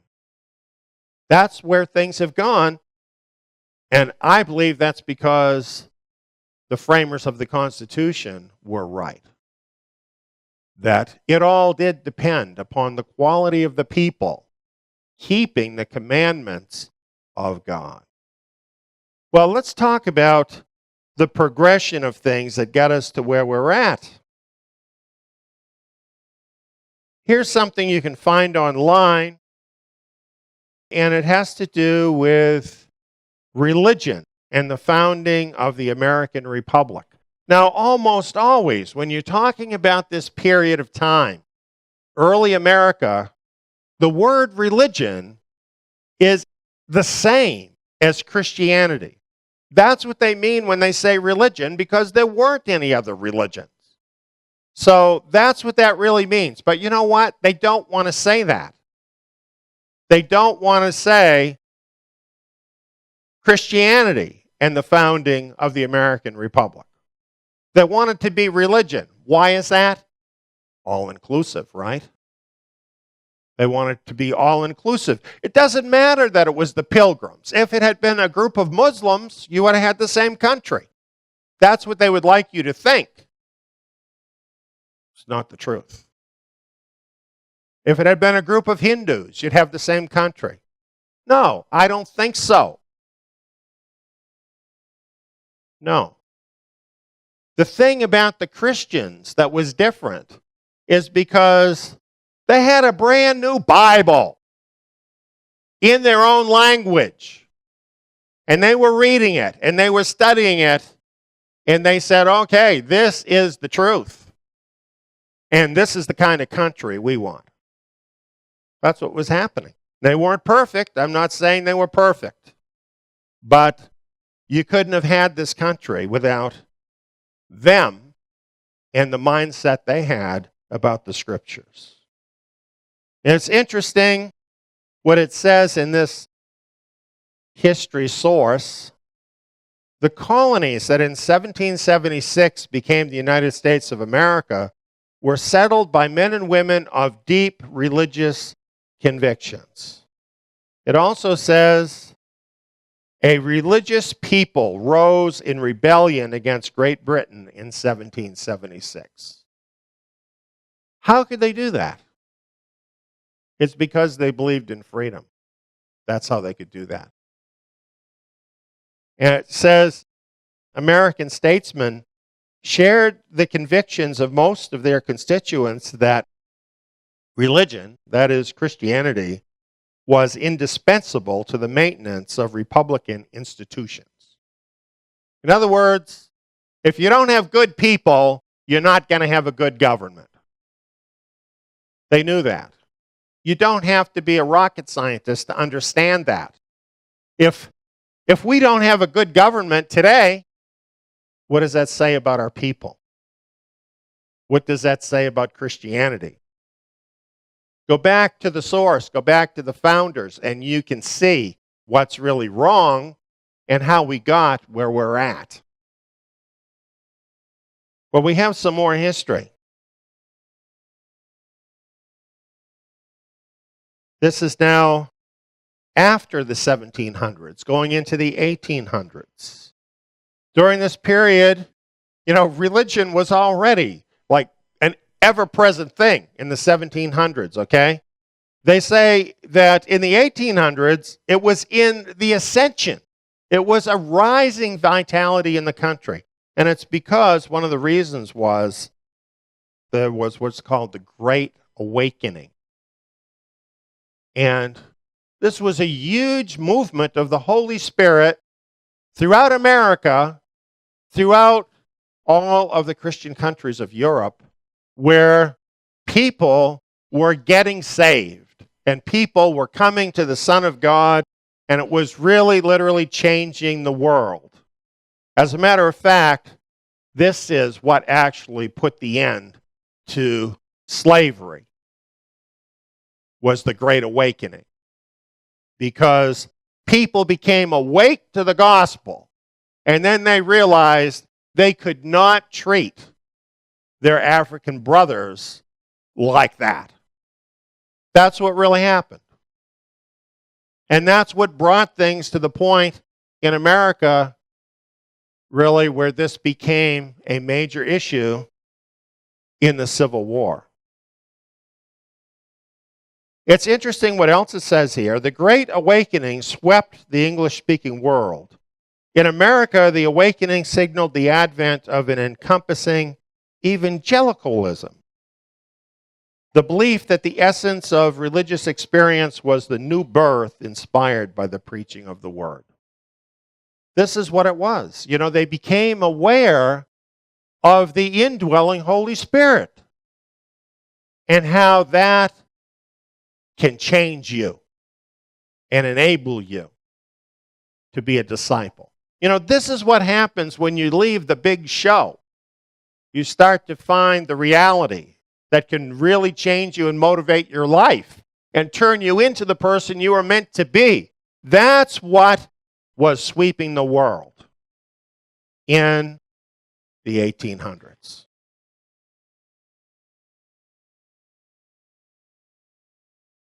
Well, it goes on and says the revolution strengthened millennialist strains in American theology. Some ministers were persuaded America might become the principal seat of the glorious kingdom which Christ shall erect upon earth in the latter days. So here's, I believe, where they went wrong. Because they were seeing America as Yahweh's special nation, where the kingdom would come into the world. But that's not what his word says. This is why they had to think of themselves as the new Israel. Because Yahweh has a covenant with a nation, the nation of Israel, through which he will bring the kingdom into the world. So they really put their marbles on the wrong number. And that just was never going to come up. That's the truth of it. And that has thrown off a lot of believers. There's a lot of people who do believe in the coming kingdom of Messiah who think that's directly connected with America. And I believe there's a lot of Americans that will be a part of that. But they're individual people. It's not the country. Unfortunately, the country is one of the 70. It's among the 70 nations that rejected Yahweh. And we see all kinds of evidence of that around us every day.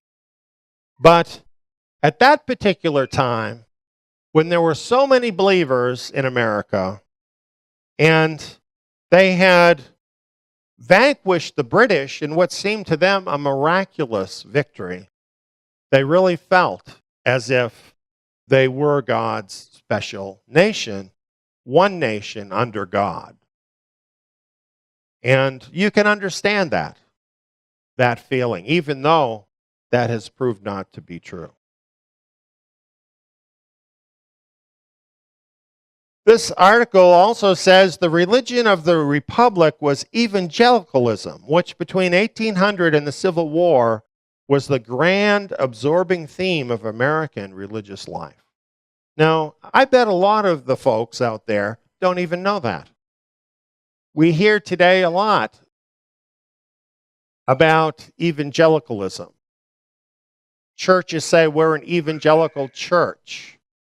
A lot of times we don't even know what that means. Well, this is where it started in the 1800s with this great awakening, and there was this outreach to evangelize people to come and be believers. That's what evangelicalism is about. It says here that this emerged as a kind of national church or national religion. And that's exactly true. As a matter of fact, that evangelicalism, while there have been other streams of Christianity too, but that has been the dominant theme. That has been the dominant stream of Christianity, basically from that time well into the 20th century and even into the 21st century. But we're seeing that all coming to an end very quickly today. We're seeing evangelicalism losing its authority and losing its influence. We're going to talk more about that. And as it has declined, so has the moral compass of America declined. It says American patriots subscribed to the views of the founders that Christian religion was a necessary spring for Republican government. And the reason they thought that is Republican government is about the people ruling the government. If you don't have people that are equipped to rule the government, then what kind of government you're going to have? See, it just makes sense. And what they're really saying is that to have an effective government, you have to have people who are righteous. And the scriptures give us the standard of righteousness. They tell us how to live. So unless people are living like that, then you can't have anything but a corrupt government. They saw that back then, at the beginning of the country. That was known. That was the overriding opinion of pretty much everybody back then. 1861, Abraham Lincoln was inaugurated as president. And in his inauguration speech, he said what basically everybody agreed with. He said that the ultimate justice of the people would prevail, for there was no better or equal hope in the world. They believed America was the great hope of the world. People in my lifetime believe that. That's becoming less and less of a popular idea anymore. He also said intelligence, patriotism, Christianity, now this is the president mentioning Christianity, and a firm reliance on him who has never yet forsaken this favored land, are still competent to adjust in the best way all our present difficulty. You know, he wasn't afraid of bringing Christianity into solving their political problems. What's wrong with him? Didn't he know about the separation of church and state?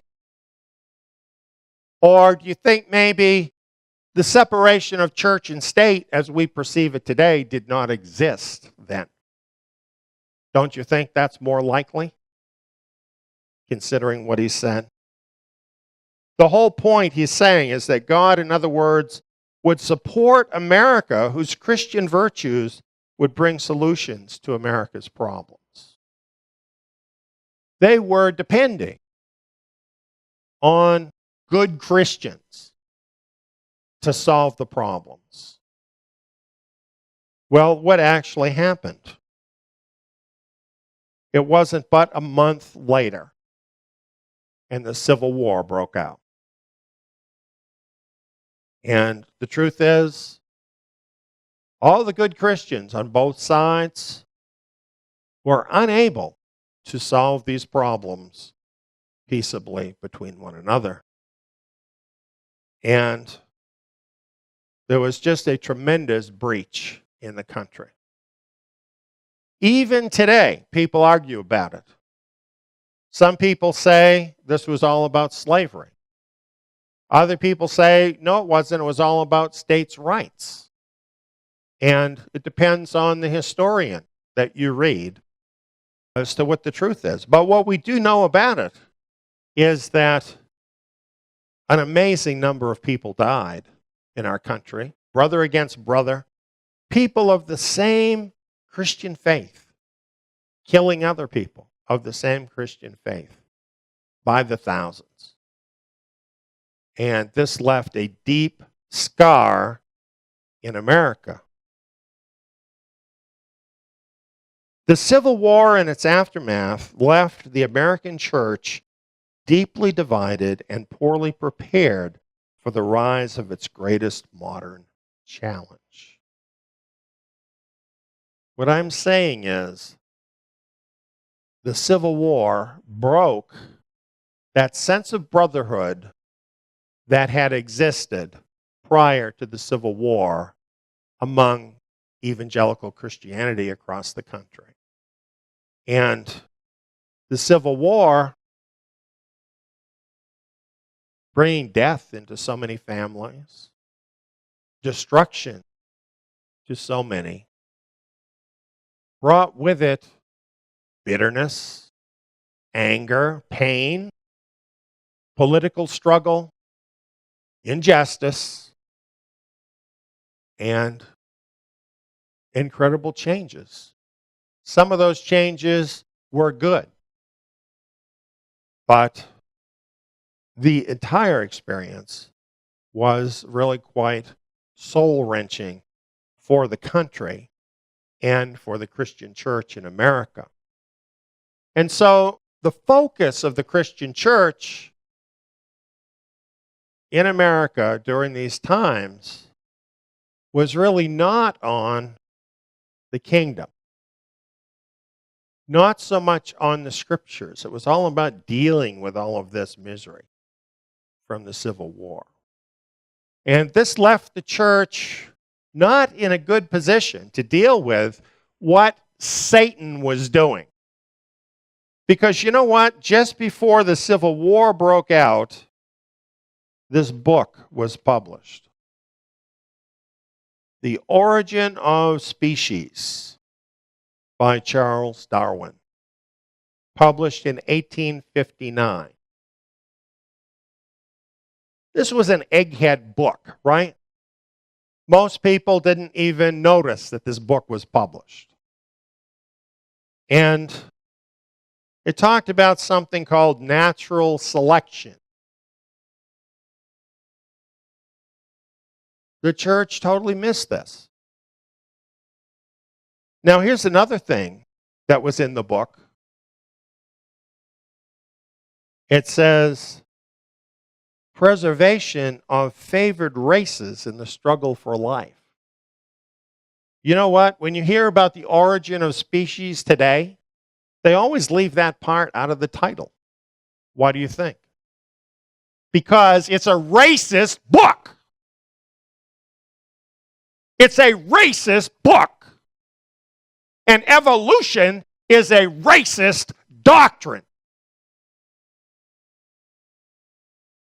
And this was published just before the Civil War for a reason. Because it was published to justify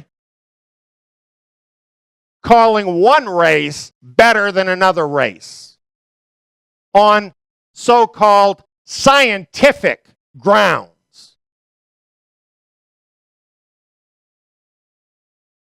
You'll never hear anybody tell you that evolution had anything to do with the Civil War or with upholding slavery. Look at the title. Read the book. That's what it's really about. We use it in a different way now.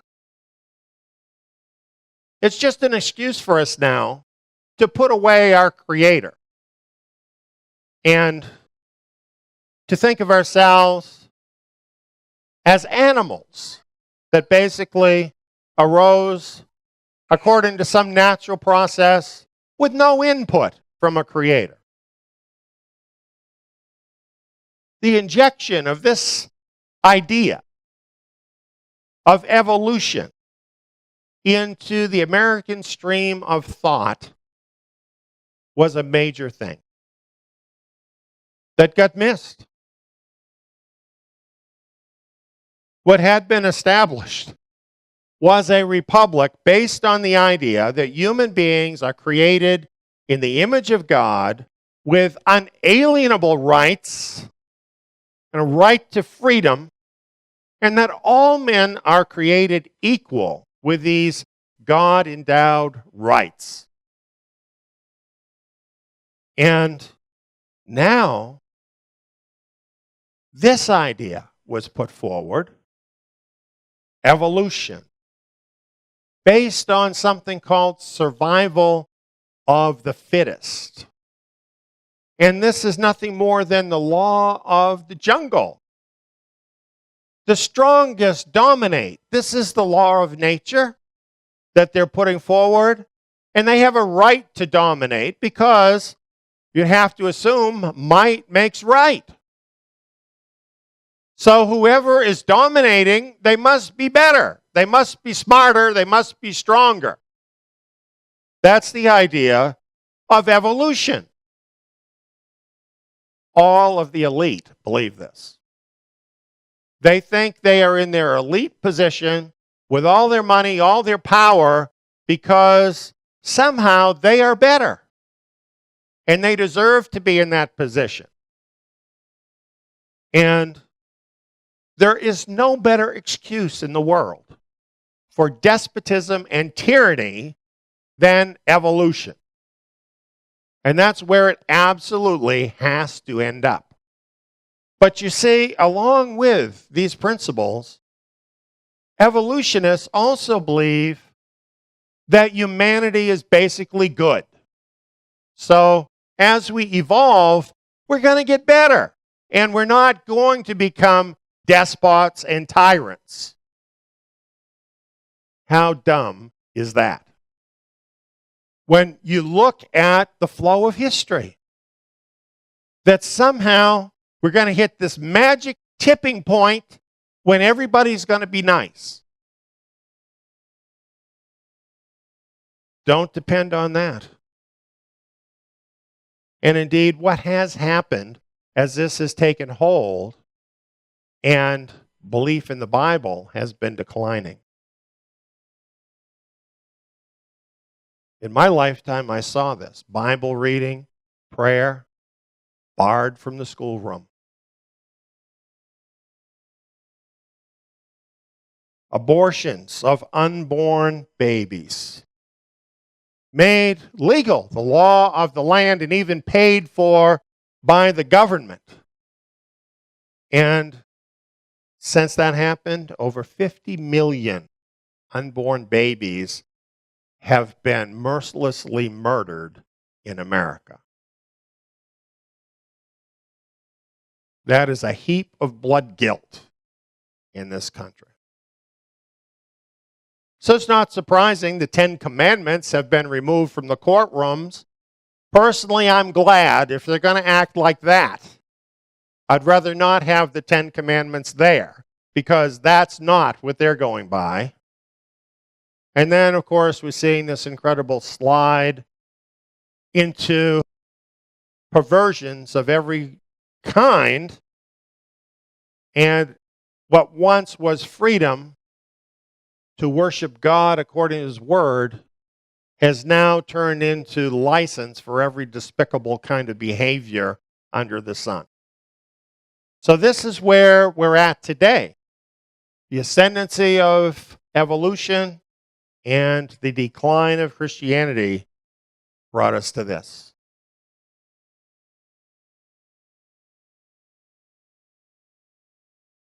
There's a website called Church Leaders that had a very interesting article, and I have condensed some of it.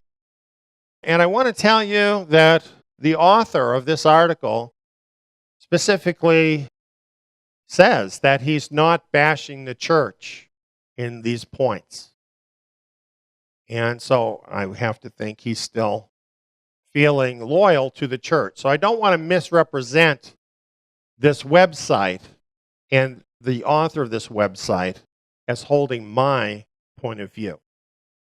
But I will show you what he had to say, and then we'll talk about our own conclusions of what that means.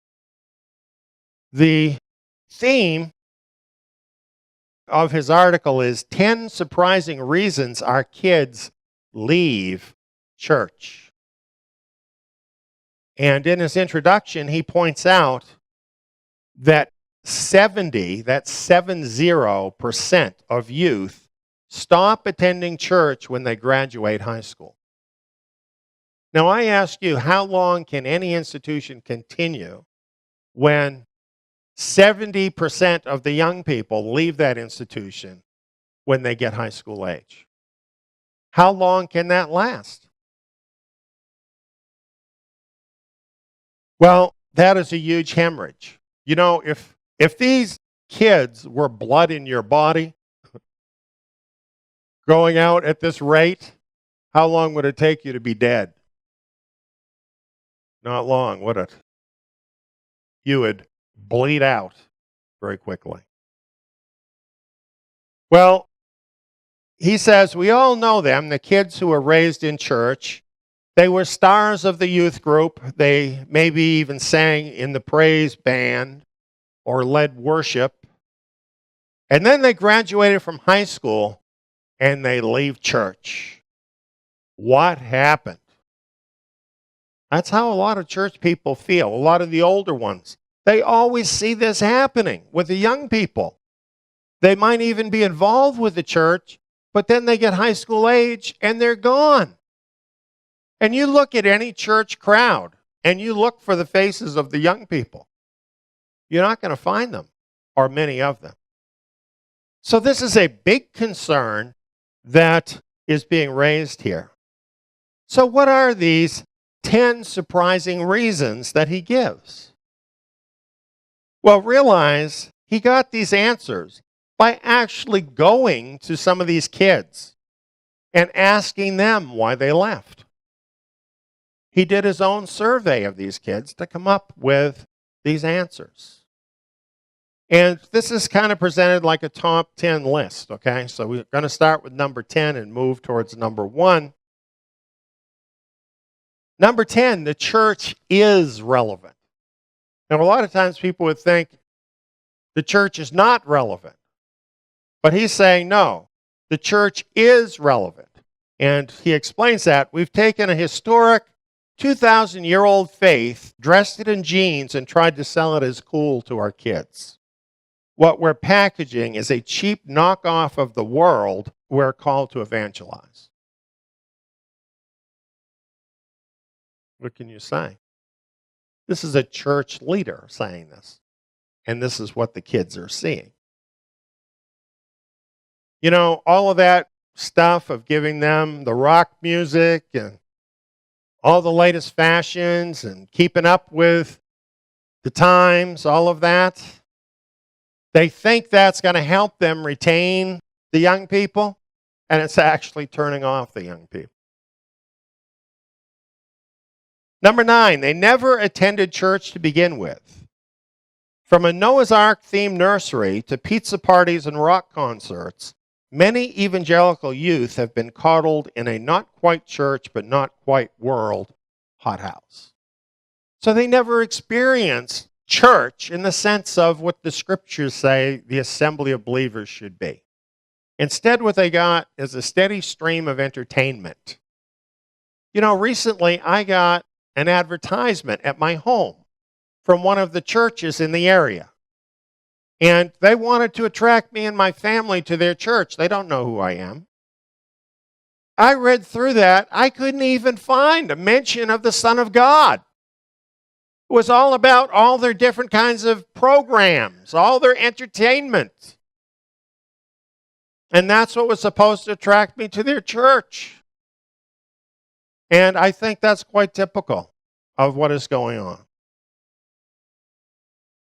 Number 8, they get smart. The agnostics and atheists treat our youth as intelligent, which is to say, for the most part, Christians don't treat them as intelligent. And so they're attracted to what the agnostics and atheists are saying. Now, I would just like to speak to this for a minute, and I would like to tell you that the agnostics and atheists don't have something better to give these kids than what you can find in the Word of God. But since most of these churches don't even teach the kids the Word of God, they've got nothing with which to fight that.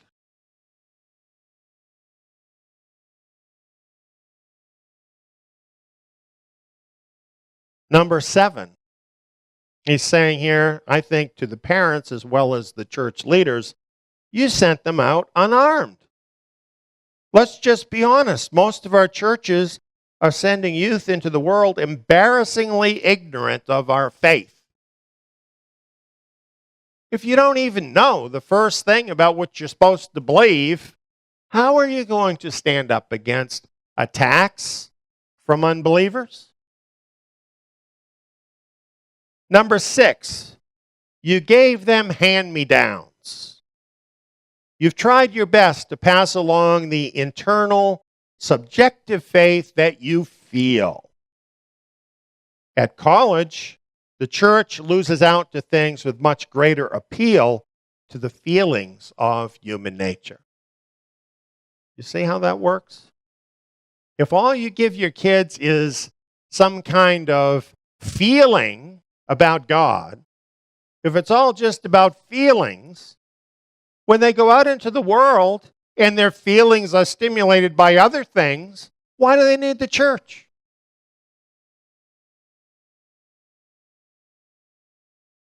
Community. Have you noticed this word is everywhere in the church? When our kids leave home, they leave the manufactured community. A lot of times they actually have a lot more community, for instance, at college, than they ever experienced in church, because he uses the term manufactured community. That's what a lot of it is. Number 4, they found better feelings. Rather than an external, objective, historical faith, we've given our youth an internal, subjective faith. When they leave home, they get the same warm fuzzies from the latest life coach, etc. And you know, even on TV, if you can bring yourself to watch one of these presentations by one of these televangelists, and I'm not recommending you do, okay, but I've done it, and then what you get is something like Tony Robbins or somebody like that. It's the same sort of positive thinking kind of message. That's what you get so often from the pulpits of the Christian church. Well, you don't need the church to have that. Go to a Tony Robbins event. You're going to get that without all the guilt, without feeling like you're not measuring up or whatever.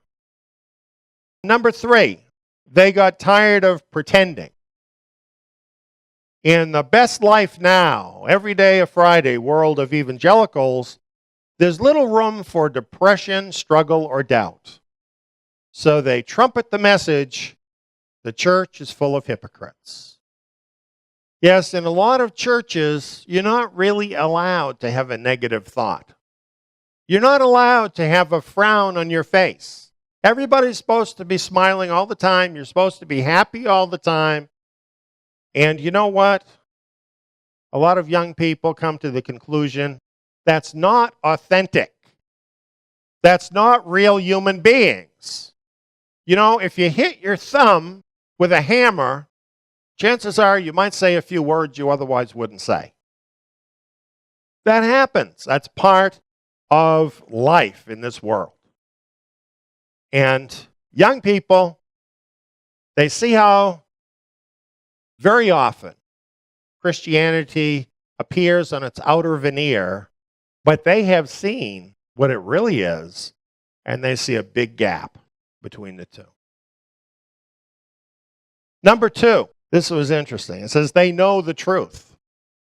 But it's not talking about the same truth I'm talking about, okay? It says the truth they know is this. They can't do it. They know it. All that be nice moralism they've been taught boils down to do, don't do. And that's very interesting because the Christian church makes a big deal out of you don't have to keep the law. But you know what they do? They invent their own law. They have all their own do's and don'ts. Many times they have their own dress code. Doesn't come out of the scriptures. It came out of somebody's head, right? They have their own standards. Constant do's and don'ts. And so even though they talk about grace, from the standpoint of the kids, it's all do's and don'ts until it makes them feel like, you know what, I just can't do that. That's what he's saying. And he goes on here, they either think that they're good people since they don't do any of the stuff that the denomination teaches against. I'm okay. I don't need the church. I'm doing all the stuff. Or they realize that they don't meet Jesus' own words of what is required. Now that's more serious, isn't it? They actually have read the word. They've actually seen what it says. And they say, oh, I can never do that. He says there's no rest in this law, only a treadmill of works they know they're not able to meet. I think that's a big one. I think that's a very big one. And now we get to number 1. They don't need it. If church is simply a place to learn life application principles to achieve a better life in community, you don't need a crucified Jesus for that. As we jettisoned the gospel, our students were never hit with the full impact of the law. Their sin before God and their desperate need for the atoning work of Christ. That is relevant, that is authentic, and that is something the world cannot offer. Our kids leave because we have failed to deliver to them the faith delivered once for all to the saints. Now, I would respectfully say, if the writer here actually believes what he's saying, that we have failed to deliver to our children and therefore to others as well, the faith delivered once for all to the saints, then is he not actually saying our church is in apostasy? What's he still doing there? Right? What is he still doing there? He should be doing what all these kids are doing. He should get out. Not to abandon Messiah, but to separate himself from something that's not the authentic gospel. Isn't that true? And look at what he's saying. The big problem of the church is they never taught the law. What? Can you believe that? How many times have you heard Christians, especially Christian leaders and pastors, say, we're not under the law? They say that all the time. It's their major mantra, right? Here is a pastor that's saying, hey, we didn't teach them the law.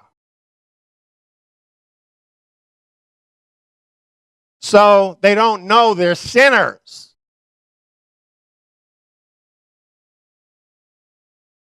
We don't make that mistake here. We probably have our problems, but I'll tell you this, we teach the Torah. But he doesn't even get all of what the Torah is about, just going by this statement. Yes, it is to convict us of sin, but it is also telling us how we should live. And you know what? Those believers that landed at Plymouth Rock, they knew that. And they knew that the Spirit was given to us to help us live righteous lives according to the commandments of God. That we have what we need to be able to keep his commandments. I wonder if the church had actually taught all of these young people the Torah and taught them how the Spirit can help them to keep the Torah. And if they had actually experienced what it is to walk in victory in keeping his commandments, I wonder if you'd still have 70% leaving the church. I don't think you would. We have a lot of wonderful young people connected with us who love the Torah and love who they're becoming because they're learning the Torah. You know, just because something looks hard is not the easy way, doesn't make it the best way to go. Just making everything easy on people. That is not the message of Yeshua Messiah. But that seems to be the message of the Christian church. And you know, where does this all take us? It takes us to this. The big show. The big show. How are we going to attract the young people? How are we going to keep them? We need the rock music. We need the colored lights, right? We need the emotional excitement. Well, I like a good show as much as anybody, but I'll tell you this, it's not going to make you a disciple of Yeshua Messiah. And these young people are figuring that out. This is the face of the church system in America, the mega church. That's where everything is going. In fact, small country churches that are probably more like the assemblies in the scriptures are being shut down as their people are being sucked into this. It's happening on a huge level. I like some of these things I found. If your pastor is wealthier than the people he serves, you should wonder, is he here to help us or are we here to help him? Look at some of these salaries. Kenneth Copeland, $655,000 a year. Can you believe it? Can you imagine one of the apostles saying, you know, I really need a salary of $650,000 a year? Can you imagine it? What would they do if they ever had that money? You absolutely know what they would do with it, right? It would go back to the kingdom. John Hagee, fellow Texan, $1 million a year. Yeah, the list goes on. It's down to Joel Osteen, unspecified millions. You can't even know how much he's making, all right? But it's a lot. Trust me. It's a lot. Well, is this anything like authentic belief, authentic faith?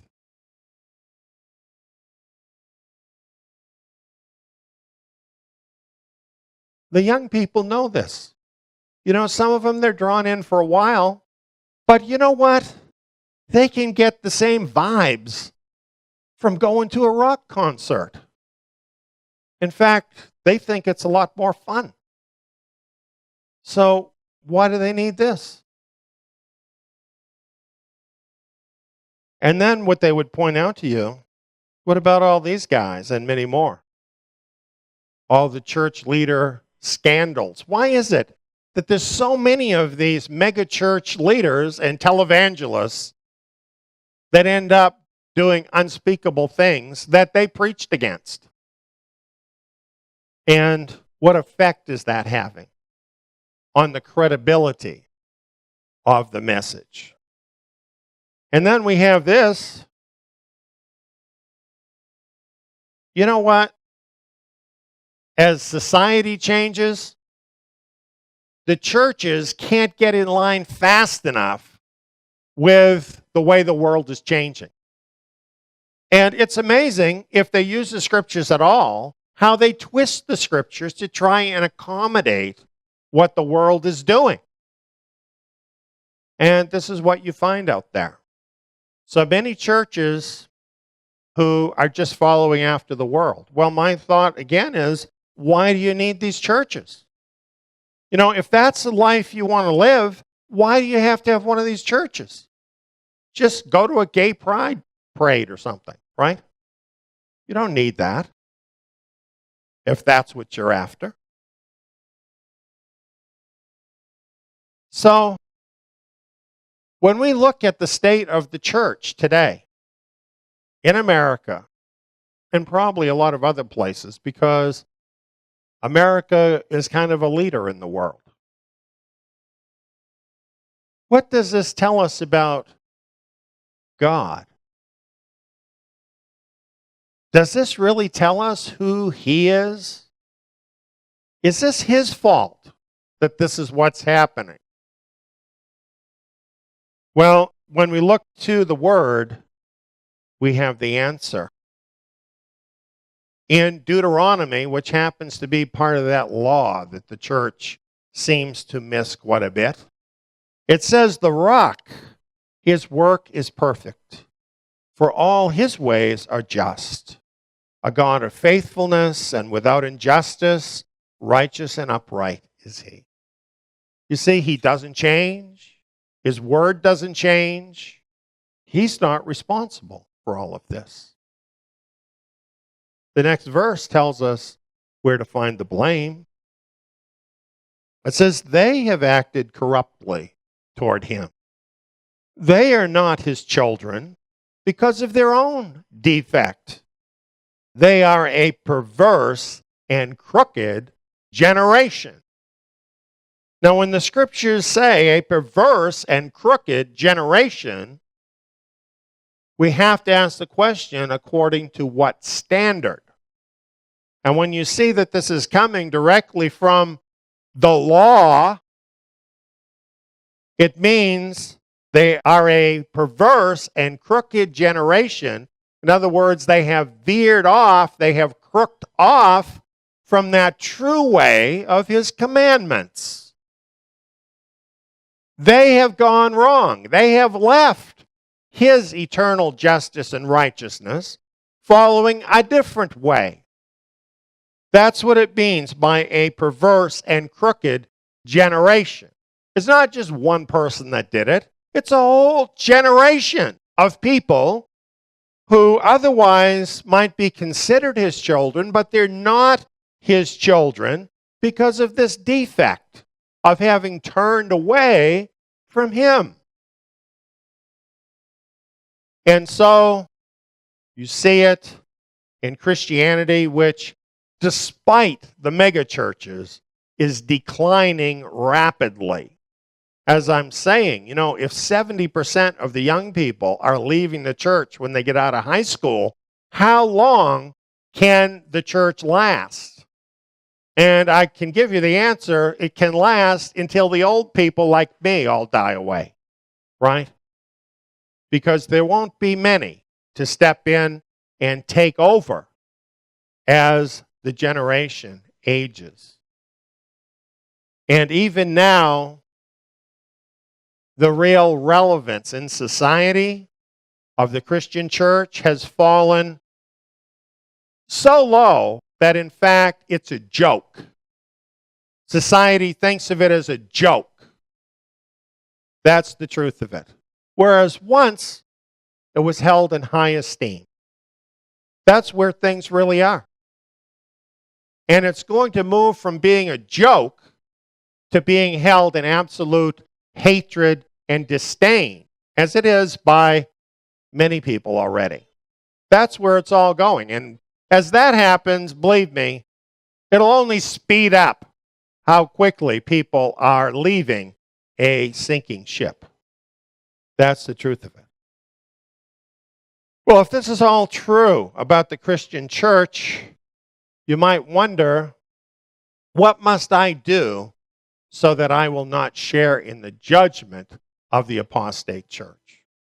Because surely you know, if this church is misrepresenting God, there has to be judgment, right? So, if you're a part of it, you have to think that some of that could come your way. Well, in fact, in the first century, that's exactly what was going on then. But then it was the Jewish religious system that had become apostate. That's what had happened. And when Peter presented the truth and the facts to many of the people from that system that were gathered together,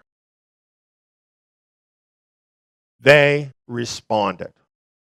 Here's that information. Now, when they heard this, they were cut to the heart and said to Peter and the rest of the emissaries, "Brothers, what shall we do?" They saw their sin.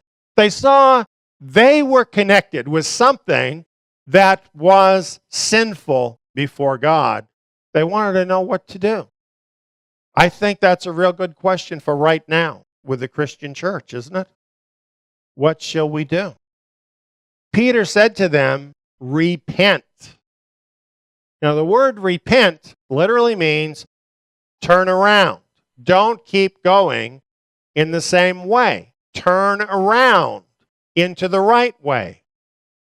That's what it means. And be immersed, every one of you, in the name of Yeshua, the Messiah, for the forgiveness of sins. Now, let me tell you that those Jews were in a covenant with God. They were believers in that sense. And yet, they needed to be immersed in Yeshua Messiah. You may be a Christian. Maybe you were immersed in some church that is an apostate church. Be immersed in the name of Yeshua Messiah. Repent of all that and become a disciple. Save yourselves from this crooked generation. Well, here's why this is becoming so urgent. We have the question, what will happen to the church system? She is morphing into Babylon the Great of the Scriptures. That's what's happening. Revelation 17 speaks of this in prophetic language. I saw a woman dressed in purple and scarlet, and decked with gold and precious stones and pearls, having in her hand a golden cup full of abominations and the sexual immorality of the earth. And on her forehead a name was written, Mystery, Babylon the Great, the mother of the prostitutes and the abominations of the earth. You can follow this strand all the way back to the 2nd century, but especially in the 4th century with the crystallization of the Roman Church. It's the big show and not the reality. That is Babylon the Great. The purple and scarlet, the gold, the precious stones, the glitz. That's what Babylon the Great is, and not the substance.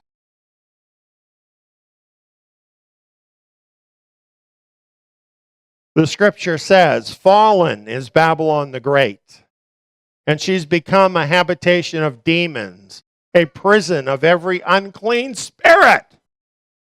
That's what you find there, friends. Demons and unclean spirits. For all the nations have drunk of the wine of the wrath of her sexual immorality. The kings of the earth committed sexual immorality with her, and the merchants of the earth grew rich from the abundance of her luxury. That is the Christian church and all of the daughter churches. It goes on here with a call. A serious call when we consider the days, when we realize that we are deep into the last days. The corruption of the church, the apostasy of the church, as well as what we see in the corruption of the world around us, and so many of the signs, all show that we are drawing closer, closer, closer to the end of this age, so that this call must be louder and clearer. Come out of her, my people, that you have no participation in her sins, and that you don't receive of her plagues. If you studied the Torah, you would know there is such a thing as responsibility. Community responsibility. That if you are part of a community that you are giving your energies to that does evil in the sight of God, that you share in that responsibility. That is a fundamental principle of Scripture. And that is why the Word tells us, come out of her, my people. It's saying my people because there are still many who are his people that are in Babylon. And friends, you need to get out of there. You need to leave the big show. You need to get on with being a disciple of Yeshua Messiah. That's what this is telling us. For her sins have reached to the sky, and God has remembered her iniquities. Therefore, in one day, her plagues will come. Death, mourning, and famine, and she will be utterly burned with fire. For the Lord God who has judged her is strong. Now, the Christian church is living in a fantasy. They believe that despite all of the sins of the Christian church from its beginning to this day, that somehow they are special. And they will not have to pay the price for that. And that instead, they're going to be raptured away to heaven. They are going to dodge the bullet. And let me tell you something that is absolutely a fairy tale and a fantasy. It's not going to happen. What I tell you by the Word of God, what is going to happen is that the Christian church is going to completely morph into this evil organization, Babylon the Great, which is going to fully crystallize during the Great Tribulation period for the wicked thing that it is. Because it started out with a wicked spirit, rebellious against God, and that is going to come to its absolute completion during the tribulation period. It will be clearly seen by all, and that is when Babylon will be destroyed in one day. Totally come to an end in one day. When that day comes, don't be anywhere near it.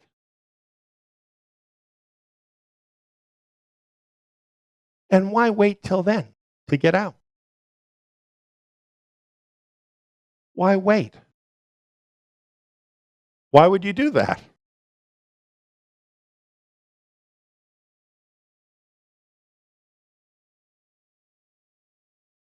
When you leave the big show, friends, you're leaving Babylon. Come out of Babylon. Now you might be wondering, when I leave Babylon, where am I going to go? Because, people get pretty dependent on the big show. Everybody, well, a lot of folks like being spoon-fed, right? They can't really think about being out there on their own. How are they going to handle that? So they ask the question, where will I go? The answer is join the remnant. The scriptures tell us about a righteous remnant that will arise, that will come out of the apostasy in the last days. And it's happening right now. The book of Revelation tells us who they are. Revelation 14:12. Here is the patience of the holy ones. Who are the holy ones, the set apart ones, the remnant? Those who keep the commandments of God and the faith of Yeshua. Keep the commandments, keep the faith, the two things. And that they're not contradictory, that they go together. That's how it is for the remnant. That's who the remnant are. That is who needs to come out of Babylon to gather together with others of the remnant in real community to keep the commandments of God and the faith of Yeshua. So, it's really pretty simple, and I know that some of this might challenge some of the things you were taught in the church system. But they're not going to teach you things that have to do with their own destruction. They don't believe that, right? They can't even accept that that could happen. And the truth is, it has to happen because God does not change. They'll tell you in a heartbeat that God judged the nation of Israel because they were unfaithful to him. Why doesn't that apply to the church? Right? And if he did that with Israel, why isn't it sure that he's going to do that with the church? Isn't that absolutely certain? Do you have to be a rocket scientist to understand that?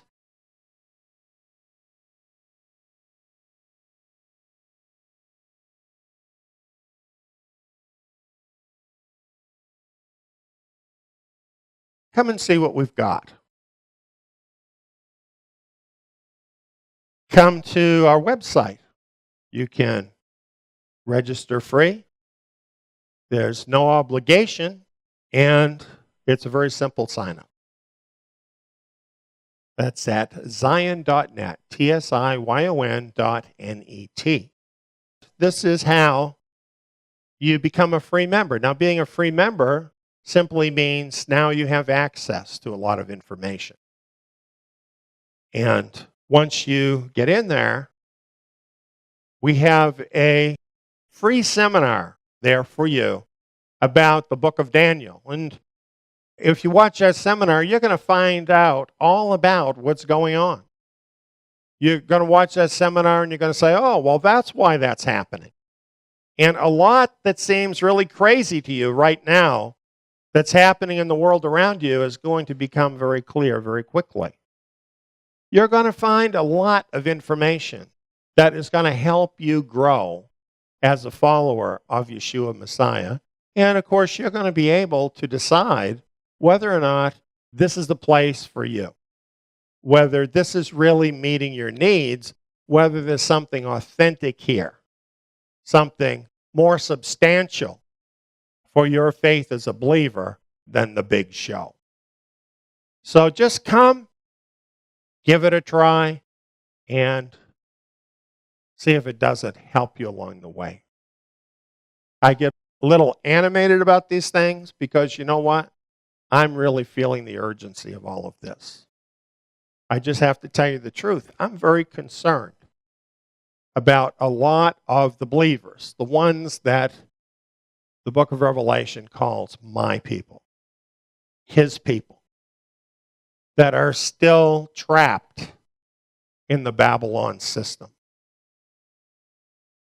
And I know that the sooner that you separate yourself from that and get on the road, the narrow road, the better off things are going to be for you. The better things are going to work for you. And I so want that for you. So if you can hear me, come and give this a chance and join us. Leaving the big show.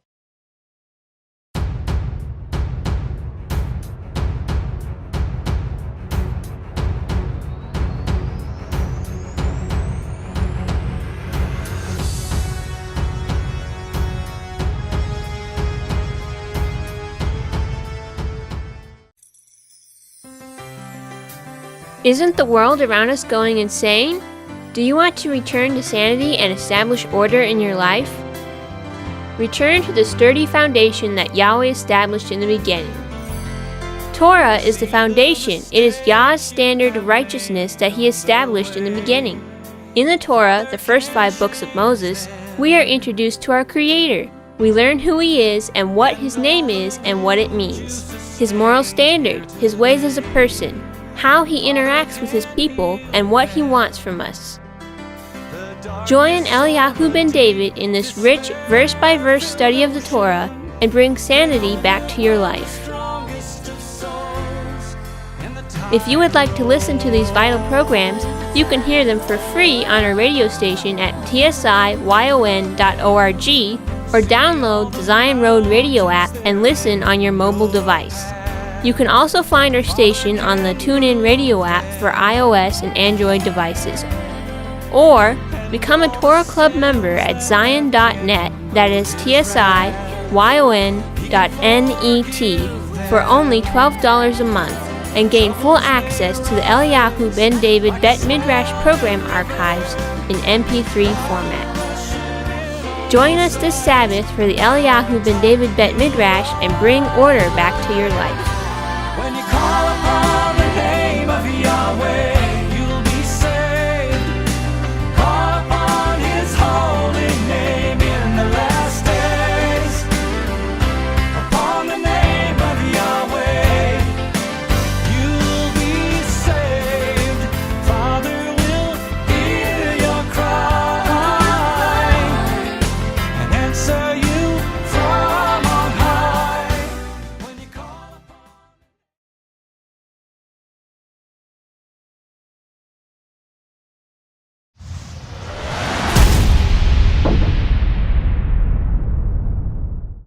our message is about hope. I like this picture. It reminds me of what hope really is. Imagine yourself perhaps on a sailing vessel. Your ship is caught in the perfect storm. The wind, the waves, the clouds, the driving rain all obscure your vision as your ship is tossed about on the waters. You don't know where you are. You don't know what's happening. You're just trying to keep your ship afloat when you're thrown crashing against the crags. Your ship immobilized. You're stuck there. What will you do? You know, if you are thrown overboard, the ocean will swallow you up, and perhaps you will soon be smashed against the rocks, losing your life.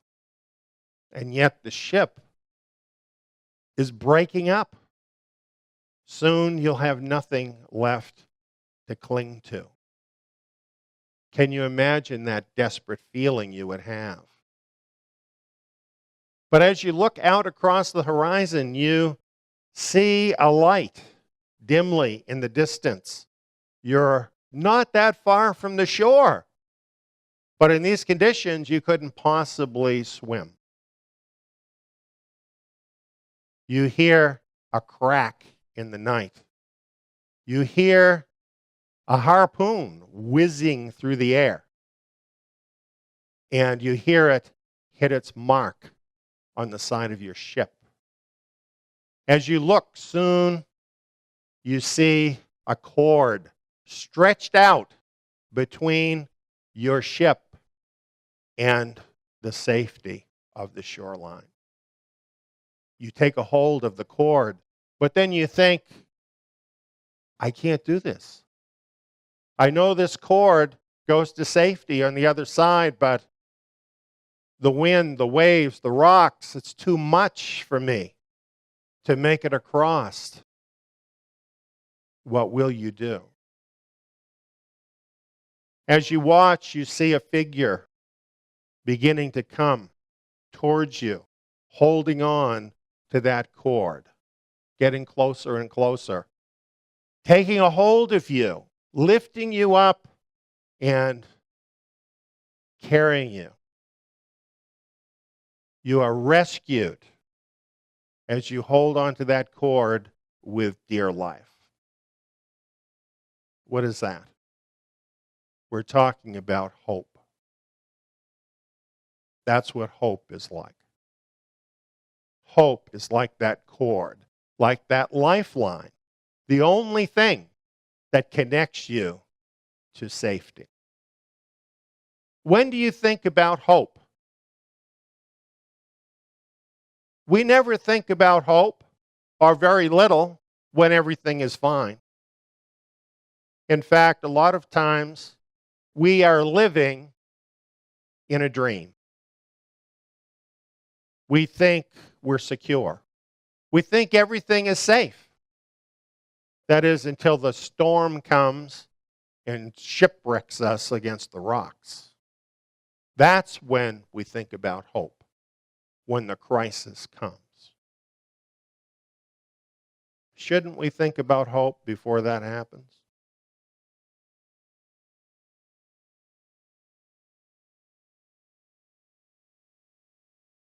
Tikva is the Hebrew word translated as hope. What it really means is a cord. It's a lifeline that you can hold on to. So it is figuratively hope. We all need something we can hang on to. Let's talk about Israel.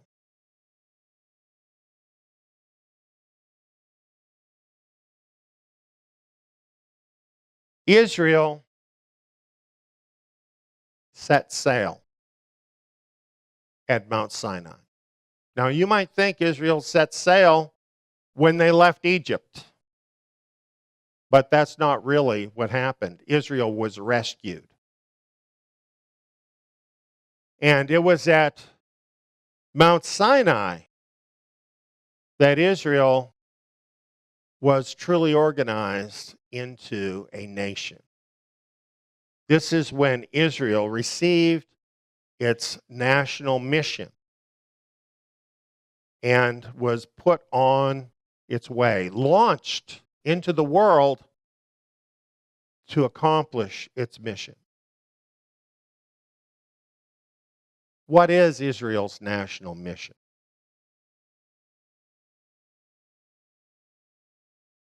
Well, here's some things listed in the scriptures. First, from Exodus 19, where Israel is offered the opportunity to enter into a covenant with Yahweh. Be the unique possession of Yahweh in the earth. Totally different, set apart from every other nation. Be a kingdom of priests, a holy nation. Other verses fill this picture out and tell us that Israel's mission is to be a light to the nations, a leader leading the way in truth, to bring Yahweh's salvation to the world is part of Israel's mission. To actually be His glory in the earth in human flesh. That's a tall order. How could any nation possibly fulfill such a mission? Yahweh said how? Obey His voice and keep His covenant. Doesn't sound too hard. Israel set out from that point. They were very confident as they set out on their mission. They were organized by Yahweh to actually be able to accomplish their mission. But it wasn't very long at all before trouble started setting in. And you know, they had moments of glory. They had wonderful times in their history where they were rising up towards that mission, and then they would fall off and never quite get there, never quite complete their national mission. And as time went by, that mission seemed to become very dim in their minds, and they became more concerned with themselves, with what they wanted, and not very concerned at all about their national mission. Where did this lead them? National shipwreck. Pretty soon they were in the very position we were talking about as we started talking about this, right? Their glorious ship that was going to take them to the fulfillment of their mission was crashed upon the rocks. And it seemed like fulfilling their mission was going to be impossible. What am I talking about? I'm talking about what happened to the nation. First, they were split in two. Then, the northern kingdom, which was the 10-tribe kingdom of Israel, immediately sank into the worst possible apostasy and idolatry. And though Yahweh allowed hundreds of years to pass There was not one righteous king throughout that entire administration of Israel. And they just got worse and worse. They were warned by the prophets to turn around, but they wouldn't.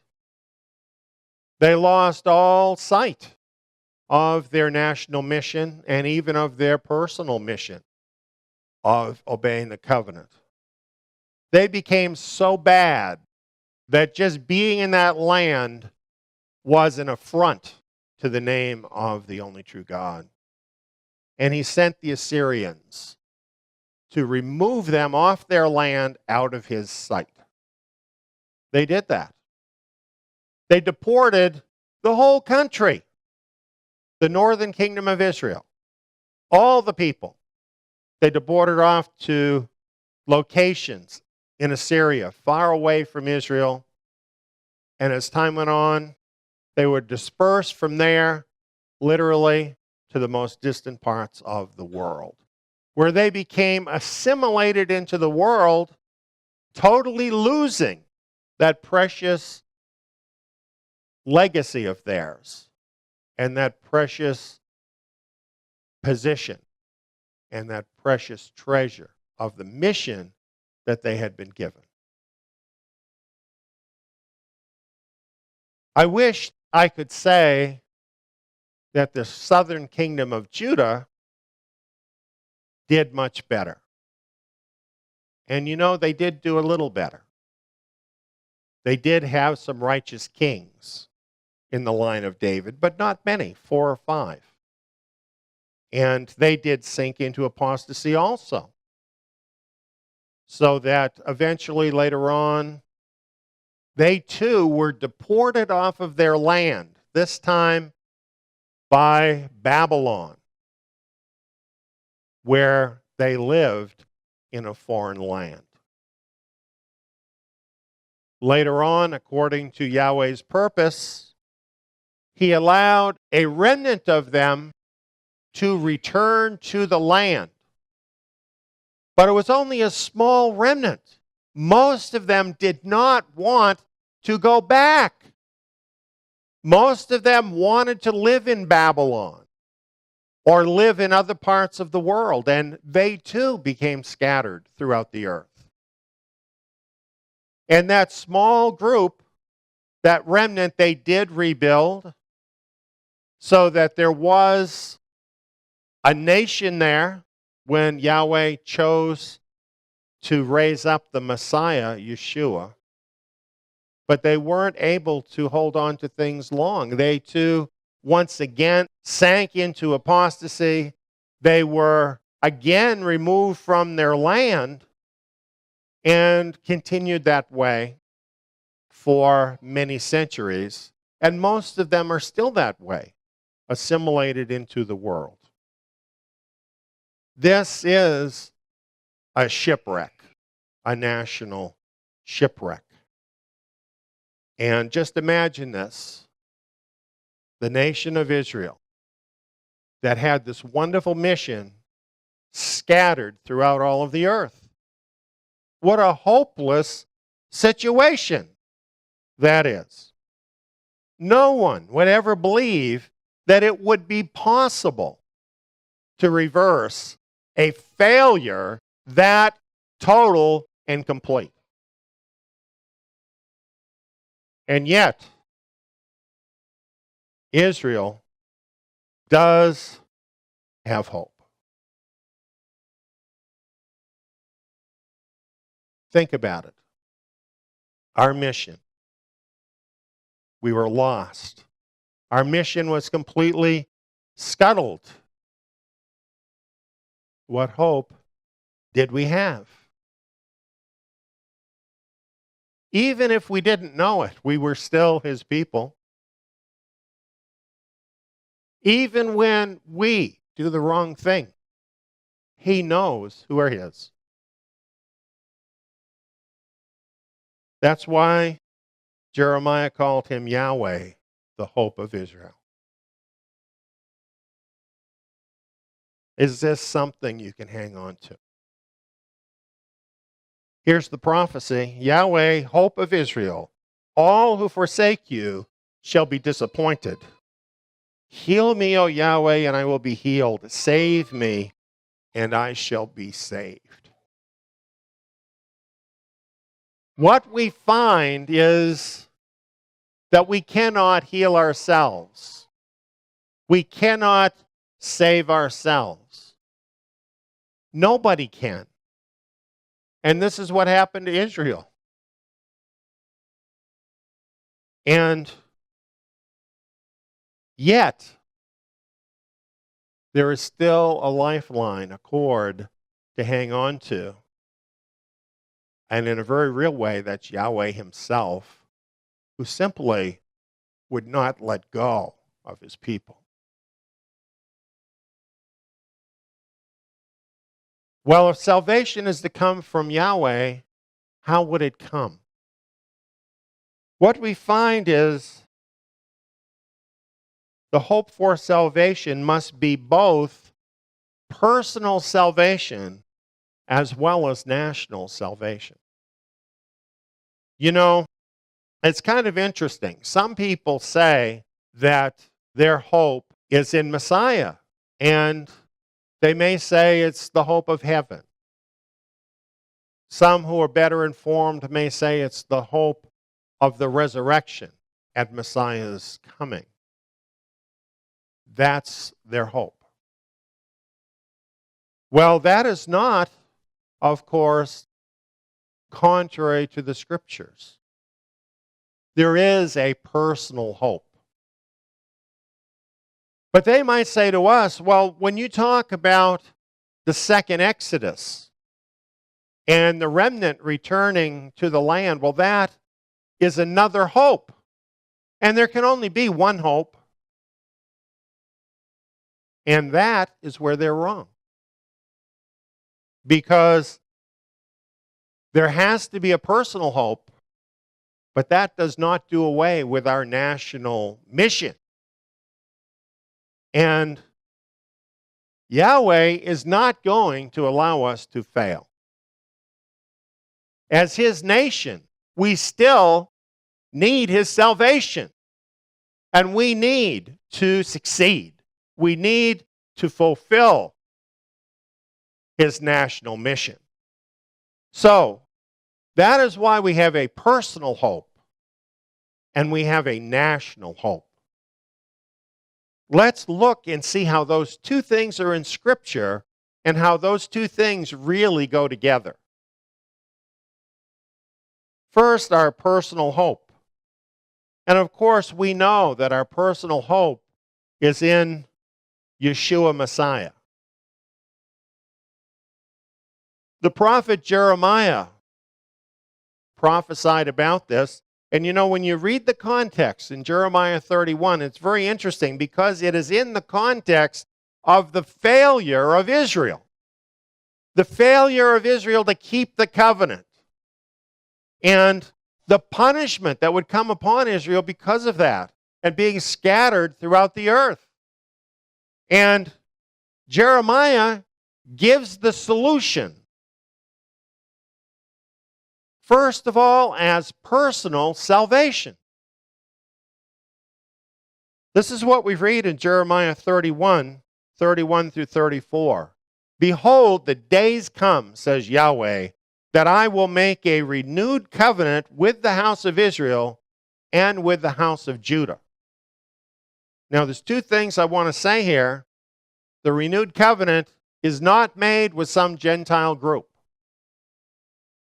And the renewed covenant is not made with the Jews alone.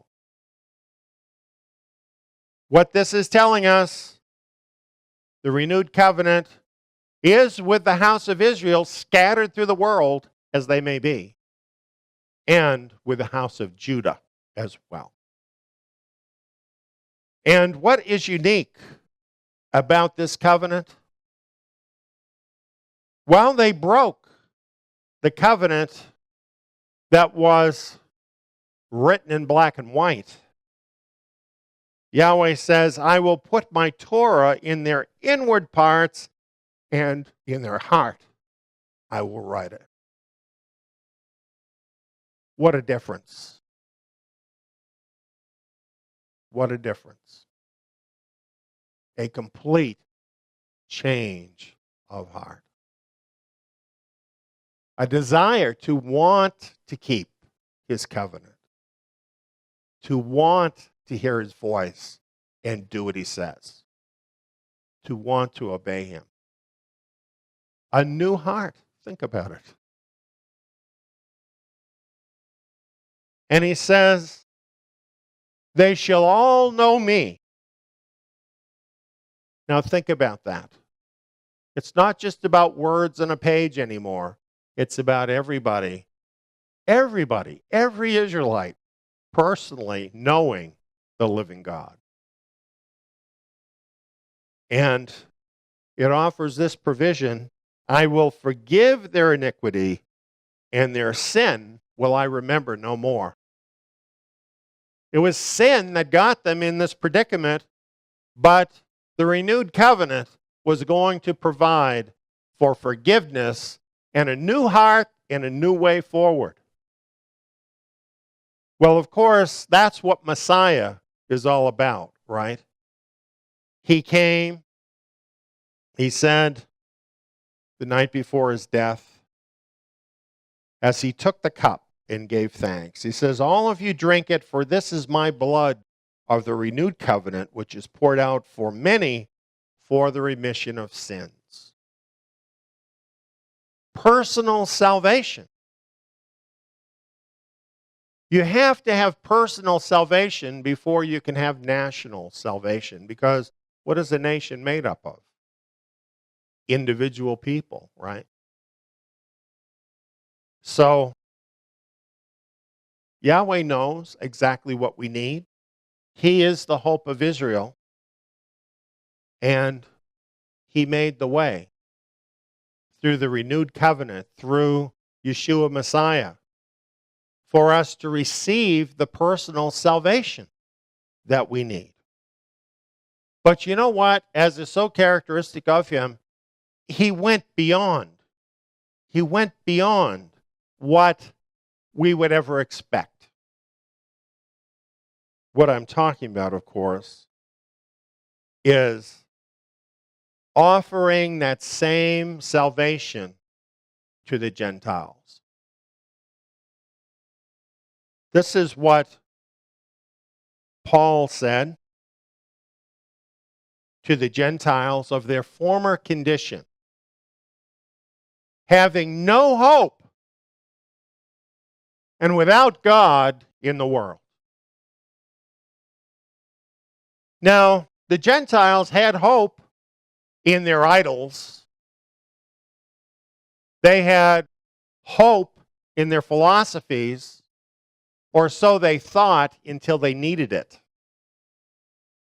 But the truth is, that hope was no hope at all, because it was hope without God. They were not much different than people today. You know, people today think all good people go to heaven. This is where they got the idea from, those very people, those Gentile pagans. They're the ones with the idea about going to heaven. No, all good people don't go to heaven. There has to be a cord to hang on to gain salvation. And that cord is Yeshua Messiah. Through putting faith in him, even the Gentiles could become fellow citizens with the holy ones and the household of God, being grafted in to Israel through faith in Messiah. So now those who had no hope, they have personal hope also, right? Hope of salvation. This is called, in Titus chapter 2, the blessed hope. Blessed and holy is he who has part in the first resurrection. Over these the second death has no power, but they will be priests of God and of Messiah, and will reign with him for 1,000 years. That's the blessed hope. And you know, the book of Revelation says they're going to reign on the earth. It doesn't fit in with that Greek idea of just kind of going off to heaven, your spirit just kind of going off to heaven. No, that's not the blessed hope. The blessed hope is the first resurrection. And what an amazing hope that is. You know what happened when Yeshua Messiah was raised from the dead? He ate fish with his disciples. They were able to touch him. They were able to talk with him. They identified it as really him. It was his body. In fact, he said, I'm not a spirit. He was in his body, but you know what? It was a different body, different kind of body, because it had been changed. It was the same body, but it had been glorified. It was a glorified body. And while he was in their midst and had completed his work with them, they watched as he ascended up into heaven until he was caught out of their vision by the clouds. His real body, they watched it ascend into heaven. And you know what? The scriptures say that when we're raised, we're going to be just like him. You're going to have a real body, your body, but it's going to be changed, and you're going to be just like him. Incorruptible, immortal. And your inner man will be changed because sin will be gone. And you will be suited to live with him forever. You will be suited to rule with him in his kingdom if you have the blessed hope and you are faithful to receive this wonderful prize of the first resurrection. Amazing. And you know what? It doesn't matter whether you started out as an Israelite or a Gentile. The blessed hope makes you an Israelite, either way. And you're going to rule from Jerusalem. I think that pretty much makes you a real Israelite too, doesn't it? So this is that personal salvation and that personal hope that we all need. And you know what? If I die right now, I miss the second Exodus. Heaven forbid that should happen. But if it should happen, this is my hope, and I can hang on to this hope. Because this is where I want to spend eternity. And what Yeshua Messiah showed me through what happened with him is that even death itself cannot prevent that, since Yahweh is the hope of Israel. Now that's something, isn't it? There's nothing in this world that can take that hope away from those who are hanging on to it. That's just such a wonderful thing to think about. But it affects how you live in this life. The scriptures say that everyone who has this hope set upon them make themselves pure as he is pure. What is that talking about? It's talking about having that Torah written in your heart. It's talking about striving to cleanse your life, to know him better, to live more closely to his commandments, to obey his word, to do his will. That's what it's talking about. That's what the attitude is of those who are looking forward to that blessed hope.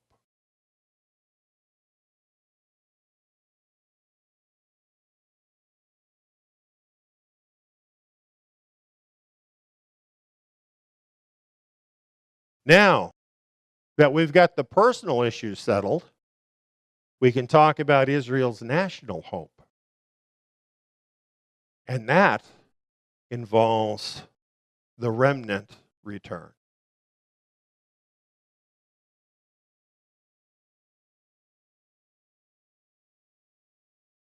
We're back on track.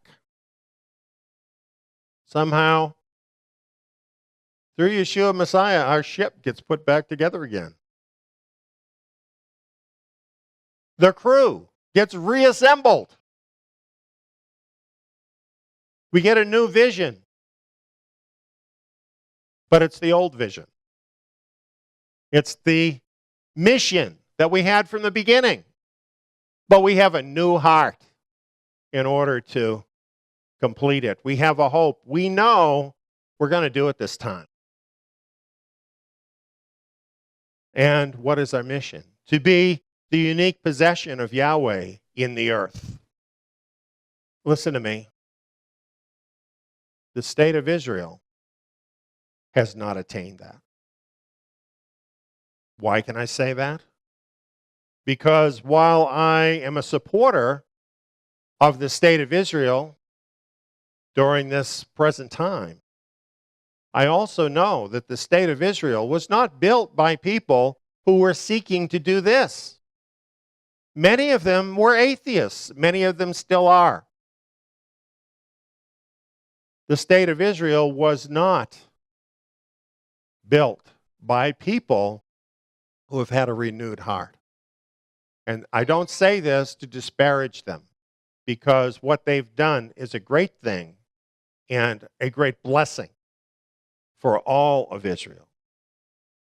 But nevertheless, it remains for Israel to rise up to truly be that unique people in the earth, to be a kingdom of priests and a holy nation in the world, to be a light to the nations, a light of truth,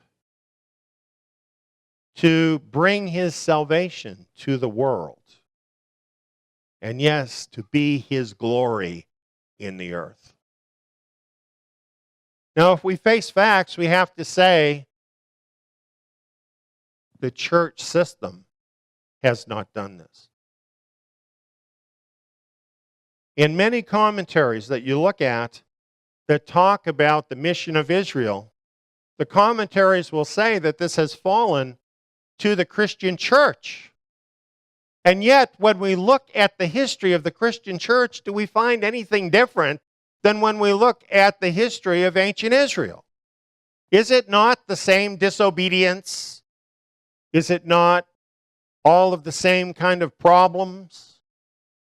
And has the Christian church really succeeded in being his glory in the earth? Have they not had enough time to try that? I'm not saying they're not saved, but I am saying Israel's national mission is not their mission.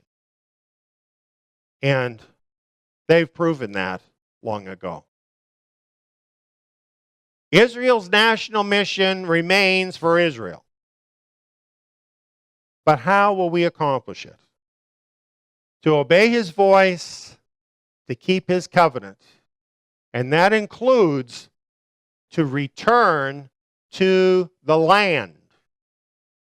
Because that's part of the Torah. That is in the Torah. It says that when we would repent, that's what we will do. Return to the land. This is what it's going to take to make the world see that the God of Israel is real. For us to return to the land. That is such an important part of our national mission. That's why Jeremiah says, really Yahweh says, there is hope for your latter end, says Yahweh. Your children shall come again to their own border. You know, even before we hit the rocks, Yahweh was already saying what our hope would be. But it would be in the latter end, in the last days, that it would happen. That's the promise for Israel. That is the lifeline we can hang on to. Let us hang on to that promise. Let us be determined to complete that mission. Well, here are a few other points. Hosea chapter 3, verse 4 and 5. For the sons of Israel shall live many days without king, without prince, and without sacrifice, and without sacred stone, and without ephod or idols. Afterward, the sons of Israel shall return and seek Yahweh, their Elohim, and David, their king, and shall come with trembling to Yahweh and to his blessings in the last days. This is something that has been reserved by Yahweh for this generation. That's why it's so important to us right now. That's why we need to focus on this, realizing that this is when it needs to happen in these last days. The scriptures tell us more about this, really much more than I can go into in just this message. He says, for behold, the days come, says Yahweh, that I will turn again the captivity of my people Israel and Judah. Now, you know what? A lot of the remnant of Israel scattered throughout the earth, they don't even know they're in captivity. They think they're actually natives of those places. And you know, regardless of what they think, they are captives. They're captives to the world. We are in captivity. And when you get a right mental attitude, when you're thinking like he thinks, you're going to start feeling those chains upon you. You're going to know that you are a captive. And these words will rise up in your heart as a hope. I will turn again the captivity of my people, Israel and Judah. Now look at that. Again, it's both Israel and Judah. It's not just the Jews. Yahweh used the Jews to open up the way to Israel. But this work isn't completed until it's both Israel and Judah that makes the return. Yahweh says, I will cause them to return to the land that I gave to their fathers, and they shall possess it. Now, this is amazing. It's amazing that the Jews are there, that there's a nation of Israel there today. But just imagine how amazing it's going to be when all of these Israelites, the scattered Israel from all the world, returns to Israel with a changed heart. What that's going to look like. Can you even imagine it? It's a miracle.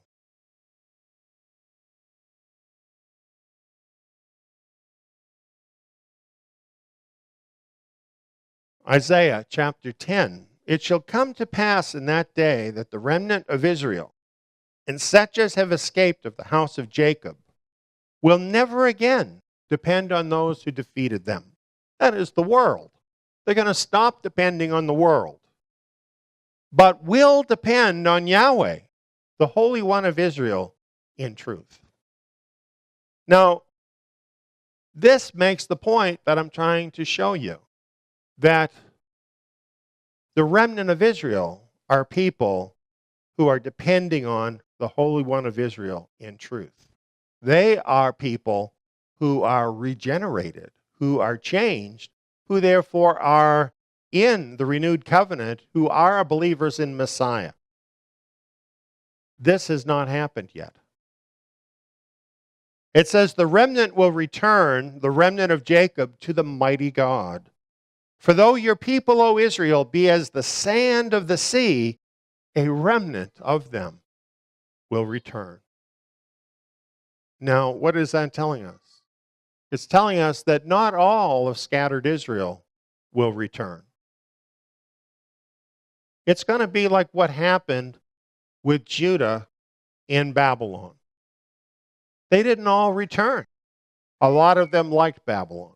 A remnant returned. A faithful remnant. That's what's going to happen. It says, the destruction decreed shall overflow with righteousness. For the Lord Yahweh of hosts will make a determined end in the midst of all the earth. It's talking about the final generation. It's talking about the judgment that Yahweh is going to bring upon the nations. And before that happens, his remnant will return to the land.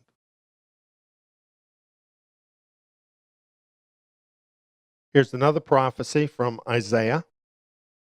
It shall come to pass in that day that Yahweh shall set his hand again the second time to recover the remnant of his people who are left. He will set up a banner for the nations and will assemble the outcasts of Israel and gather together the dispersed of Judah from the four corners of the earth. There will be a highway for the remnant of his people who will be left from Assyria. That's talking about the descendants of those captives who originally were taken into Assyria and were scattered to the four corners of the earth, where we are today. He says, as it was for Israel in the day that he came up from the land of Egypt. We're talking about a second exodus of the remnant from the four corners of the earth. A miracle that Yahweh has promised to do here in these last days. These are just a few verses. The prophets are loaded with these verses. You know, I find it very curious that there are millions of people who, as their hope, have a pre-trib rapture of the church. And really, there's not one prophetic verse that mentions such a pre-trib rapture. Yes, there will be a catching up at the return of Messiah, but there's nothing that talks about that before the tribulation happens. But this is all through the scriptures. There are so many verses that talk about the return of the remnant of Israel, and yet most people don't even know this is going to happen. I find that incredibly curious. But there's really nothing in Scripture, no doctrine you can point to that has more documentation in the Scriptures than this as the national hope of Israel. We absolutely know this will happen because there are so many verses where Yahweh tells us and assures us this will happen. Why do you think there are so many verses? Why are there so many passages? Because it's so impossible. Yahweh knew that people wouldn't believe it could happen. So that's why you have so many verses where he tells you it's going to happen. This is a lifeline for Israel to hang on to as their national hope. And you know, our national hope goes right along with our national mission. Those two things go together. Our national hope and our national mission. Our national mission is the reason for our national hope. And here's a prophecy from Ezekiel that gets right to the heart of it, that tells you what it's really all about, why this return is so important, why we need to fulfill this national mission. Yahweh says, my holy name will I make known in the midst of my people Israel. neither will I allow my holy name to be profaned anymore. And the nations shall know that I am Yahweh, the Holy One in Israel. You see, this is not primarily about us. This is about Him. He gave us this mission for the sake of His name in the world, that people would be able to see there's a people in this world that are different than the rest of the world. There are people that have something solid to hang on to. There are people that have Him. That is going to look so much different than anything this world has ever seen. And at exactly the right moment, that the nations will have to know that Yahweh is the Holy One in Israel. Now, we know, we've seen, that only a remnant will return. You know who those people are? Those are the people that care about this. It doesn't matter whether you were a Gentile or you are a blood Israelite. If you care about this, then you should be part of the remnant return. If you care about His glory in the earth. Our national mission has not changed. But you know, to accomplish a mission takes a great sense of purpose. It takes a great sense of focus. If you let other things in the way of that mission, of that vision, then those things will take over your life and you won't be part of this. And friends, we're getting close to this. Yahweh is doing this work, and He is preparing people's hearts to accomplish this national mission. We are deep into the last days.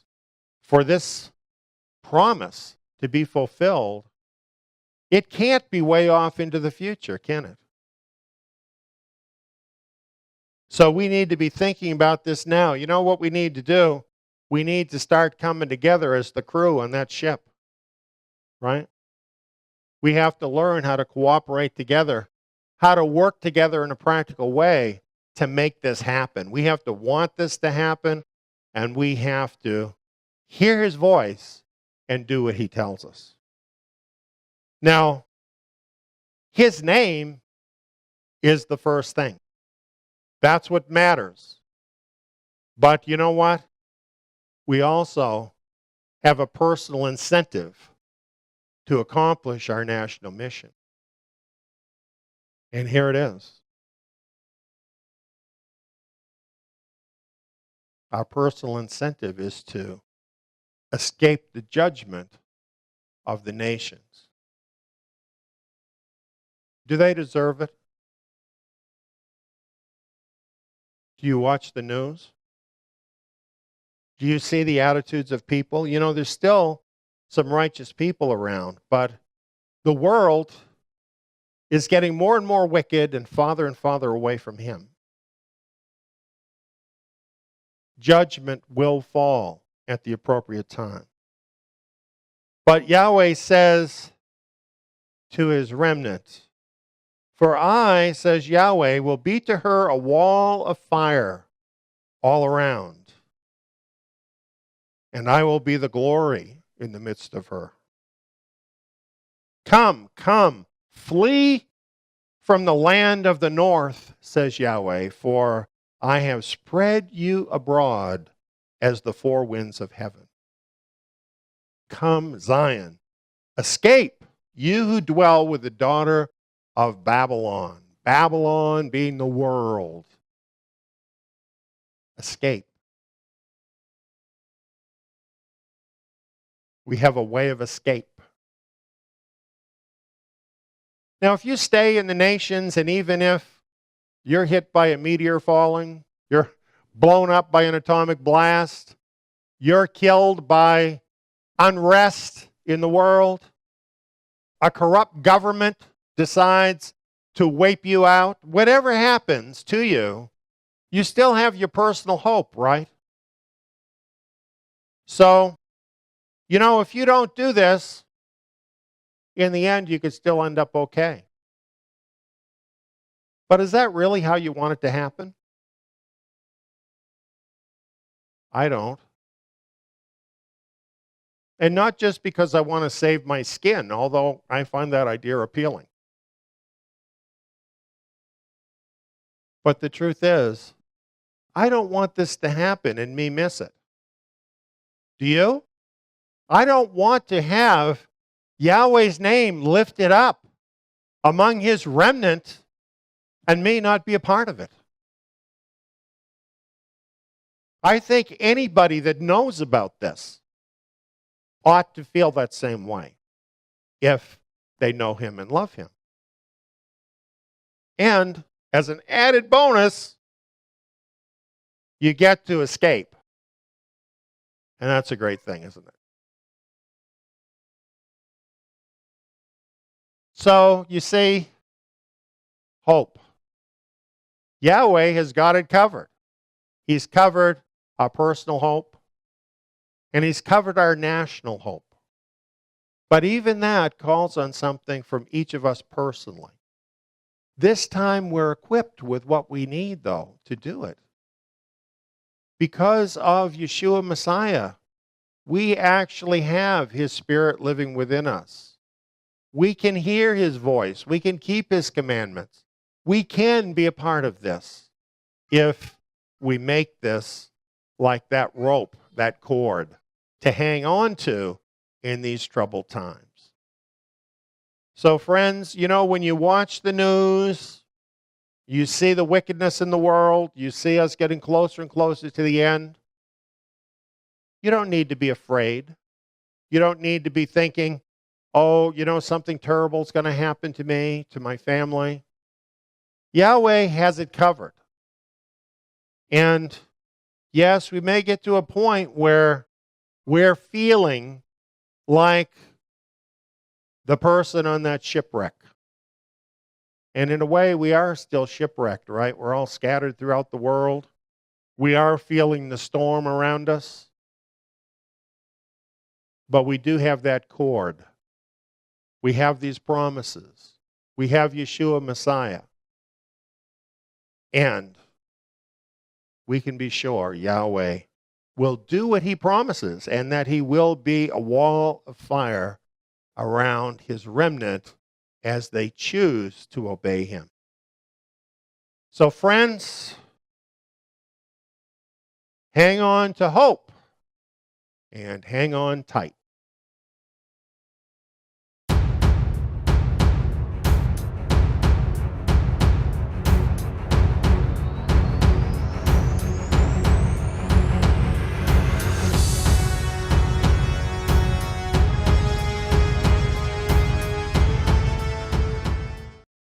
For whatever things were written before were written for our learning, that we, through the patience and comfort of the Scriptures, might have hope. The apostles, they were Torah scholars. This is why I'm doing Zion Academy.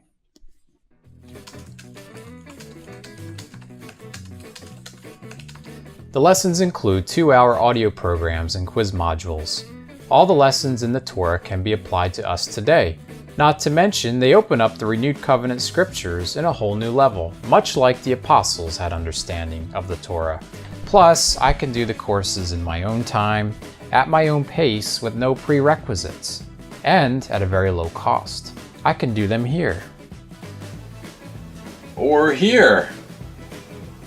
Zion Academy students are provided with study materials, the Zion Messianic Scriptures, in-depth verse-by-verse programs, and quizzes with your final grade and a certificate at the end of the course. Zion Academy also offers assignments for students who would like to opt in to take part in the Zion Tabernacle live Shabbat meetings. Become immersed in the Torah. Find out how you can become a Zion Academy student at zion.org.